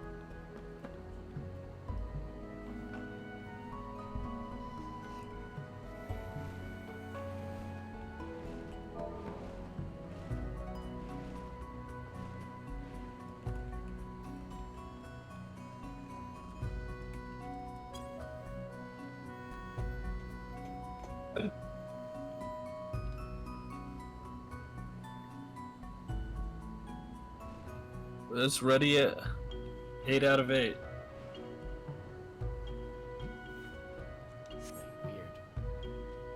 It's weird that it's an 8 out of 8, but it was... But they weren't ready. Well, they clearly were ready. But it had an X. Not everyone but you. No, it said ready 7 of 8, not ready 1 of 8. It says ready 8 out of 8, not ready 0 out of 8. That's weird. Weird. Be less wrong.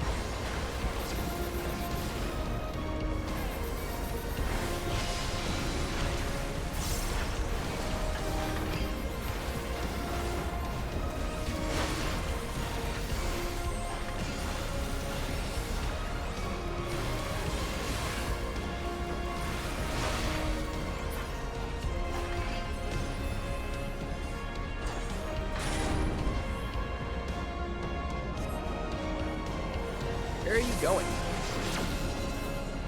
That's a great question. For some reason, I was thinking it was the transition. It's a little early for that, don't you think? You're a little early for that. Alright, well, I need to be rude about it.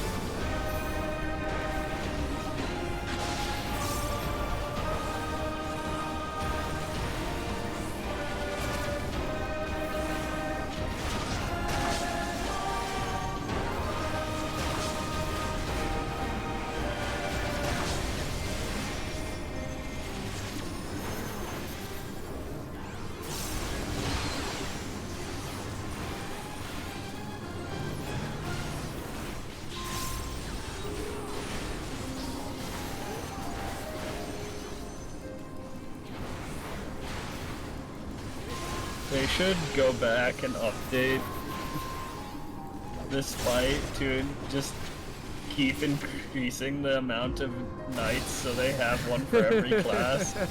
Where's the painter knight? That'd be cool.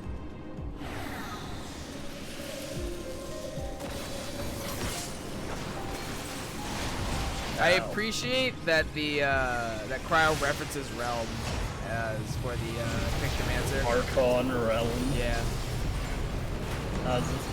Okay.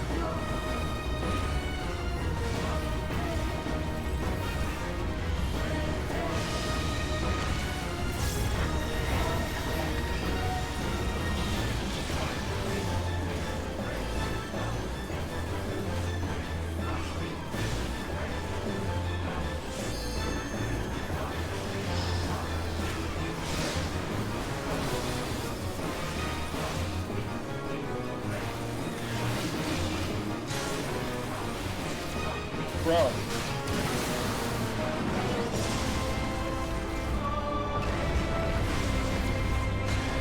Oh. Oh.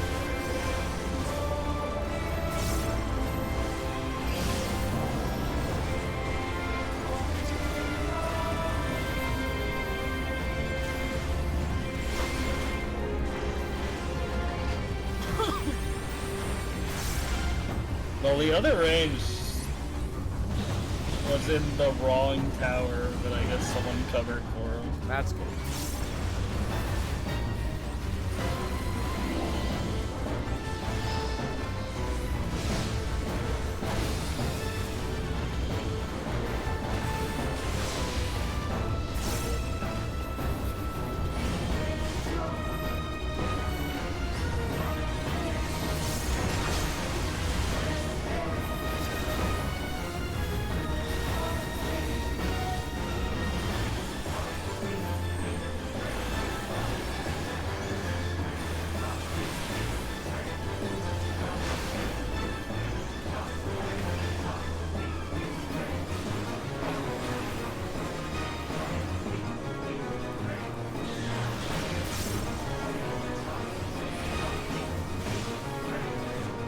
This next bit with the ice is high relative, right? Yeah.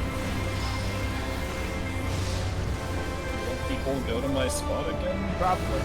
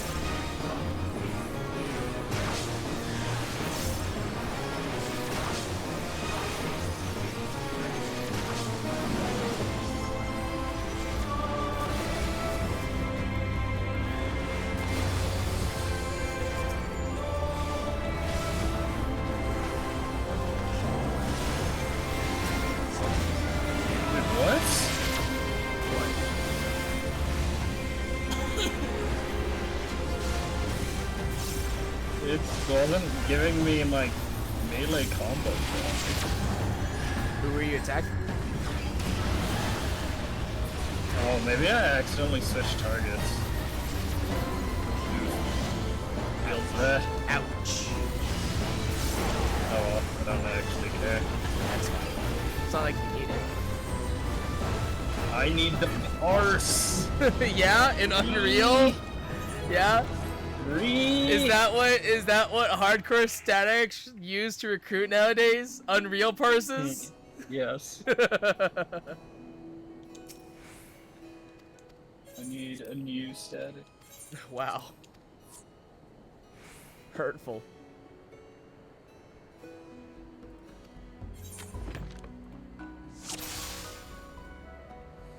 Alright, what's our pattern? It's B up.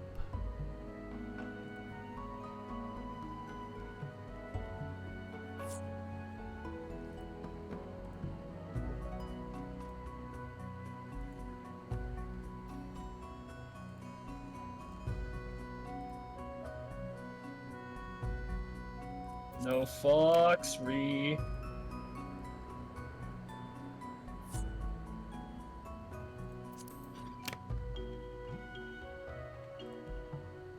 Alright, well, I'm gonna go for the night. Alright, have a good night.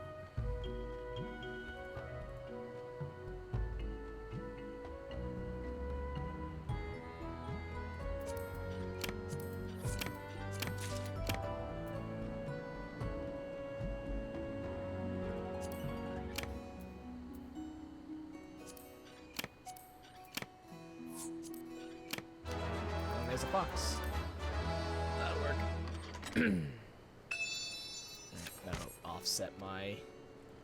That'll offset my cost. Nice. So how many do we have now? 605. Let's go! Fantastic Foe! Let's go! Yeah! That puts me just enough. Hells yeah. Let's go ahead and take a look. Alright, let's take a look here. Plate design. So, I believe... Let's see. Fantastic Foe. Oh, this is cute! That's cute. Little sticker and like all the little things. I like that. That's actually really nice. Okay. Here. I think what we'll do... Okay. What about portraits? Let me see what they do for portraits. That's not that one. Let's see.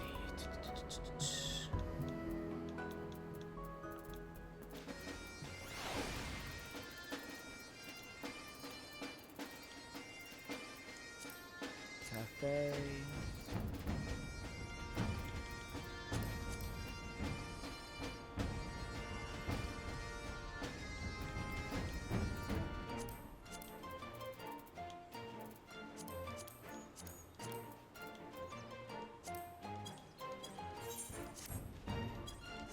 It doesn't seem like... I think it might just be the adventure. What's the other one?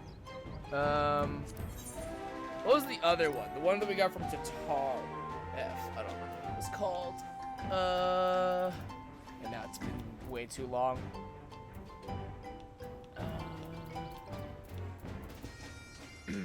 Oh, Tatara's Bespoke. Here we go. Oh! Wow, I like that actually. That's cute. That's cute too. Okay. Actually, here. The background, my plate. Let's change that. Is that this one? No. Which one is it? Faceplate? Yeah. So let's change this to our Fantastic Foe. Maybe not. I guess it's the backing then.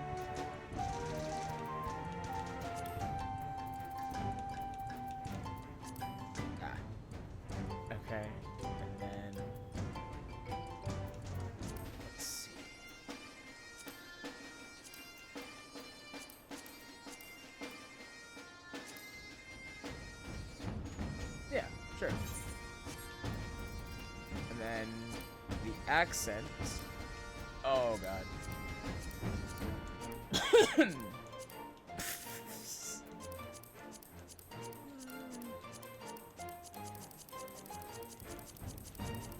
I may not do an accent. That's not doing an accent.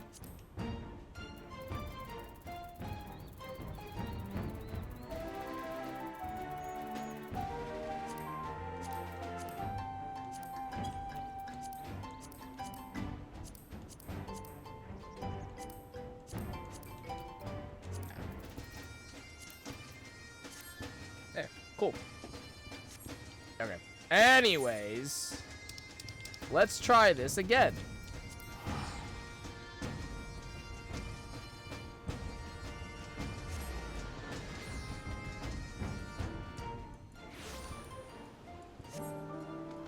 Let's try this one more time.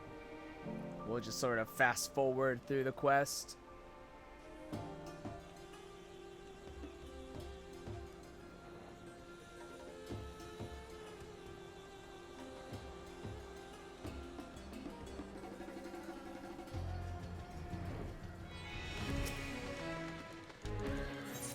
Okay.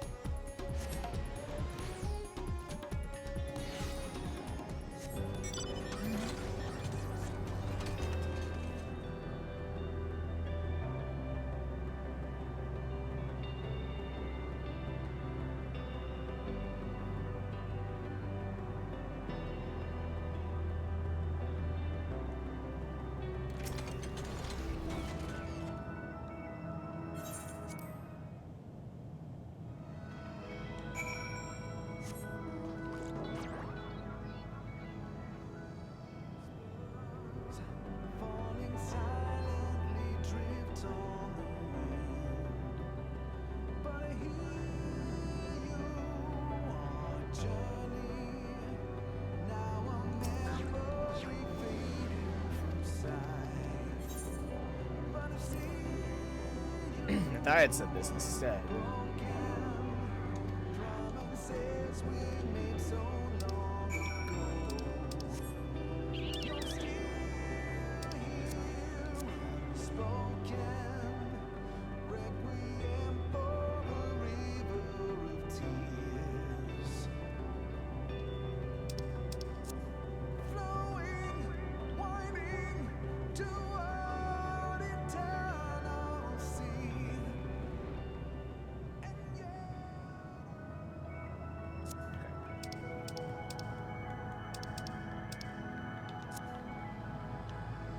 Oh, right, I have to go this way.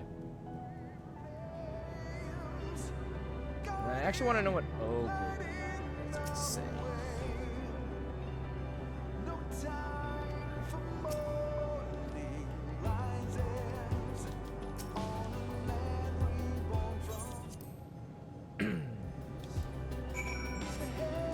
Okay. Alright, let's try this again. Whew.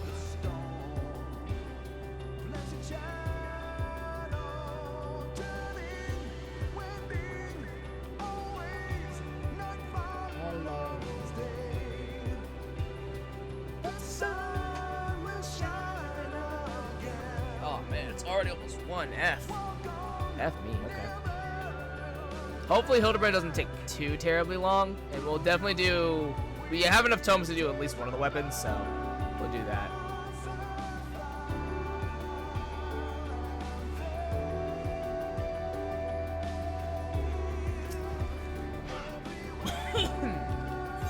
Alright, let the race begin!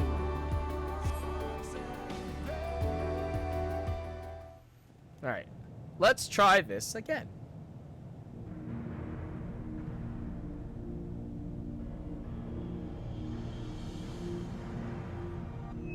Test, test. People of Atheris, are you there?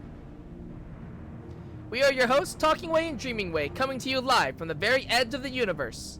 And here among the stars, the Hyper Hustle is about to begin.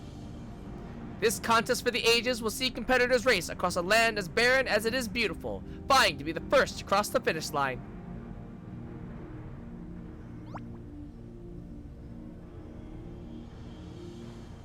You won't want to miss a moment of this, folks. Now let's introduce our racers. Hauled by the speedy Saruya as a courier as fast as she is reliable. All the way from Thabner, it's Trina, the Hippo Rider. Next, Agajasura is fearsome on the track as he is fearless on the battlefield. Honed in the fires of the Hanish Hippo hustle, Akala.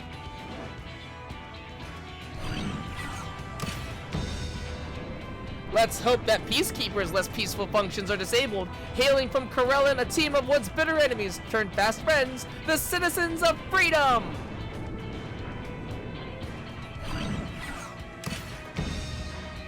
Our next entrant may look more frolicsome than furious, but pass them at your peril. Supported by the ever-so-darling Mew-Mews, it's the electrifying Gribblelup X!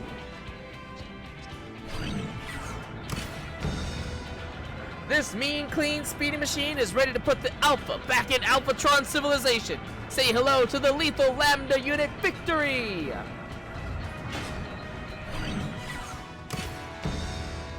Below, what wisdom rides the winds of Elysian and fair peaks once forgot? The Dragon Star has joined the fray! Last but not least, a sword in the darkness, a beacon of hope, the champion of Eorzea! Friends across the universe represent the one and only Courier of Light!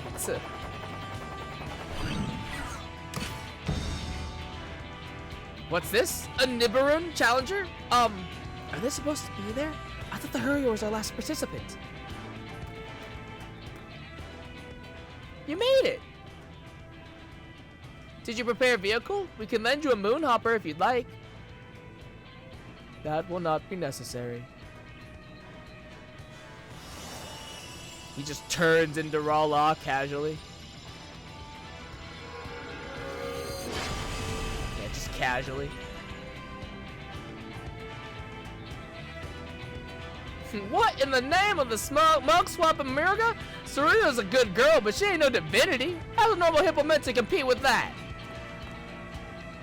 Like I said, you and your hippo need only let your competitive spirits burn bright. Where there's a will, there's a way, quite literally. I suppose I'll just toss some ghoul and hope for the best.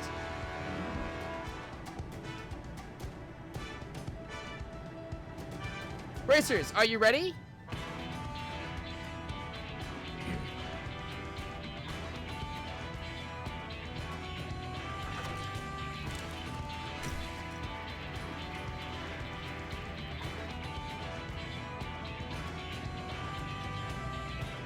Our racers have assembled at the starting line. Who was to pass the rest and emerge triumphant?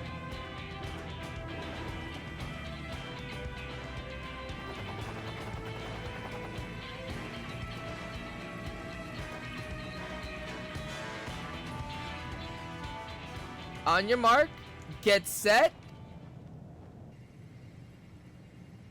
go!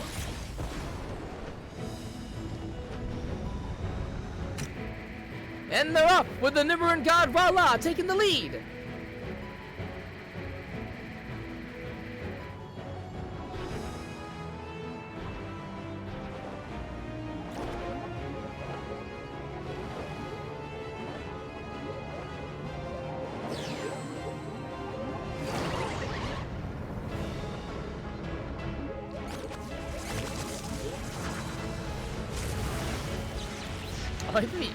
I like that victory.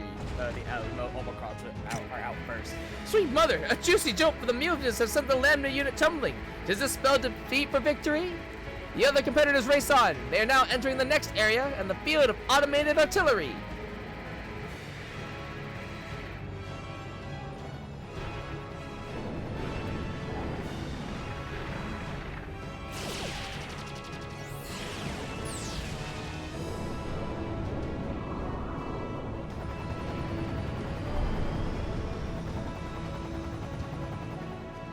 The Citizens of Freedom are going in. We have received a transmission from the Peacekeeper.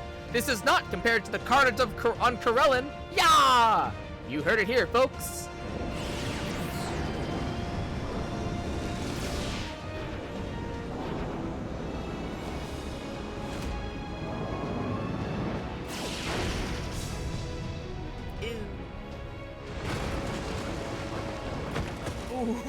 Oh my god, that one landed on his back. And the Peacekeeper is down by double cannon blast. How fortunate that the Corellians wear helmets.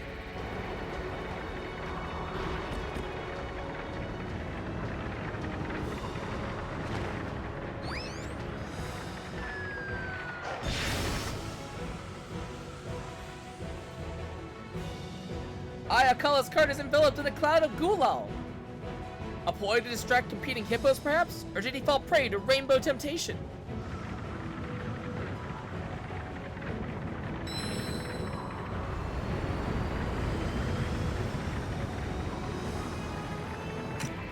Whatever the cause, it has only made Trina the Hippo Rider's cart fly all the faster. She has overtaken the Hurrier of Light for second place.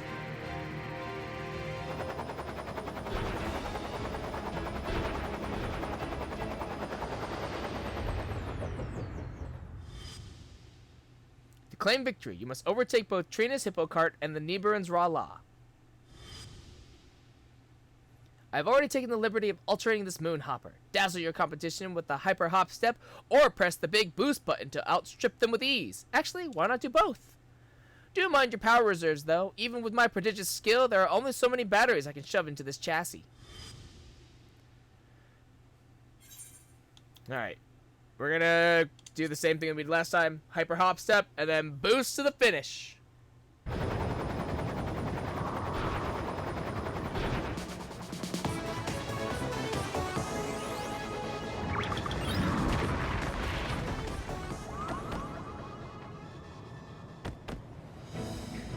The hippo has halted, overwhelmed by the euphony of my song, no doubt. And the Hurrier of Light has taken second place to cries of "This ain't over, show" from Trina the Hippo Rider.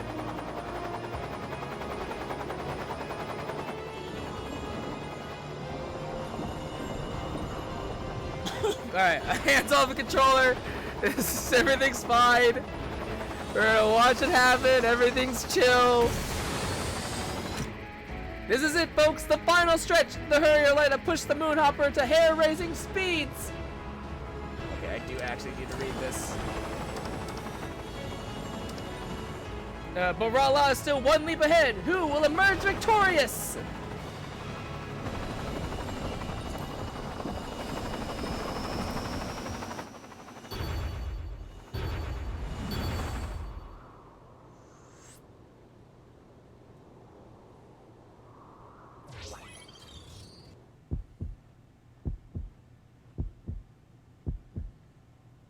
We have word from N7000 at the finish line.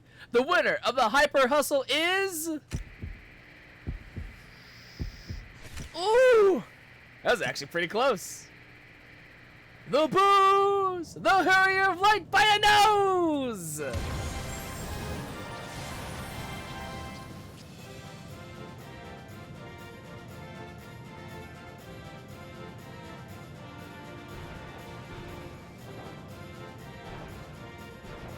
I like the two, out of all the competitors, two competitors don't make it across the finish line, but everyone else does. Oof. Big oof.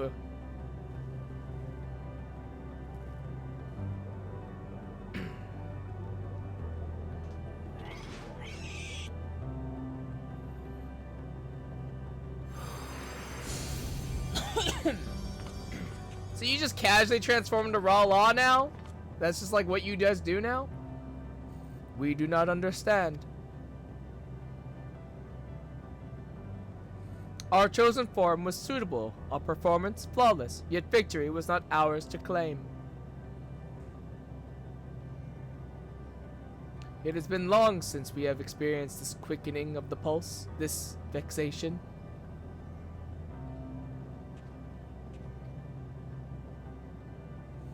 That's racing for you. Just when you think you got it, some grinning idiot comes shooting past to take the gold. Then sometimes you get to be that grinning idiot. And that's the thrill of it. You never know if it'll go your way. You just race with all you got. That you're upset to have lost can only mean one thing. You want to win next time. That's a dream worth chasing. Trust me, I'm an expert.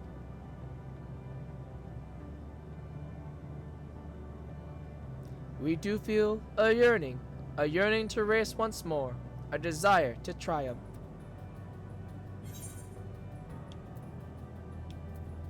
Happy to leave you in the dust anytime.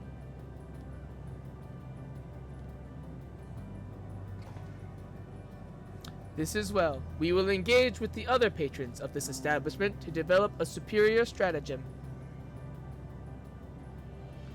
Dynamis readings indicate a positive effect on the local environment. In accordance with Gemmingway's aspirations, the last dregs has become an ever greater source of hope.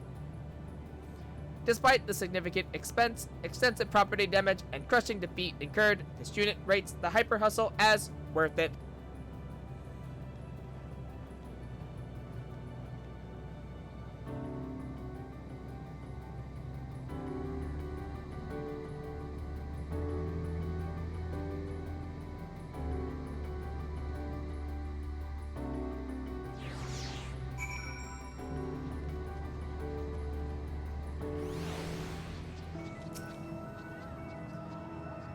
You are as formidable on the track as on the battlefield. I shall do my best to learn from your example.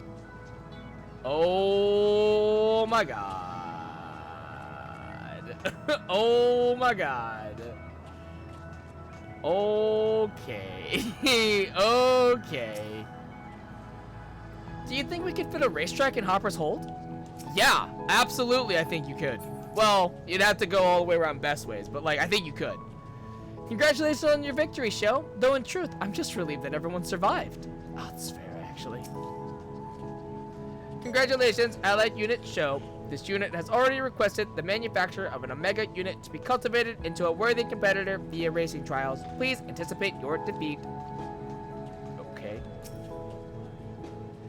What did I tell you? The very universe is in the palm of my paw. I never thought you could be so tricky. Still, I'm glad we got to ride together. Let's do it again sometime. Mayhap one day, fate shall see fit to reunite me with my faraway kin. A dragon can but dream. Betrayed! Betrayed by Rainbow Ghoul! Next time, I follow Katrina's advice. I learn my hippo's favorite things. There you go. There you go, Akala. To think you did all of that on a Loperate-built craft. I'm delighted that we could play some small part in your triumph. And I'm even more delighted that the Nibiran had finally found something to work toward. Still, I'll be glad to resume our usual service. Maybe make myself a nice carrot coffee while I'm behind the counter.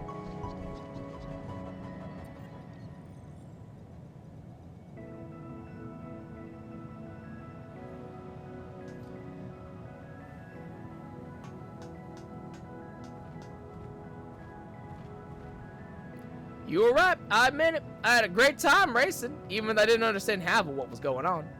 But as fun as it was, I need to be getting on home to Thabnir. Don't want to leave the Hibbo Riders alone for too long, lest some hams ahead starts getting restless. We finished packing up the broadcasting equipment, so we'll be heading back to the Dreaming Workshop ourselves. So soon, it'll feel so empty out here in the cosmic void without you. Affirmative. But did we not have one more objective to complete before the other organic life forms depart? Objective.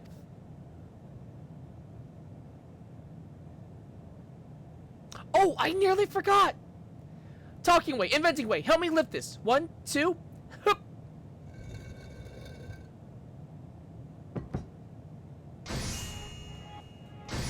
Oh shit. Oh shit. The trophy! It's for you, Show. A trophy befitting the victor of the Hyper Hustle. As you can see, it was designed in the image of the last dregs, the Hippo Riders, and also the Dreaming Ways. That reminds me, we brought a few commemorative gifts as well. Talking way, inventing way, help me lift these. 1, 2.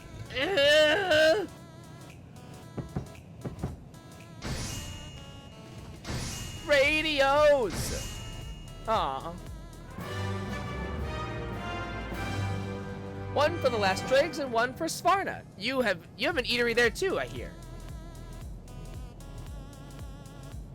then I hope you'll let us keep you company at mealtimes. Whether it's weather advisories, hopping music, or simply a friendly voice you need, Hope FM is here for you. So this is a radio contraption too. Has bigger ears than the other one I saw, but I'll be sure to listen with the crew. I was just thinking we should get one of these. Our patrons are going to love it. Projections anticipate increased customer satisfaction in the ambience category. Thank you, show. We wouldn't be here if you hadn't brought us together.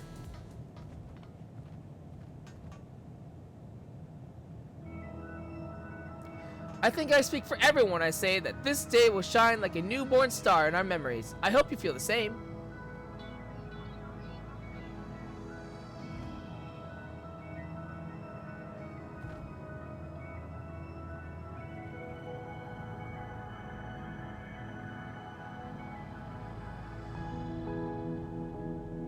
Just don't let it eclipse the possibility of more unforgettable days to come after all. Look across the sea, up at the moon, past the distant stars, and you'll find us waiting for you.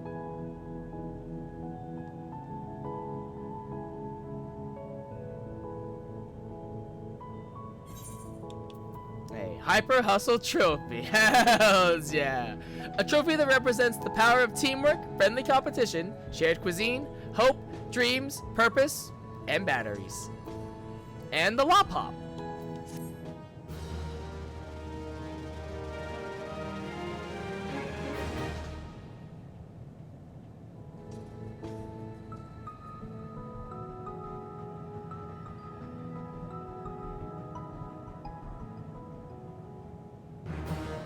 Ayo.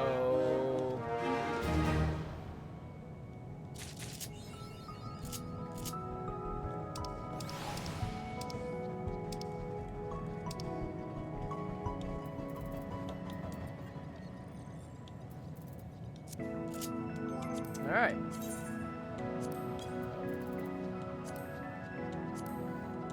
Space Race, a dream worth chasing. All right. Lop Hop. Social limits.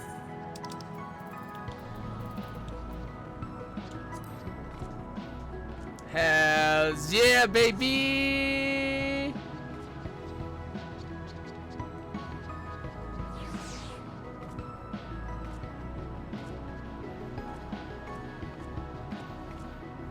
Wow, this dance is really fucking involved. This dance is so involved, Jesus. Okay. Allied Beast Tribes done in the books. One last thing to do, and that is Hildebrand. Very much looking forward to this. Let's do it.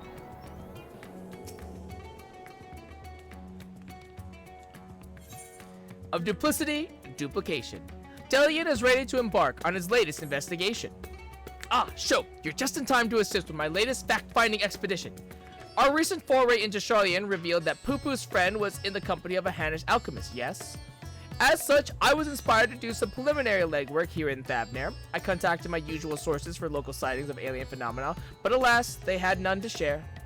I have thus switched tactics and decided to track down this alchemist fellow instead. Surely someone will have heard the tale of an apothecary bold enough to set up shop on a Garlean battlefield. The inspector and the others have been pursuing a similar line of inquiry, yet have found no leads here in the city or at the Great Work. I believe they've moved their investigation to Yedlamad, so I suggest we hurry over and join them. I cannot have that little blue man muddying the waters when we're so close to grasping his master plan.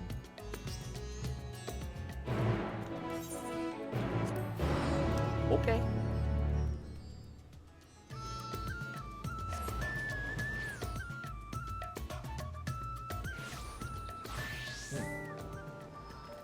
Oh, Brandy Hill's here too. This port town would make an excellent place to analyze global trading trends. What else can you tell us about your long-lost comrade, Master Poo-Poo? Oh, my friend is an exceptional individual, capable of astounding feats that I could never accomplish without the help of my starship's equipment.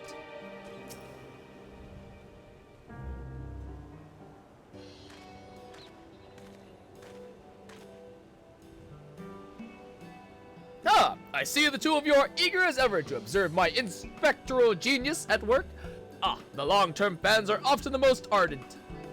As a matter of fact, we were just about to continue our investigation into the alchemist we know to have been traveling with Master Poo-Poo's comrade.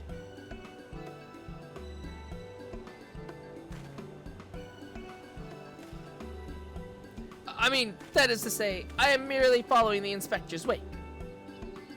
You needn't be so modest, my dear Inspector Brandehild. It is wrong of me to comport myself as an equal to you in all in any respect, for I am but a copy, and a flawed one at that. Stuff and nonsense! Clone or not, self-deprecation is unbecoming in a Manderville man. Exactly. The things you can do are amazing. Oh, I don't know about that. 'Twas you who saved Sho from certain doom, was it not? While not quite as alacritous as mine, your rapid reasoning is nevertheless quite effective. 'Tis kind of you to accept me, rough edges and all.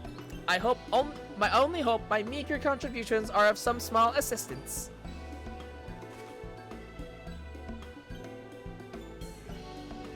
Too modest by half. I'd say his mental faculties far surpass those of the original. That's enough chin-wagging amongst ourselves, I think. Let us spread out and learn what the locals know of this adventurous apothecary. Oh, it's the fucking... God damn it, it's the Fisher. I do want to replay the Hildebrand questline because I want to know if he's there all the time. Because apparently he's like there constantly, so I am a little curious. If I may, are you perchance acquainted with any reckless alchemists? How fare your inquiries? Inspector Brandehild, a blocky man of quality. Okay, Nash is asleep. Good.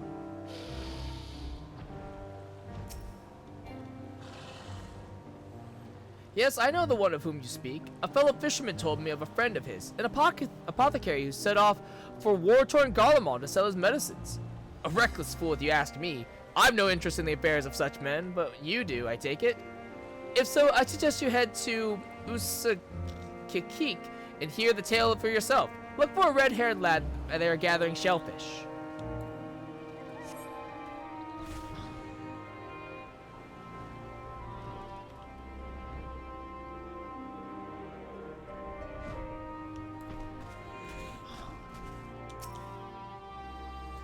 Do I know any apothecaries? In Radz-at-Han? Of course, more than I can count.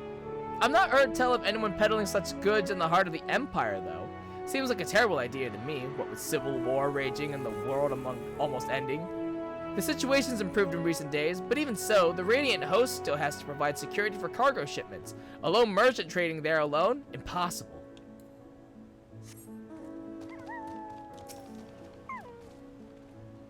Inspector Brandehild is possessed of a brilliant mind. If he were willing to work for the Thavnarian truth, I'd employ him in a heartbeat.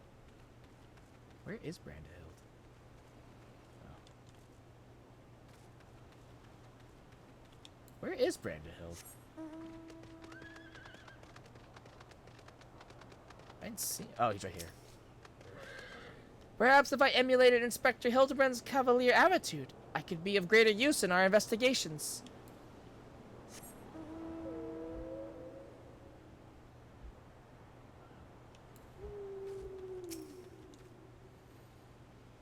I know many merchants who travel abroad to ply their wares, but none who have business in Garlemald. You'd have to be mad or desperate indeed to consider setting up shop in that troubled land. I mean, word is we've signed some kind of trade agreement with the Garleans, but it's still not the kind of place where one simply wanders in and opens a street stall.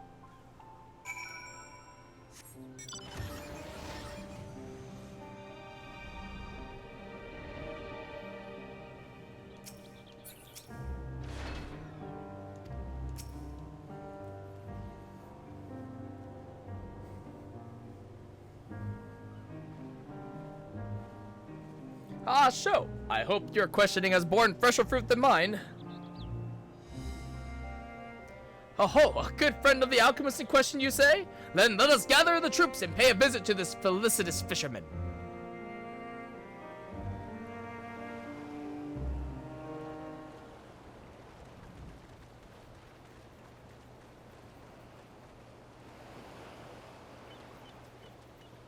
God damn it.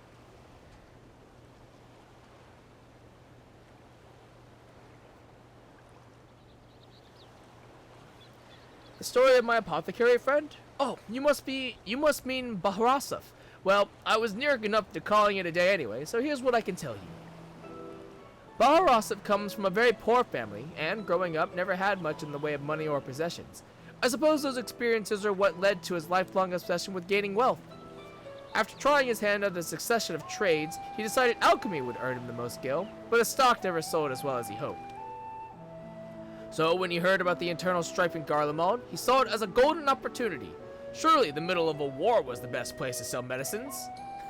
More like the best place for near-death experiences. He soon gave up on his Garlemald venture, but while one would have expected him to return lamenting his ill fortune, Baharasov was practically euphoric when I saw him again. A God's given blessing he found in the snowfields had given him much cause to celebrate. He said he learned how to create gold. I must admit, I laughed at first.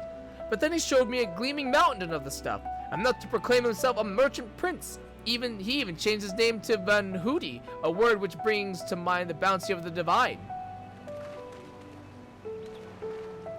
A name I have heard! He is the rising star on the markets, is he not? The one snapping up commercial ventures left and right? Yes, Van Hoody has certainly made his ambitions known here in Thavnair, especially when he attempted to purchase the entire port of Yedlamad. The dockmasters declined to sell, of course, but when it comes to buying historic landmarks, a bottomless purse can open surprising doors. Last I heard, he'd converted the Gilded Aria into a private abode, and has been filling it with every rare treasure his gold can secure. He pays out particularly large sums for artworks depicting the goddess Ashura. I remember him being a fervent worshipper of hers, even as a child. I've encountered much minutia and Mirgalore in Razadhan, yet I recall no mention of this Ashura. Well, that's hardly surprising. As a deity of war, she's not well loved by the common folk. Baharasov is different, though. He sees life as a constant battle to amass wealth, and it is Ashura whom he prays for victory. And damn me if she didn't listen. That once poor boy became merchant royalty, a man far too rich and important now to afford more than a fleeting moment for simple fishermen, even those who were once dear friends. If you'll excuse me, I really must leave it at that. These clams won't sell themselves, you know.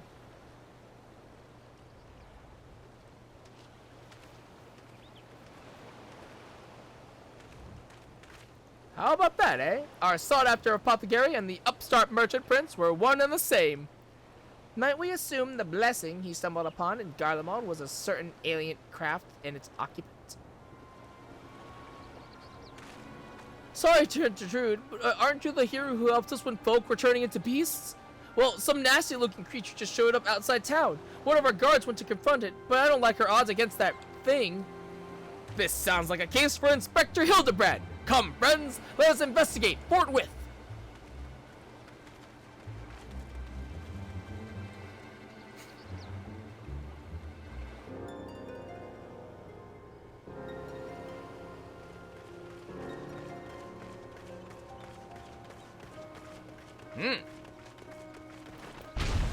Right.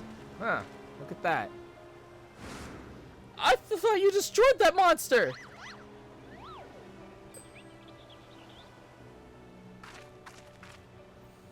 I have the situation under control, citizens. This individual bears a strong resemblance to a known fugitive, so I thought it prudent to investigate. Regrettably, he has proven less than forthcoming with answers.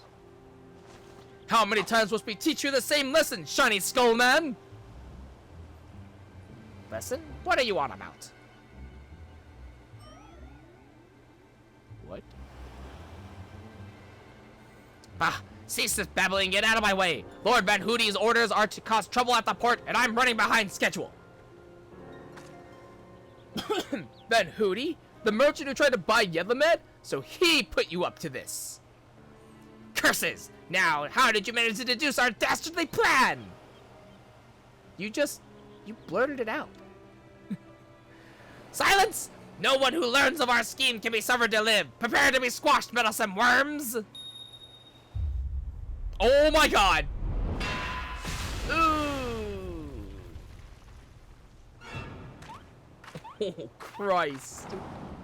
Oh Christ! Uh-oh. 3 more sinister skullmen! Was the doctor a quadruplet?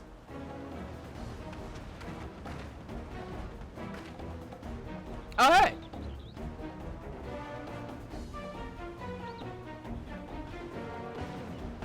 Mother. Uh-oh. Fear.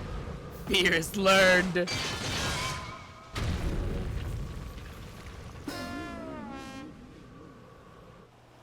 My mother?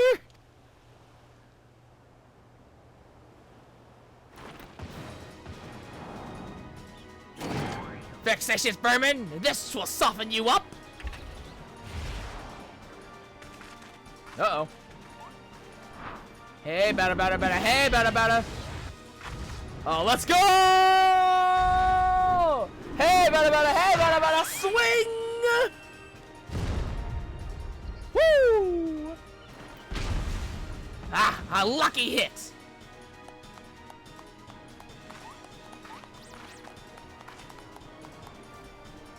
This radiant host. Hey, bada bada, hey, bada bada, swag! Oh!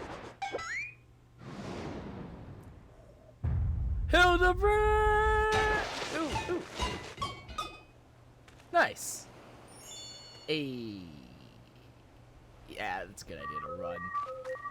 I like that Nestor just walks. Ooh. Honestly, that one's on me. That's my bad. One last pitch. That one's my bad, actually. Actually, that one's on me. That one's definitely on me. All right.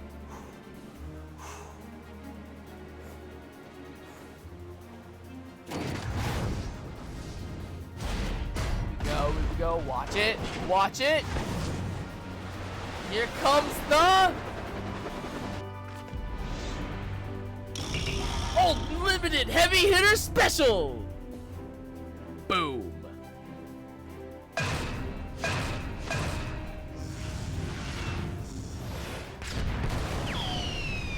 But that was my fastball.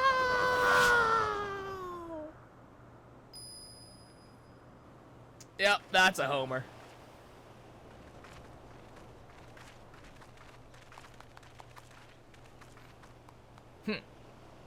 Yeah, honestly, missing the second one, that's my bad.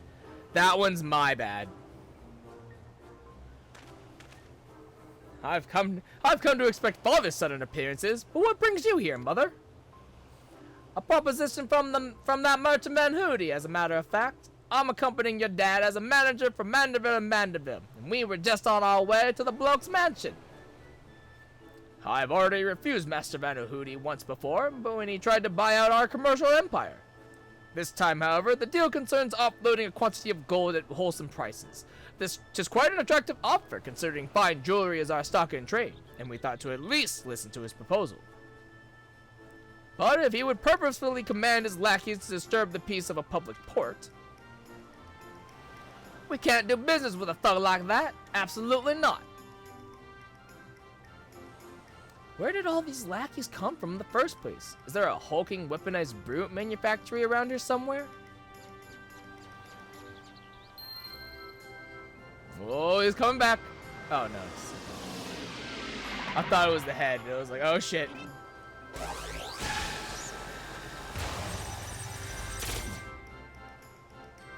As I suspected, my ship's vaporization beam is configured to expunge only replicated matter. So you can copy inorganic materials as well. How interesting. Once the matter duplication facility has analyzed an object's molecular structure, it can generate any number of copies. Yet it cannot create matter from nothing. A requisite supply of ether must be on hand to facilitate the process. Core! You sure do know a lot about a lot, Inspector Brandenhill. Even alien starships. 'Tis no great achievement. As I've mentioned, the gaps in my knowledge were patched with data from the starship's own archives, which included the vessel's full schematics and functions. Assuming I understand this correctly, is it possible Van Hootie is using the repaired alien craft to replicate piles and piles of gold? We share the same suspicion, Master Delian. To my knowledge, no other method exists that can reliably produce precious metals. Of course! 'Tis the obvious conclusion! That being the case, one must further assume that Van Hootie is either threatening or deceiving Master Poo-Poo's comrade in order to gain access to the vessel's superior technology. Our course of action is clear. We march right up to this gold spawner's front door and demand the release of his extraterrestrial hostage.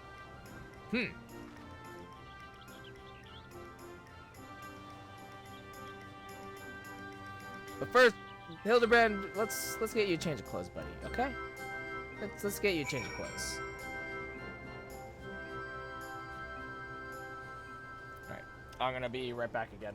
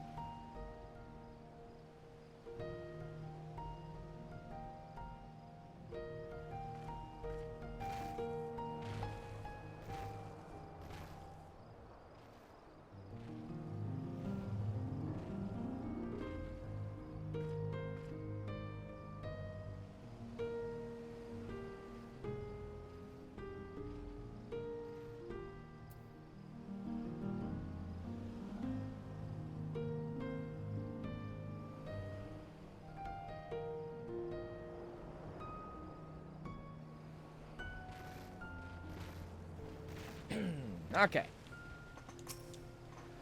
The Inspector's mother is as monstrously strong as the Manderville men. Except, that doesn't make any sense. All this talk of threats and deceit has me worried. I am given to understand that, while identical in appearance, the craft belonging to Master Poo-Poo's comrade is equipped with more advanced technology. That was a smashing hit, Sho! Good to see you, Sho, and good to see you're still keeping company with our darling boy. That blocky lad of a new friend of yours, smooth out the edges and he'd be the spitting image of our Hildy.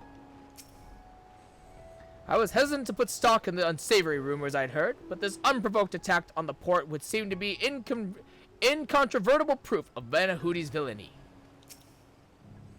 We must confront this malicious merchant at once. If your heart's set on confrontation, then you may as well come with us. Van Hootie's invitation concluded a private airship flight to his new estate. Alright, we still need to formally reject his deal anyways, and his pilot will be waiting. Let us take this Van Hootie to task and bring an end to this case once and for all. Okay. Gentlemen at heart, Godbird is ready to lead you to Van Hootie's waiting pilot. Shall we be on our way? We're to meet Van Hootie's pilot atop the rise just south of Kadyaya's footsteps.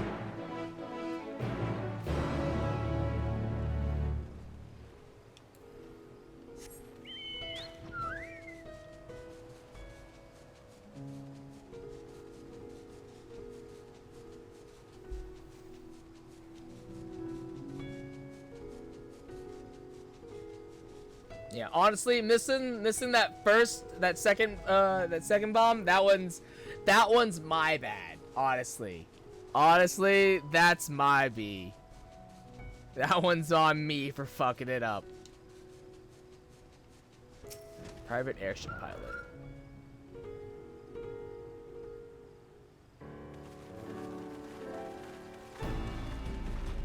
Oh my god, Hildy, come on. Lord Godbert, and Lady Julian. And entourage? Pray excuse our presumptuousness. My son and his companions insisted they come along, desperate as they were to meet the illustrious Master Van Hootie.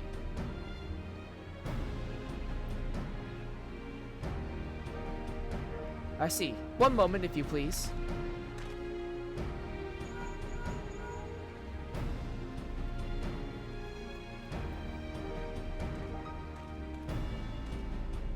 Lord Van Hootie should be glad to welcome you all to his home. Pray step aboard and I shall take you there directly.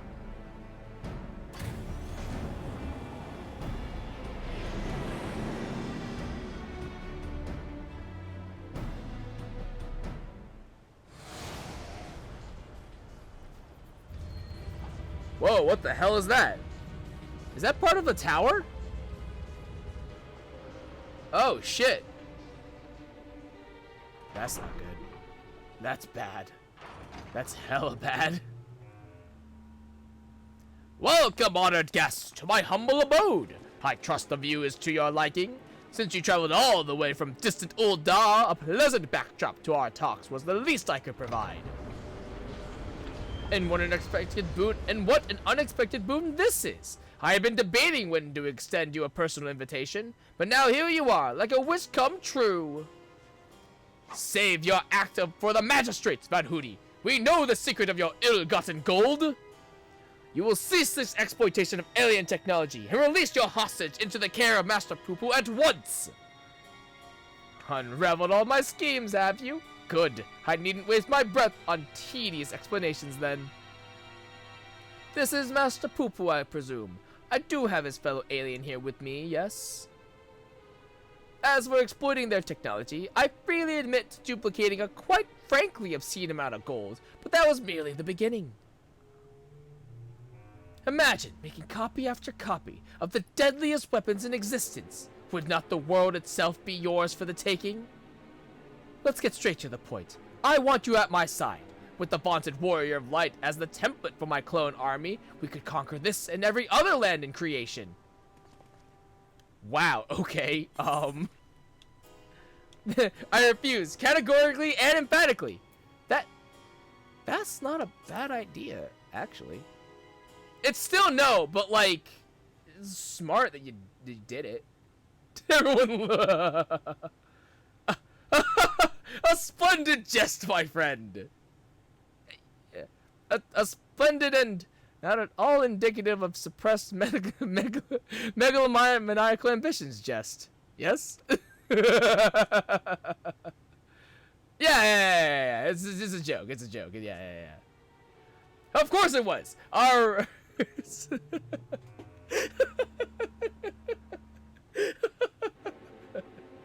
Of course it was! Our indubitable show would never dream of accepting such a contemptible proposal. Yeah, no.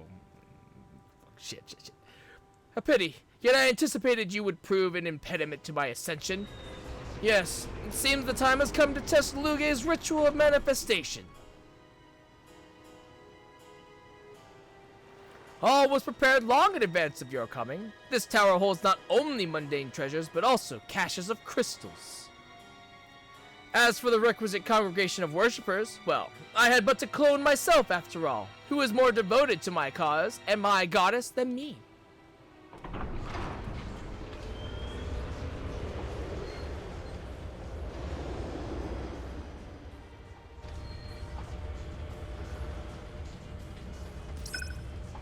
Divine Ashura, take up thy blades and wage war upon mine earthly rival.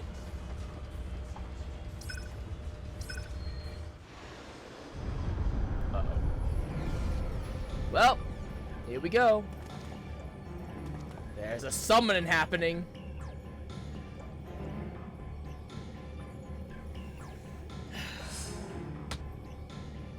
Oh. Nay, Hildebrand, against the primal, we may be more hindrance than help. We dare not remain within its sphere of influence. It's such a shame. It's actually so important. Like, Hildebrand was ready to throw down, and I'm actually kind of disappointed by that. Best of luck, my friend. I must make a gentlemanly withdrawal. It's okay, Hildebrand. I knew you were there. You're a real one, Hildebrand. You got me. You totally got me, man. Damn, what a shame. Actually ready to throw down. He got serious, which was crazy. Wow, okay, that escalated. Alright, let's go. Let's do it. The Gilded Aria, now accessible.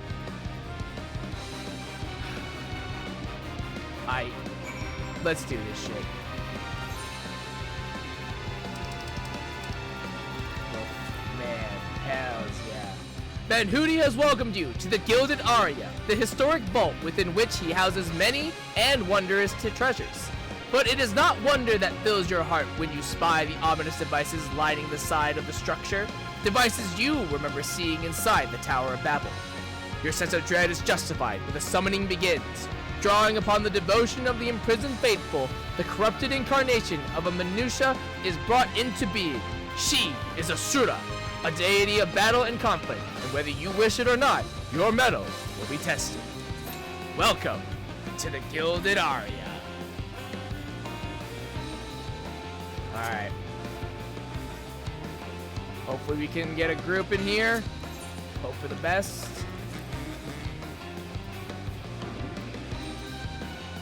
Oh, there's a triple triad. Hopefully this doesn't take too long to queue in. It shouldn't, I don't think, but...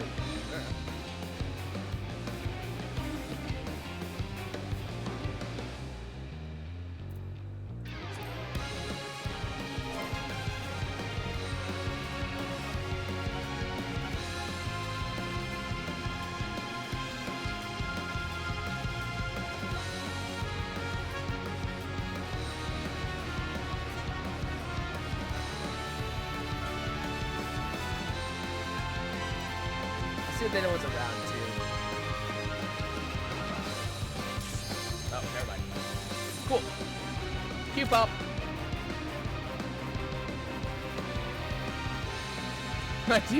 I do like the that's not a bad idea. Right, sorry, I'm the hero. Right, got it. Villain, no! Shit. Fuck. I let the guy slip a little.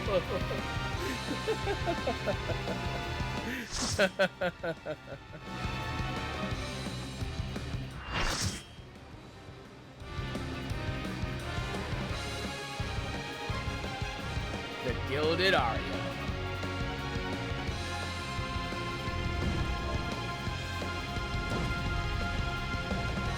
False Minutia.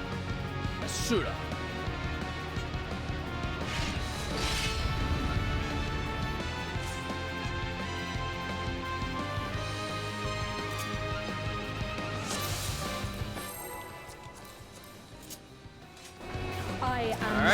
Off the rip, we're going. I thrive. Have you Damn. the courage and strength to face me?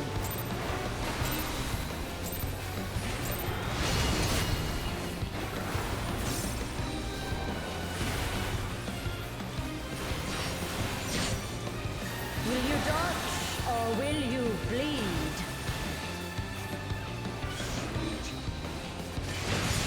Okay.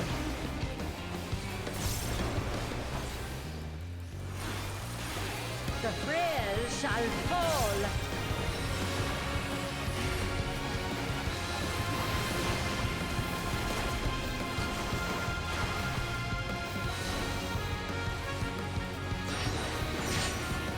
You've not time to blink.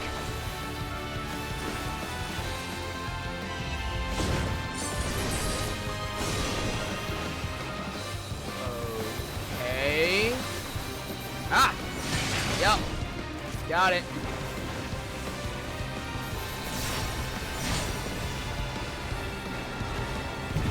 Tremble before the might of the minutiae.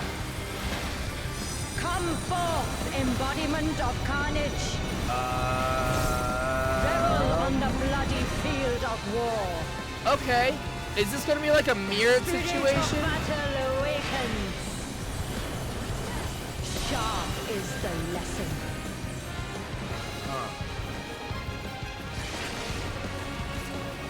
The weak shall perish. Oh, Jesus Christ! Is it worth to make a $1,900 Avison deck? No. Hear the gleaming edge. Okay, so it's in and then probably get near the, near it, I assume. Yeah. Boom. I'm so good at this game. I'm so fucking good at this game. Hells yeah. Unmerciful light shine upon you. Pornography.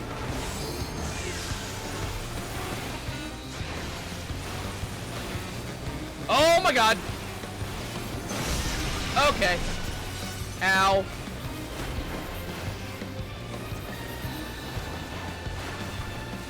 Center. Ow. Behold the six-fold blade. Six-bladed. Oh god. Okay. No, this is fine. This is fine. I'm worried that like she's gonna do it in a random order eventually, and it's gonna be a big problem. Ow! Fuck! I wasn't paying attention. Right. Actually, wait. Hold up. Ow! Stop! Stop! Stop! Stop! Stop! Stop! I wasn't paying attention. She did technically do it in a random order. I wasn't paying attention. Fury be my strength. Okay. The red side's probably bad, if I had to guess. I will scatter Alright, your you know what? bones. That's my bad. That one's on me. I like that someone in chat goes, that's it? All that build-up for that? Show me your It's like, steel. yeah, actually. Oh my gosh, no, please no. Oh yeah. God, I wish there was an extreme for this, but I don't think there is. It's a shame, actually. If there's an extreme for this, God, that's so cool, but also, fuck.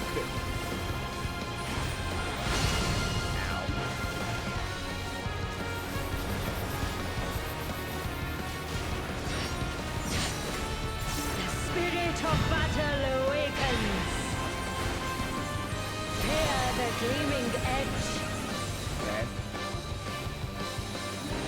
Oh wait, it's in, so we go in. Show Right, me your forgot. steel.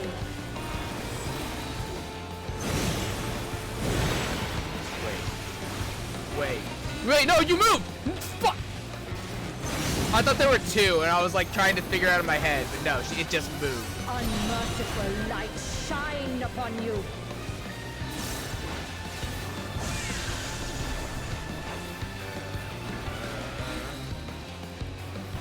How white is this again? You're a bitch! Fuck off! That's not okay. That's actually a crime. You can't just cast and then move. What the fuck? That's garbage. That shouldn't known. I didn't think it was gonna cast though. So like, yeah, iconic execution, I thought is typically the actual resolution of the spell. So I like didn't expect it to. I thought it was the movement was gonna be called something else.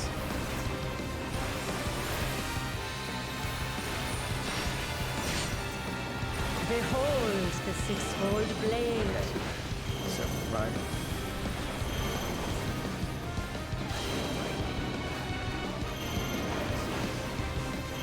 Got it.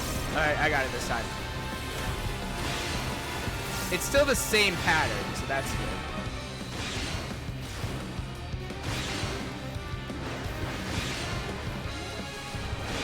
Yeah. It's still the same pattern, so it's fine. You really just alternate between left and right behind her. The face of battle is ever changing. Many faces. Joyful is your downfall.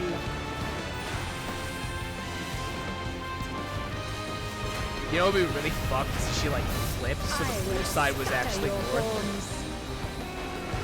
That'd be kind of fucked. Well, we don't have any. Oh no, we got a white angel. I was like, we don't have any reses, so that's a problem. Will you dodge or will you bleed?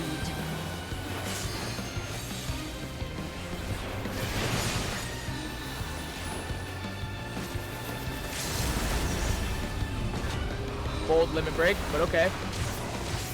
What is this? Is this gray white? Yes.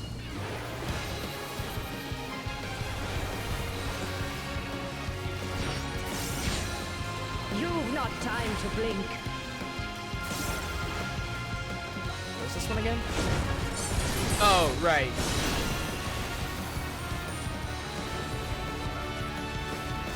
Again, I'm like paranoid they're gonna move.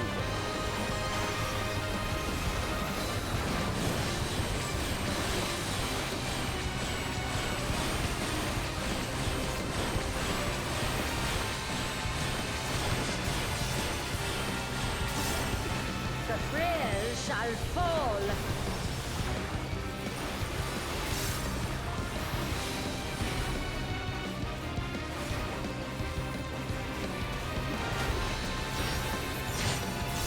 The spirit of battle awakens. Hear the gleaming edge.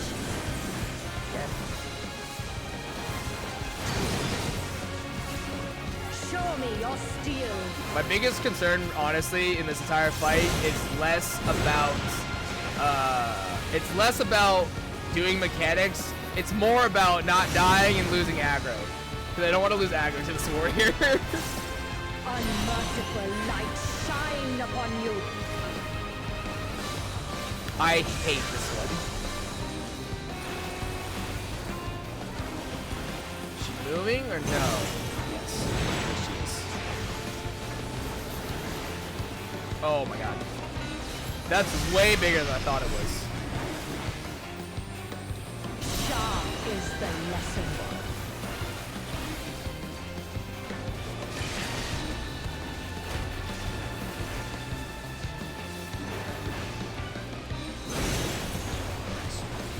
Sick. Yeah, that was cool. That's a cool fight.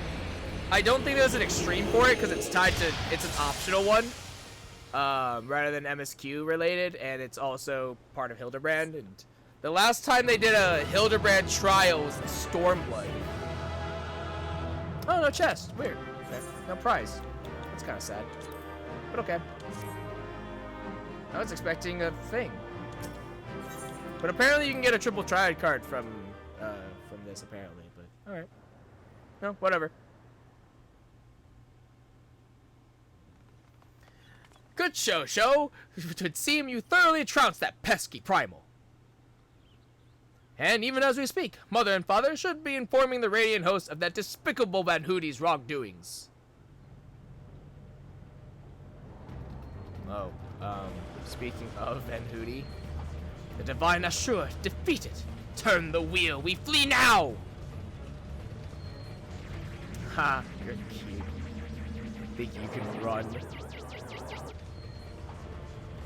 Who is flying the starship without my permission? That treasure is mine and mine alone!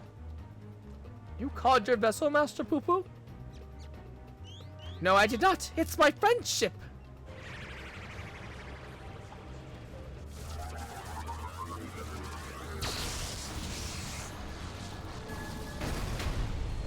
Oh.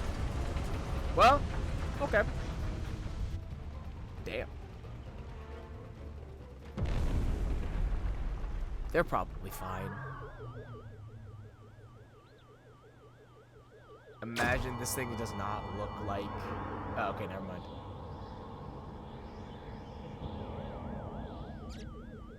Squeak.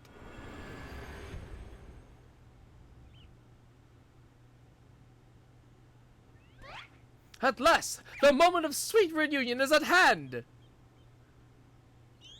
I am so relieved to see you safe.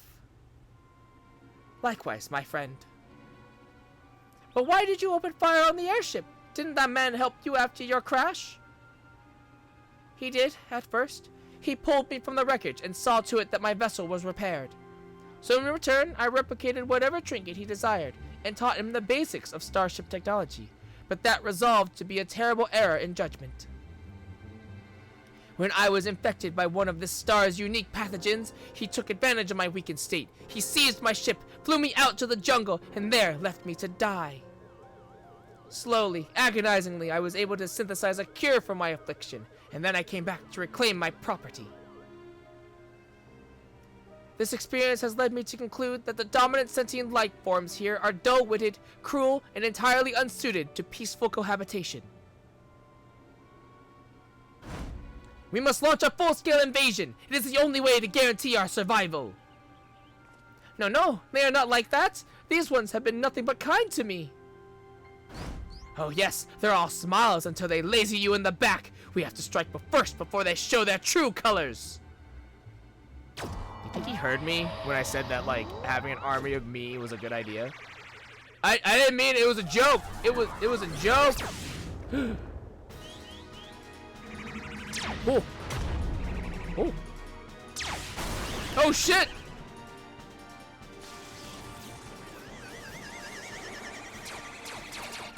Uh-oh. Well.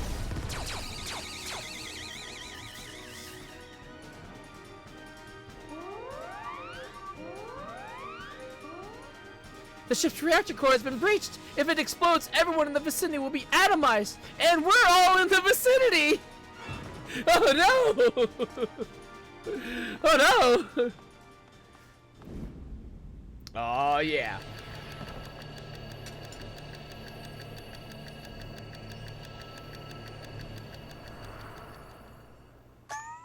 Uh-oh. Wait. Think, damn it, think! If I'm to stop the explosion, I need to traverse the considerable distance to the starship, but I can conceive of no logical solution!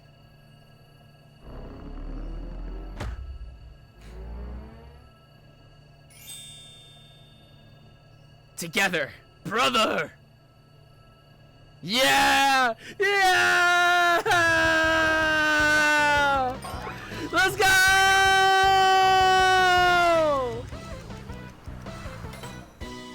Oh, that's cute. The little cartoon exclamation point. That's cute.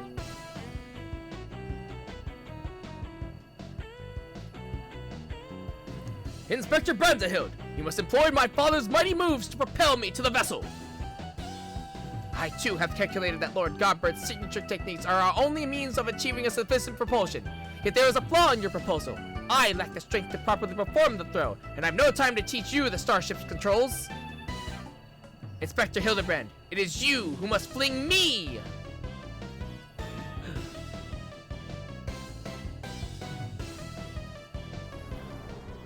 Wow. Oh my god!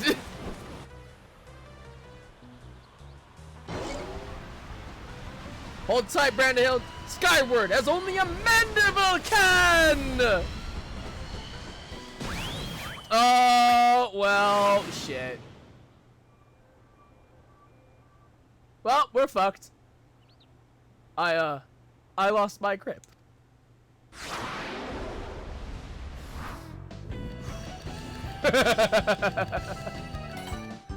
Oh!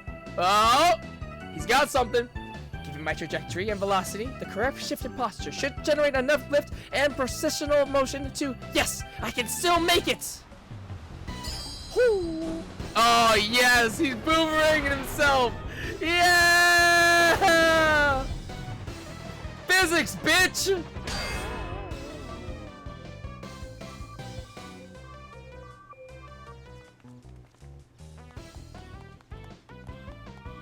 Alright, step one.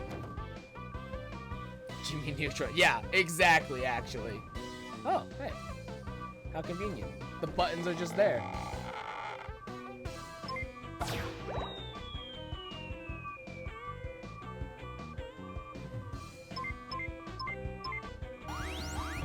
Uh-oh.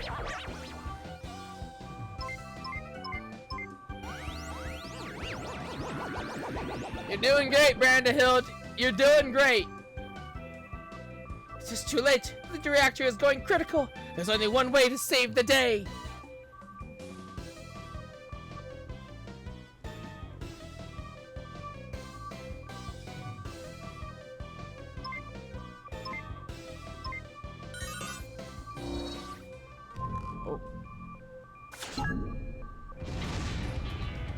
Brandahill, no!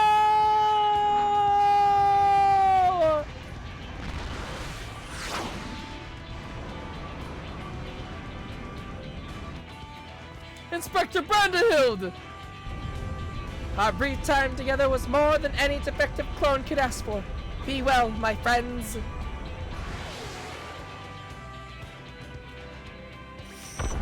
Damn. Brandahill, the real one. Just jump off? No, if he jumps off, then he'll change the trajectory of the spaceship. What if he risks launching it into somewhere else? It's gotta go up. Is this case closed for Inspector Brandahild?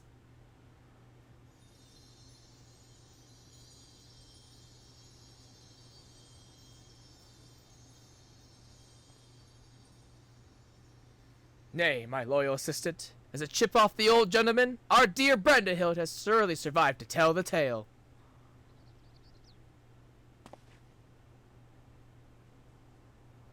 We shall see him again, mark my words. Pretty sure the jets were just making it go up. We don't know that. We don't know that. But it's fine, he probably made it. Or whatever bullshit it has.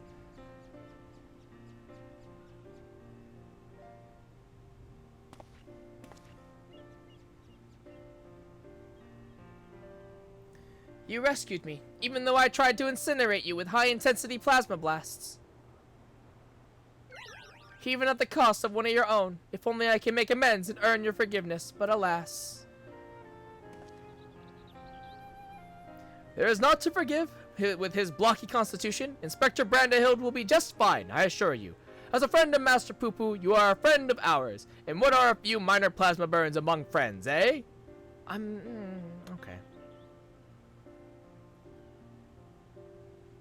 Our home planet, it was lost to the phenomenon you call the final days. We survived only because we were away exploring the cosmos at the time. Our explorations, which had heretofore served no purpose but curiosity, shifted to a search for safe haven. We visited countless stars, but all had succumbed to the same insidious ruin as our own. Growing desperate, we decided to settle on any suitable refuge we could find, whether it was populated or not. If the native beings were hospitable, we would live peacefully alongside them. If not, then we were prepared to claim a new home by force. Oh, okay, well, glad it didn't come to that. So it was that I arrived at your miraculous planet, lulled by the apparent absence of metaphysical chaos. I blundered into a mundane war zone, where I was promptly shot out of the sky. The rest you already know. Having fallen behind during our search, I hurried here when my communications received no answer. That was when I met you, Inspector Hildebrand. Those touched by the despair of the final days are reduced to beasts. Given our savage willingness to invade your star, it would seem that, in a sense, we fell prey to that despair after all. Fortunately, my encounter with you, generous people, brought me to my senses, an outcome for which I am profoundly grateful.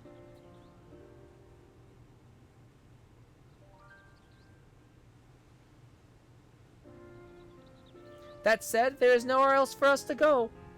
Would it be too much to ask for us to live here on your star? No, get out. You tried to kill us. Well, of course you must stay. Plasma burns are like the worst possible burns. Yeah, but like, Hildebrand's survived explosions and mega suplexes. So like, I'm pretty sure he'll be fine. And I suspect you'll be wishing to repair your damaged vessel.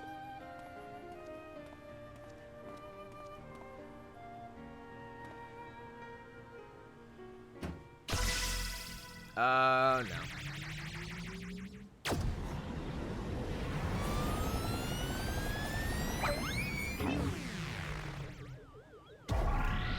Mommy!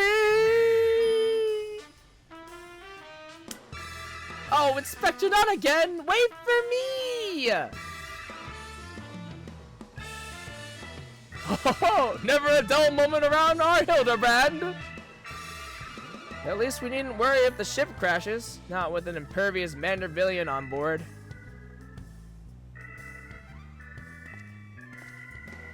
Ah, funny you should mention that.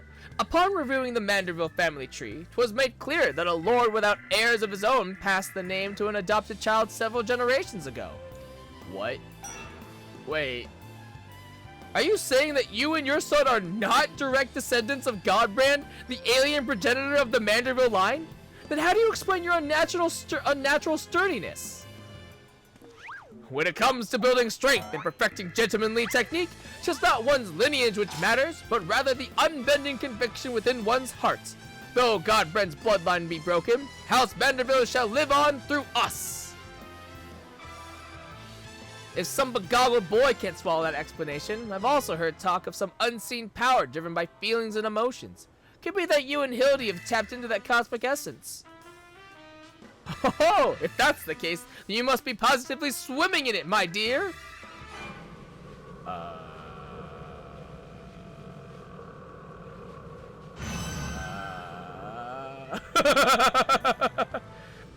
Every thing appears to be under control here, so let us return to the city, shall we?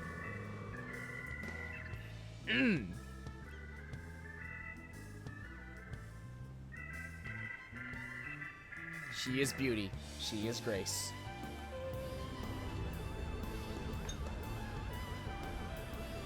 Nice. Hells yeah.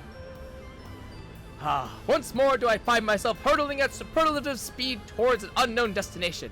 Another day, another thrilling case for Hildebrand, agent of inquiry, inspector extraordinaire.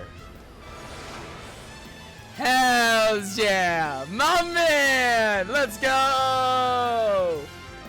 See you, Inspector! Fuck yeah.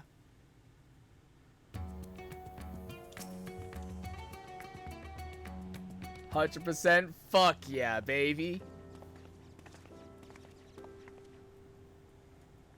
Thanks to an enlightening conversation with Master Poo-Poo on the way back, I believe I have the answers required to proceed with our weaponsmithing project.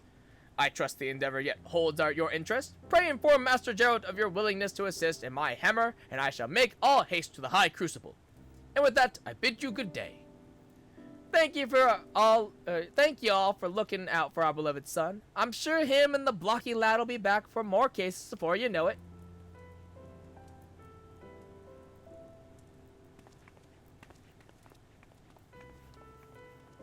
So they've just harnessed Limit Break, and they just exude it now. Cool. Good to know. You've gone above and beyond for us, Joe, so I'd like you to have one replicated starship we made. It doesn't have the duplication facility or other such technology on board, but it will carry you through the skies. Use this key to call it whenever you wish. Hey, I get a UFO. As for the two of us, we've decided to get to know our new home better by embarking on a journey of exploration. And so, this is where we must say our farewells. Thank you for everything. We are fortunate indeed to have met you.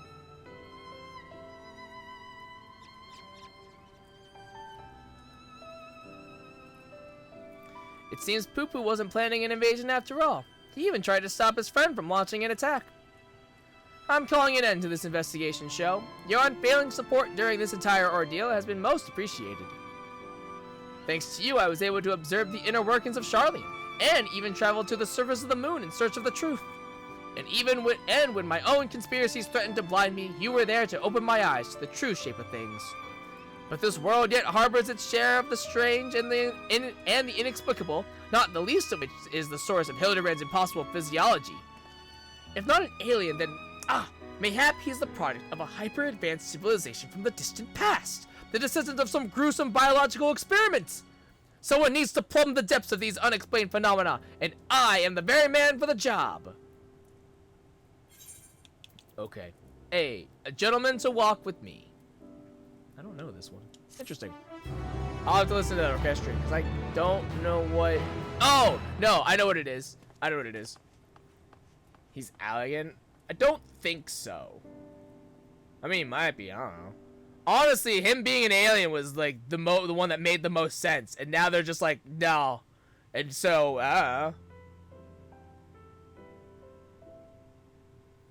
Him being an ancient would be interesting.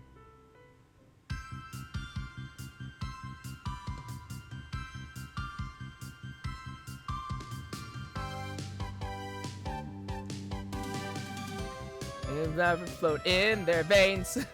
Their source of strength and enigma remains. The dynamite folk, their clothing bespoke. A gentlemanly family, the good house Manderville. And the true inspector is born from the hearts. La di di da, la di da, la da di da, la da la la la, cha la da di da, cha la la di da, da da, cha la la la, la da la la di da. Hildebrand will return. Yes, yes, he will.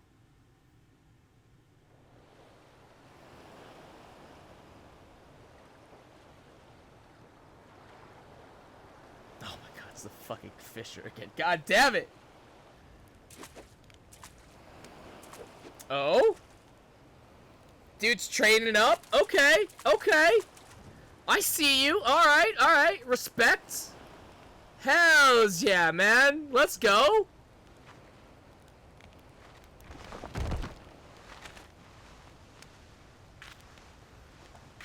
Okay, let's go, let's go.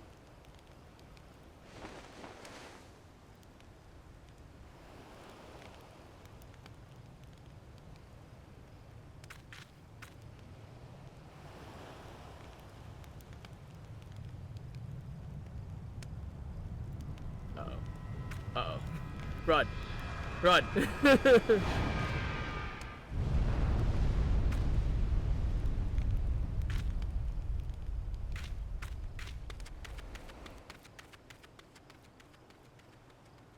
Oh.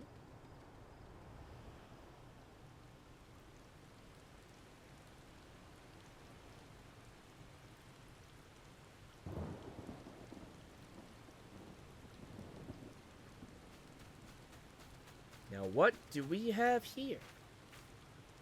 Is that our other inspector? The twigs. Good. Ah! I see!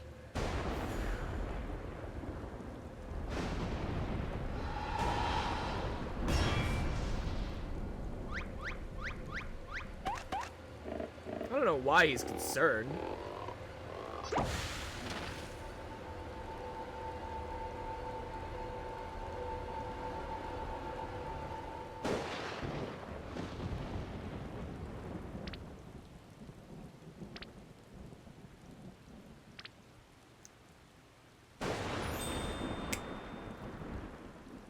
Let's go!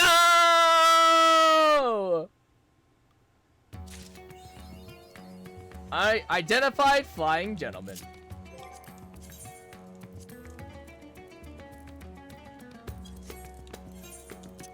Alright, sick. UFO.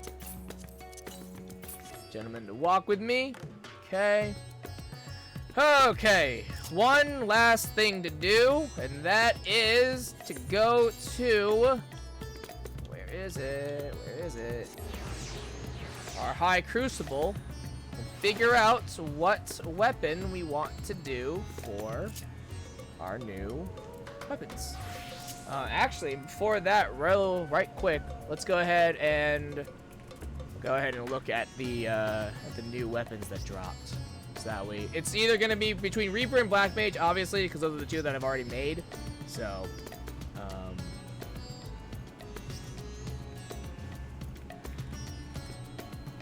let's see. All right. So you think you know Wix? Do you really? No, shut up. Reaper. See, I was thinking Reaper, but we'll go ahead and take a look at all of them, just to kind of get a feel for how they are. So here's Paladin. I think they all kind of look really similar with the like the data technology look to them. Ooh, this is nice. This is nice. I like this a lot. I like the Dark Knight. That's good. Okay. Ooh! That unsheath animation, though?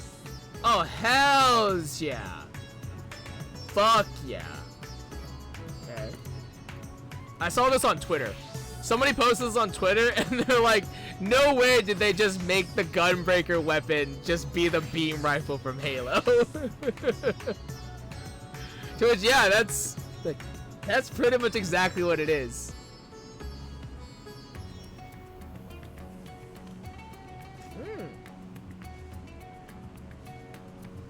This is nice. I like this.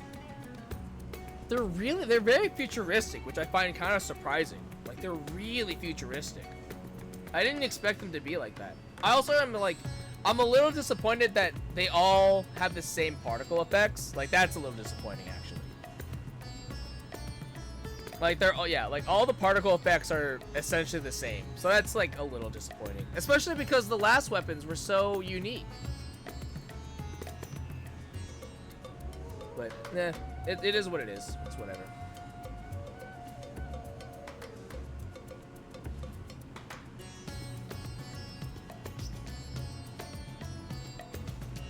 Ooh. Alright, here's a scythe for Reaper. That looks nice. Dig that.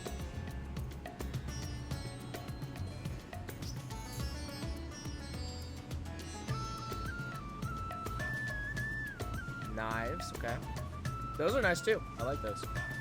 Honestly, I have a mind to do these actually for Ninja. I do like these a lot. I can see these being really awesome to play them.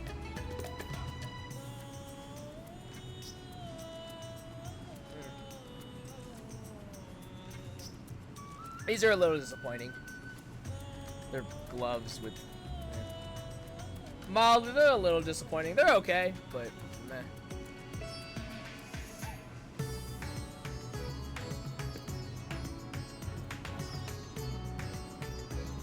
This is nice. That's nice. Samurai blade, okay. That's nice, that's nice. I think those were dope. I mean, they're cool. There are better gloves in my opinion. There are other gloves that I really, really enjoy. Love that. Hold on, go back. Go back. That's sick. That's sick as hell. Ooh, okay. I don't hate this. It's like one of the few bows that are that's an actual bow and not a goddamn heart. Oh, that's nice. What are they called? Composite bows? Is that what they are? The flip out? That's nice. That's nice. That's sleek. Really? You don't like the samurai one? Really? That's shocking. I don't mind it. This is nice. This is a gun. This is a literal gun. this is a literal gun. All the guns like look like something. That's a literal gun. I saw someone tweet these too. I saw someone tweet these out too, and these are fucking Beyblades. Somebody tweeted these and compared them to fucking Beyblades, and I was like, I love them. That's sick as hell. Trondis, fuck yeah. Alright, what's this? I think this is Black Mage, I think. Alright. It's okay. Yeah. It's okay. Yeah. It's Black Mage. It's okay. It's not the worst thing in the world. It's not White Mage. It's definitely not White Mage.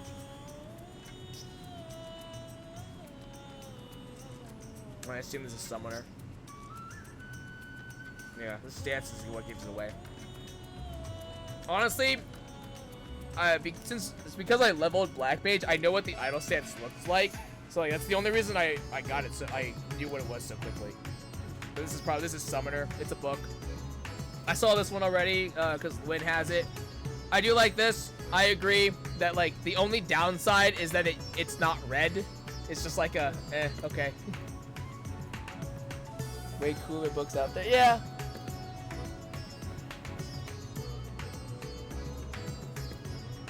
This is White Mage. I do like this a lot. It reminds me of, oh, what is it? I think it's something from, like, I do like this, actually. I do like this a lot. This is nice. Yeah, like, the petals unfurling up. This is cool. This is really sick. I don't remember what it reminds me of, though. It reminds me of something. I just don't know what. I kind of hate this. I kind of hate this, actually. This is a whole armor set like this. There's, like, similar stuff. There's similar stuff that doesn't have the particle effects, but you could definitely do something. And then sage weapons. I don't like these. I really don't like these. These are so chunky. Like, look at them. They're so chunky. God. And then Scholar Book. It's a book. Neat. This is where I'm at. It's a book. Yeah, I think Sage had the best potential, and then it was just really upsetting, honestly. I think, like, the Sage weapons, they had so much potential. Especially because, hold on. Let me see, let's look at the previous step. Because the previous steps, I think the previous steps weapons were super sick. They were hella sick. Let's see here. Yeah. So these are the ones that came out last time. So these were last patches.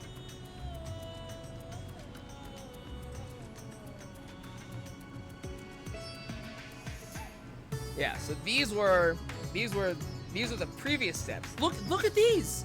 These are gorgeous. Look at this. Fucking gorgeous. Wait, hold on, JK. Whoops, my bad. These are not it. These are not it.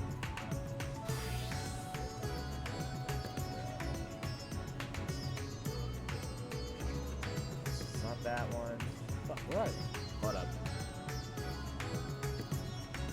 Yeah, those are different weapons. Those are different weapons. That's my bad. Oh, here they are. These ones. Yeah, these are from the Savage of the Variant Dungeon, which I do need to do really badly. These ones, still gorgeous though. These are the last steps. These are the last steps. Still gorgeous though. Look at these. These are fucking gorgeous. Still hella gorgeous. Like different, but like look at these. These are stunning. Look at this. They're so dope, and they're so unique. It's so upsetting that like this should have been the final stage. I feel like this should have been the final stage. Look how unique these are. Fucking the axe is sick.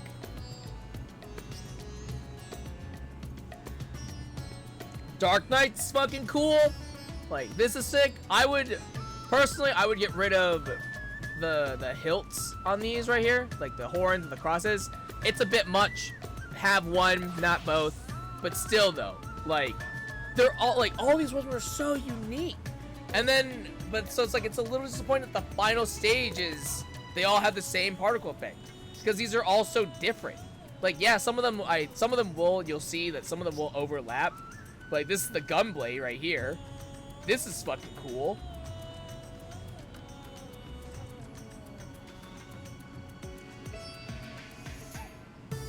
Here, let's compare. Let's compare and contrast here, okay? We're gonna compare and contrast. So we have this, and we have this. All right.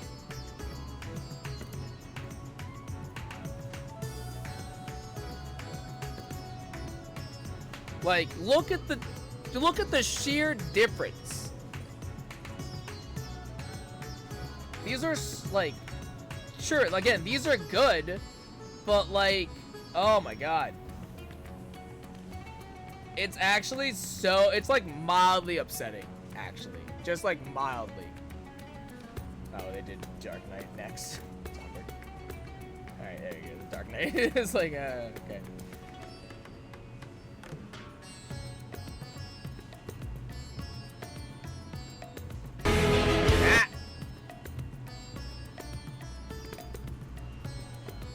So then like in the Gunblade. Like it's a bit of a shame, honestly.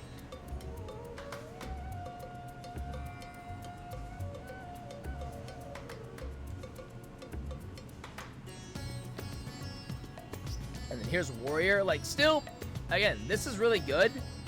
I just feel like I wish final stage weapons, they can have, you know, the same theme.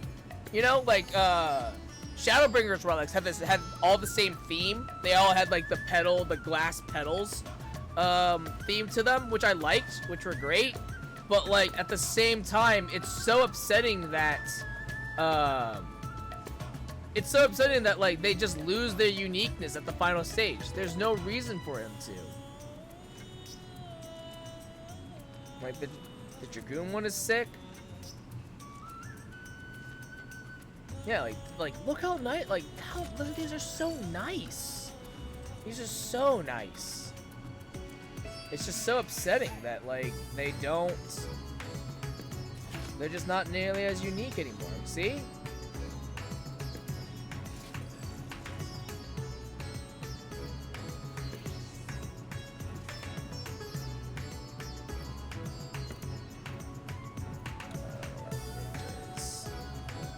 Is ninjas. I do like, again, they're both great, but again, like I just wish that the themes were, it wasn't so homogenized. But you get the point. You get the point. Oh, actually, hold on. I need to look at this again. Actually, I need to look at Reaper and Black Mage again. I think we're gonna go Reaper. Black Mage is fine, but I think I like Reaper a little bit more right now.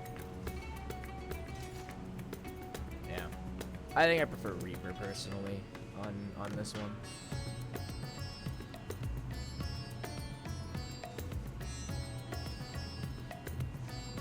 Let me see. Yeah. I mean, really, in the grand scheme of it, it doesn't really matter. I'm not gonna play either of these jobs for like unless it's casual. Like it doesn't really matter, and I'm getting both of them. It's just which one do I want first.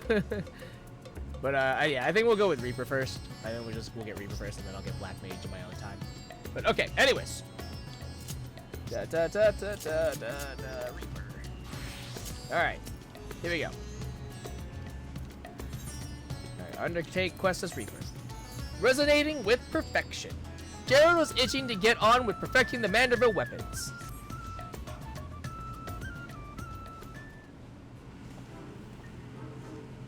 I hear Godbert's finally figured out how to perfect his alien weaponry. About bleeding time, eh? We shall inform his lordship that you are eager to begin.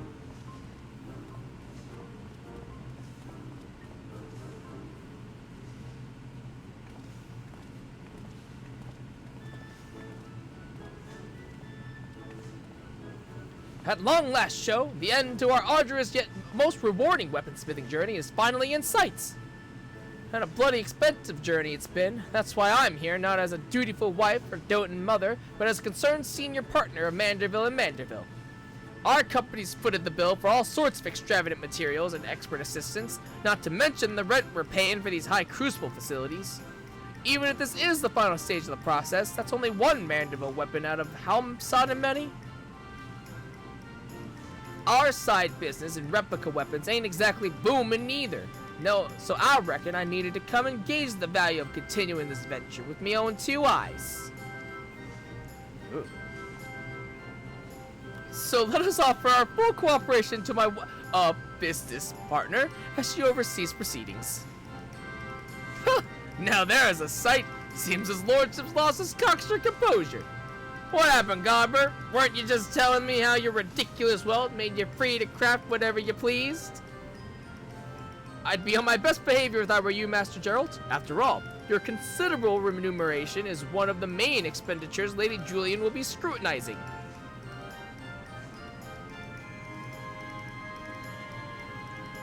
Let us move on to the topic of armament augmentation, shall we? Unsurprisingly, the key to perfected weaponry lies in the application of the perfect oil, a substance known as Ultra Manderville. This superlative lubricant will serve to maximize ethereal conductivity. Again with the creepy oils. And as one might have predicted, the Ultra Manderville's weapon main ingredient is derived from yet another incredibly rare meteoritic material, cosmic crystallite it is called. When it came to the method for extracting said ingredient from the meteorite, however, my ancestor's relic was conspicuously devoid of instruction. Thus did I consult with Master Poo-Poo. Thanks to his encyclopedic knowledge of alien civilizations, he was able to furnish me with the requisite technique.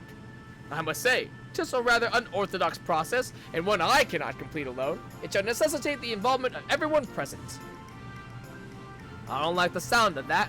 What pompous nonsense are you meaning to foist upon us this time? Oh, nothing too terribly taxing, I assure you. All shall be explained in due course. Ere we begin, we must tend to the tedious chore of procuring crafting materials. So, if you would, pray acquire the crystallite through your usual tombstone-hungry vendor. Yes, okay. We shall require 3 goodly chunks, one for the oil's main ingredient, and the others to reshape the weaponry itself. Yes, I should warn you that these advanced Mandervillian techniques will not only enhance your armament's properties, but also greatly alter its appearance. In anticipation of such wondrous transformation, let us hurry to our tasks.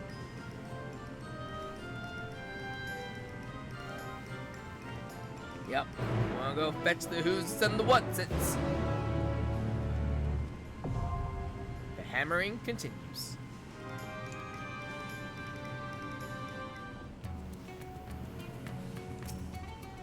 Alright. And it just so happens I have just enough tombstones to make a weapon.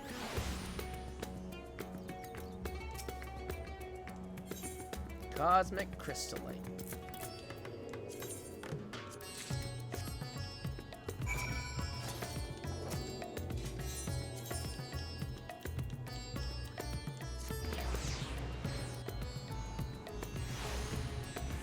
Okay. And then we have to make sure we put the thing in our inventory.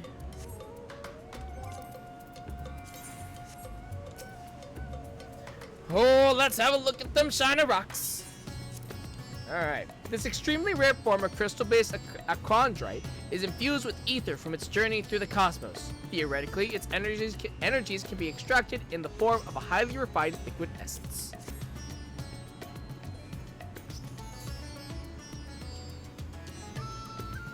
Aye, these ought to do the trick. I'll grab his lordship and we can get to work.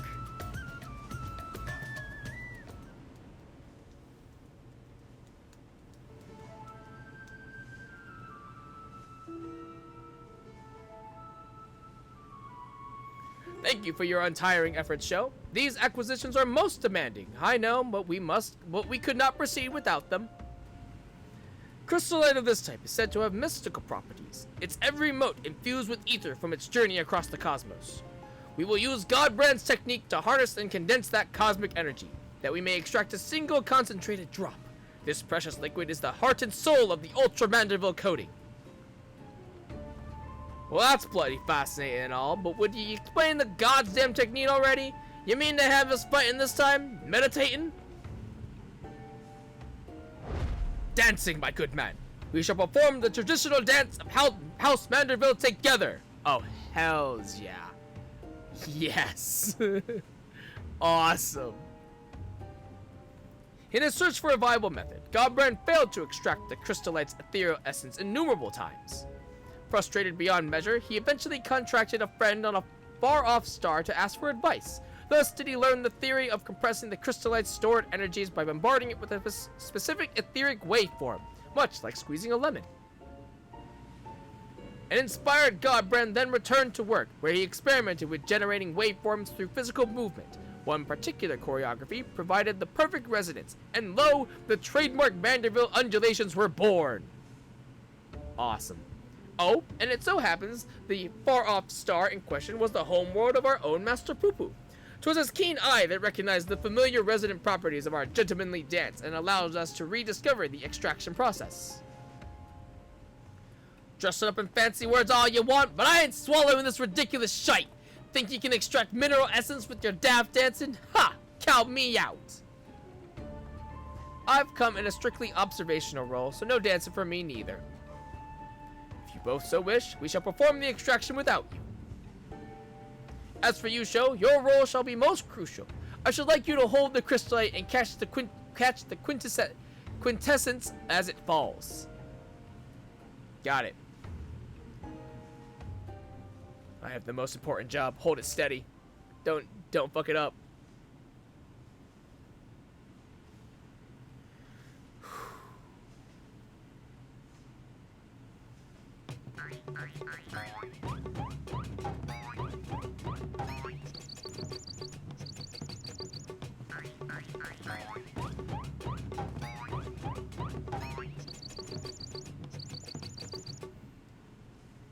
You see? Load of chokeable shite. The dance lacks sufficient intensity. For the love of fine. Yeah! Yeah! More! More! Please. Oh damn! I thought that they would. I thought that they would join in.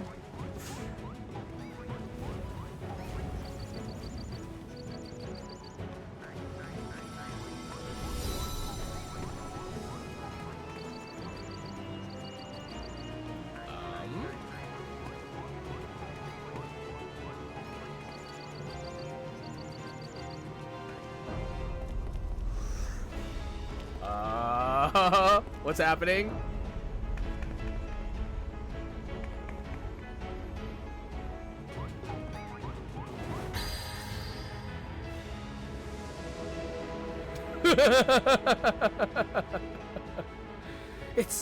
It's bloody magical. The resonance is still not strong enough.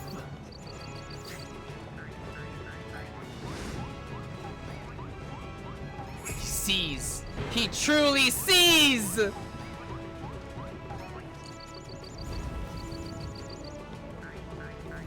is so stupid. This is so fucking dumb.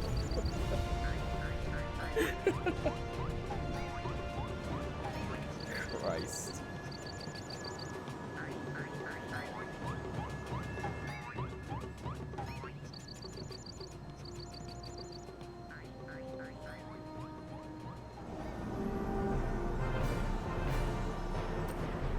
Oh, there. I got it.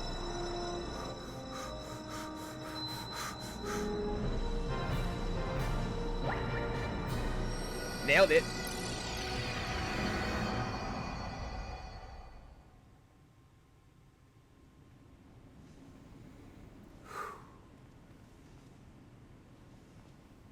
Huzzah! Our combined performance did the trick!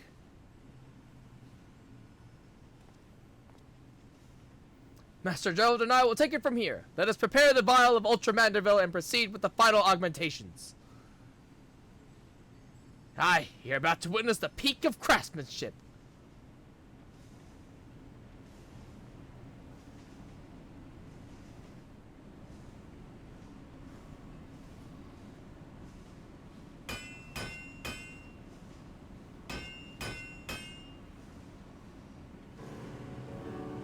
Now we apply the Ultra Manderville coating. As with the prior stage, the final composition of the oil's ingredients will greatly influence the armament's properties.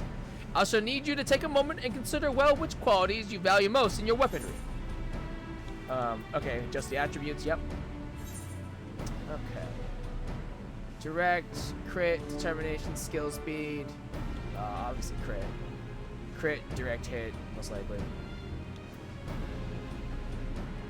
Probably determination. I don't know. It doesn't matter. I don't know why. I don't know why I care. It doesn't matter. I'm not using this weapon all that much. You are certain? Then so it shall be. Like, the only reason this would matter is that I was gonna do this. I was gonna use Reaper and Ultimate, and that's probably not gonna happen. Cyber Scythe.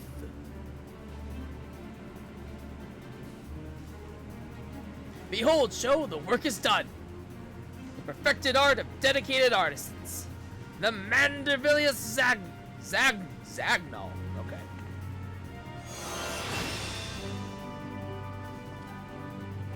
the beauteous, tangible reward of all of our toil and sacrifice.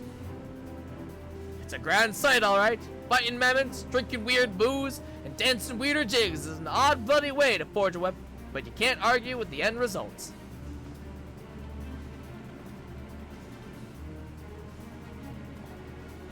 There is, in fact, one other favorable consequence to finishing our project.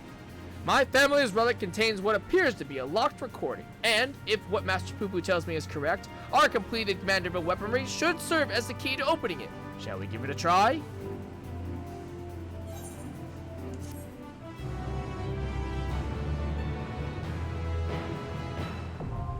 Manderville weapons, the saga ends!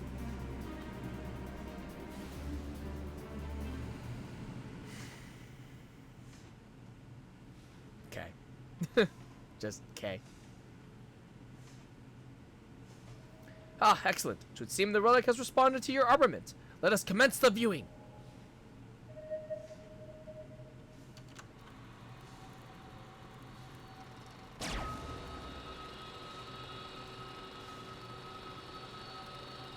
Was that fucking, you couldn't see it. The elephant over on the left was eating a slice of pizza. I just noticed it at the very end. If you are watching this recording, then I must assume you have successfully brought the Manderville weaponry to its completed state. Allow me then to share some of the philosophy that went into the weaponry's creation. As I explained in my previous story, the many worlds upon which we Mandervillians resided were laid to waste by an inexplicable catastrophe. The final days, one must imagine.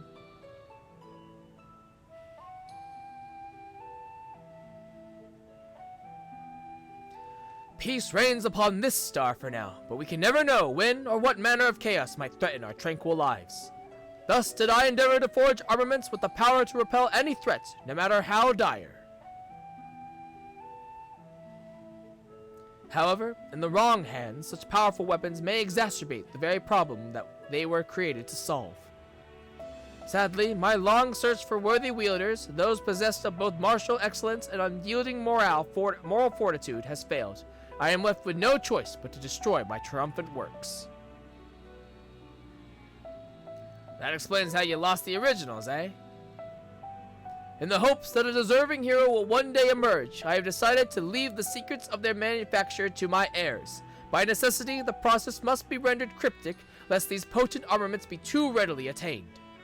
The fact that you are watching this proves you had the wisdom to pierce my elaborate obfuscations, and the discipline to retrace the grueling steps of my smithing saga.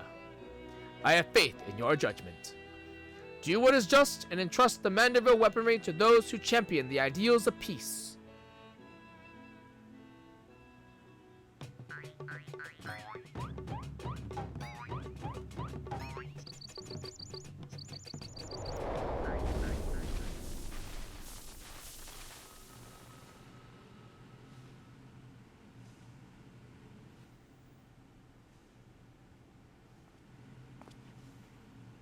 How gratifying to know that my motives were aligned with those of my ancestor. 'Twas my own experience of the final days which moved me to recreate the Manderville weapons and put them in heroic hands such as yours.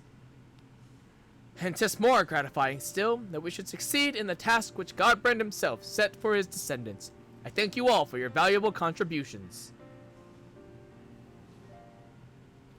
I'll admit, it was a bit of a shock to hear we was crafting alien designs, but you hired the right smith for the job.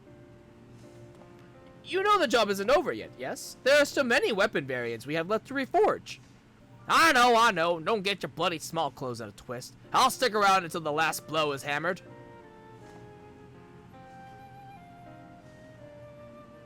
For the extraction of the Ultra Manderville essence, I must ask that you call upon the assistance of the High Crucible Alchemist. It matters not who performs the dance, as long as they do so with gentlemanly perfection and aplomb.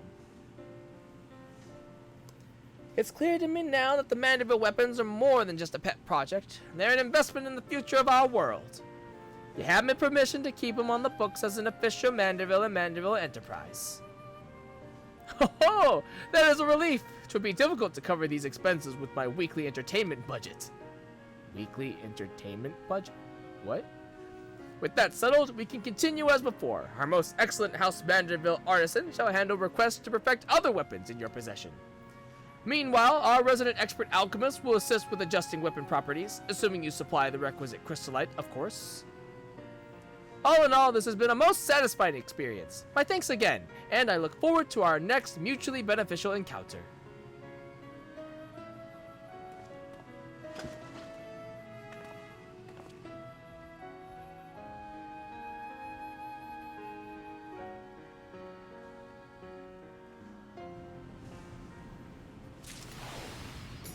With great power comes great Manderville. With great power comes great Mandervility. The Mandervillis. Alright. That, I think, is it. I think. Let me see here.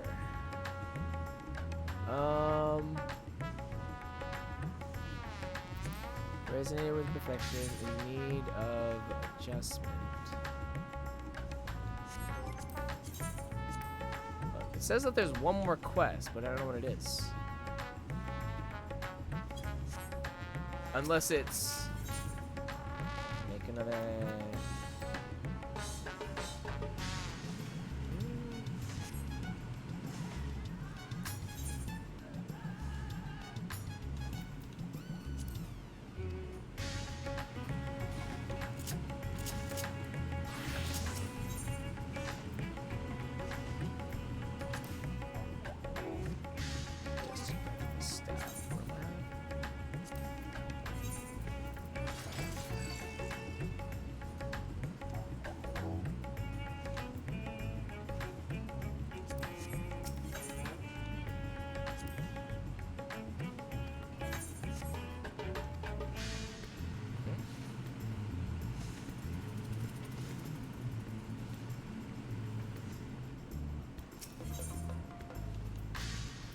I'm confused. It said the patch notes say that I am.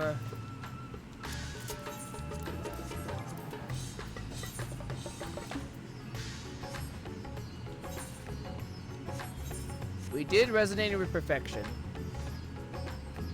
Did I not do in need of adjustment? Amazing Manderville sight, and then.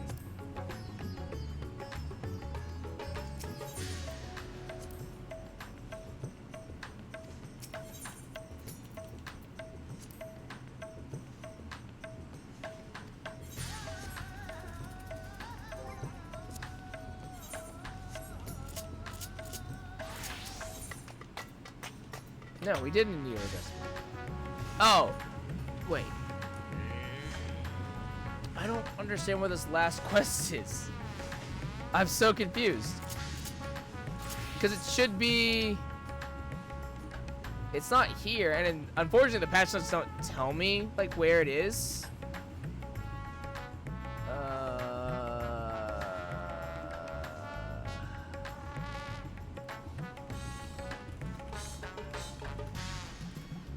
Resonating with perfection. Does that. Okay.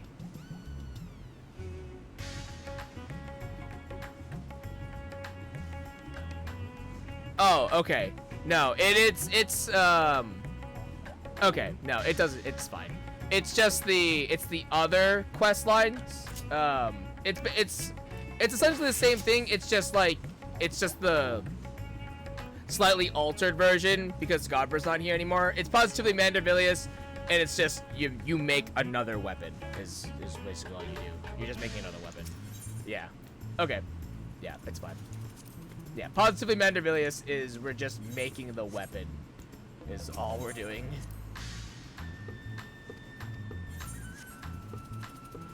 Yeah.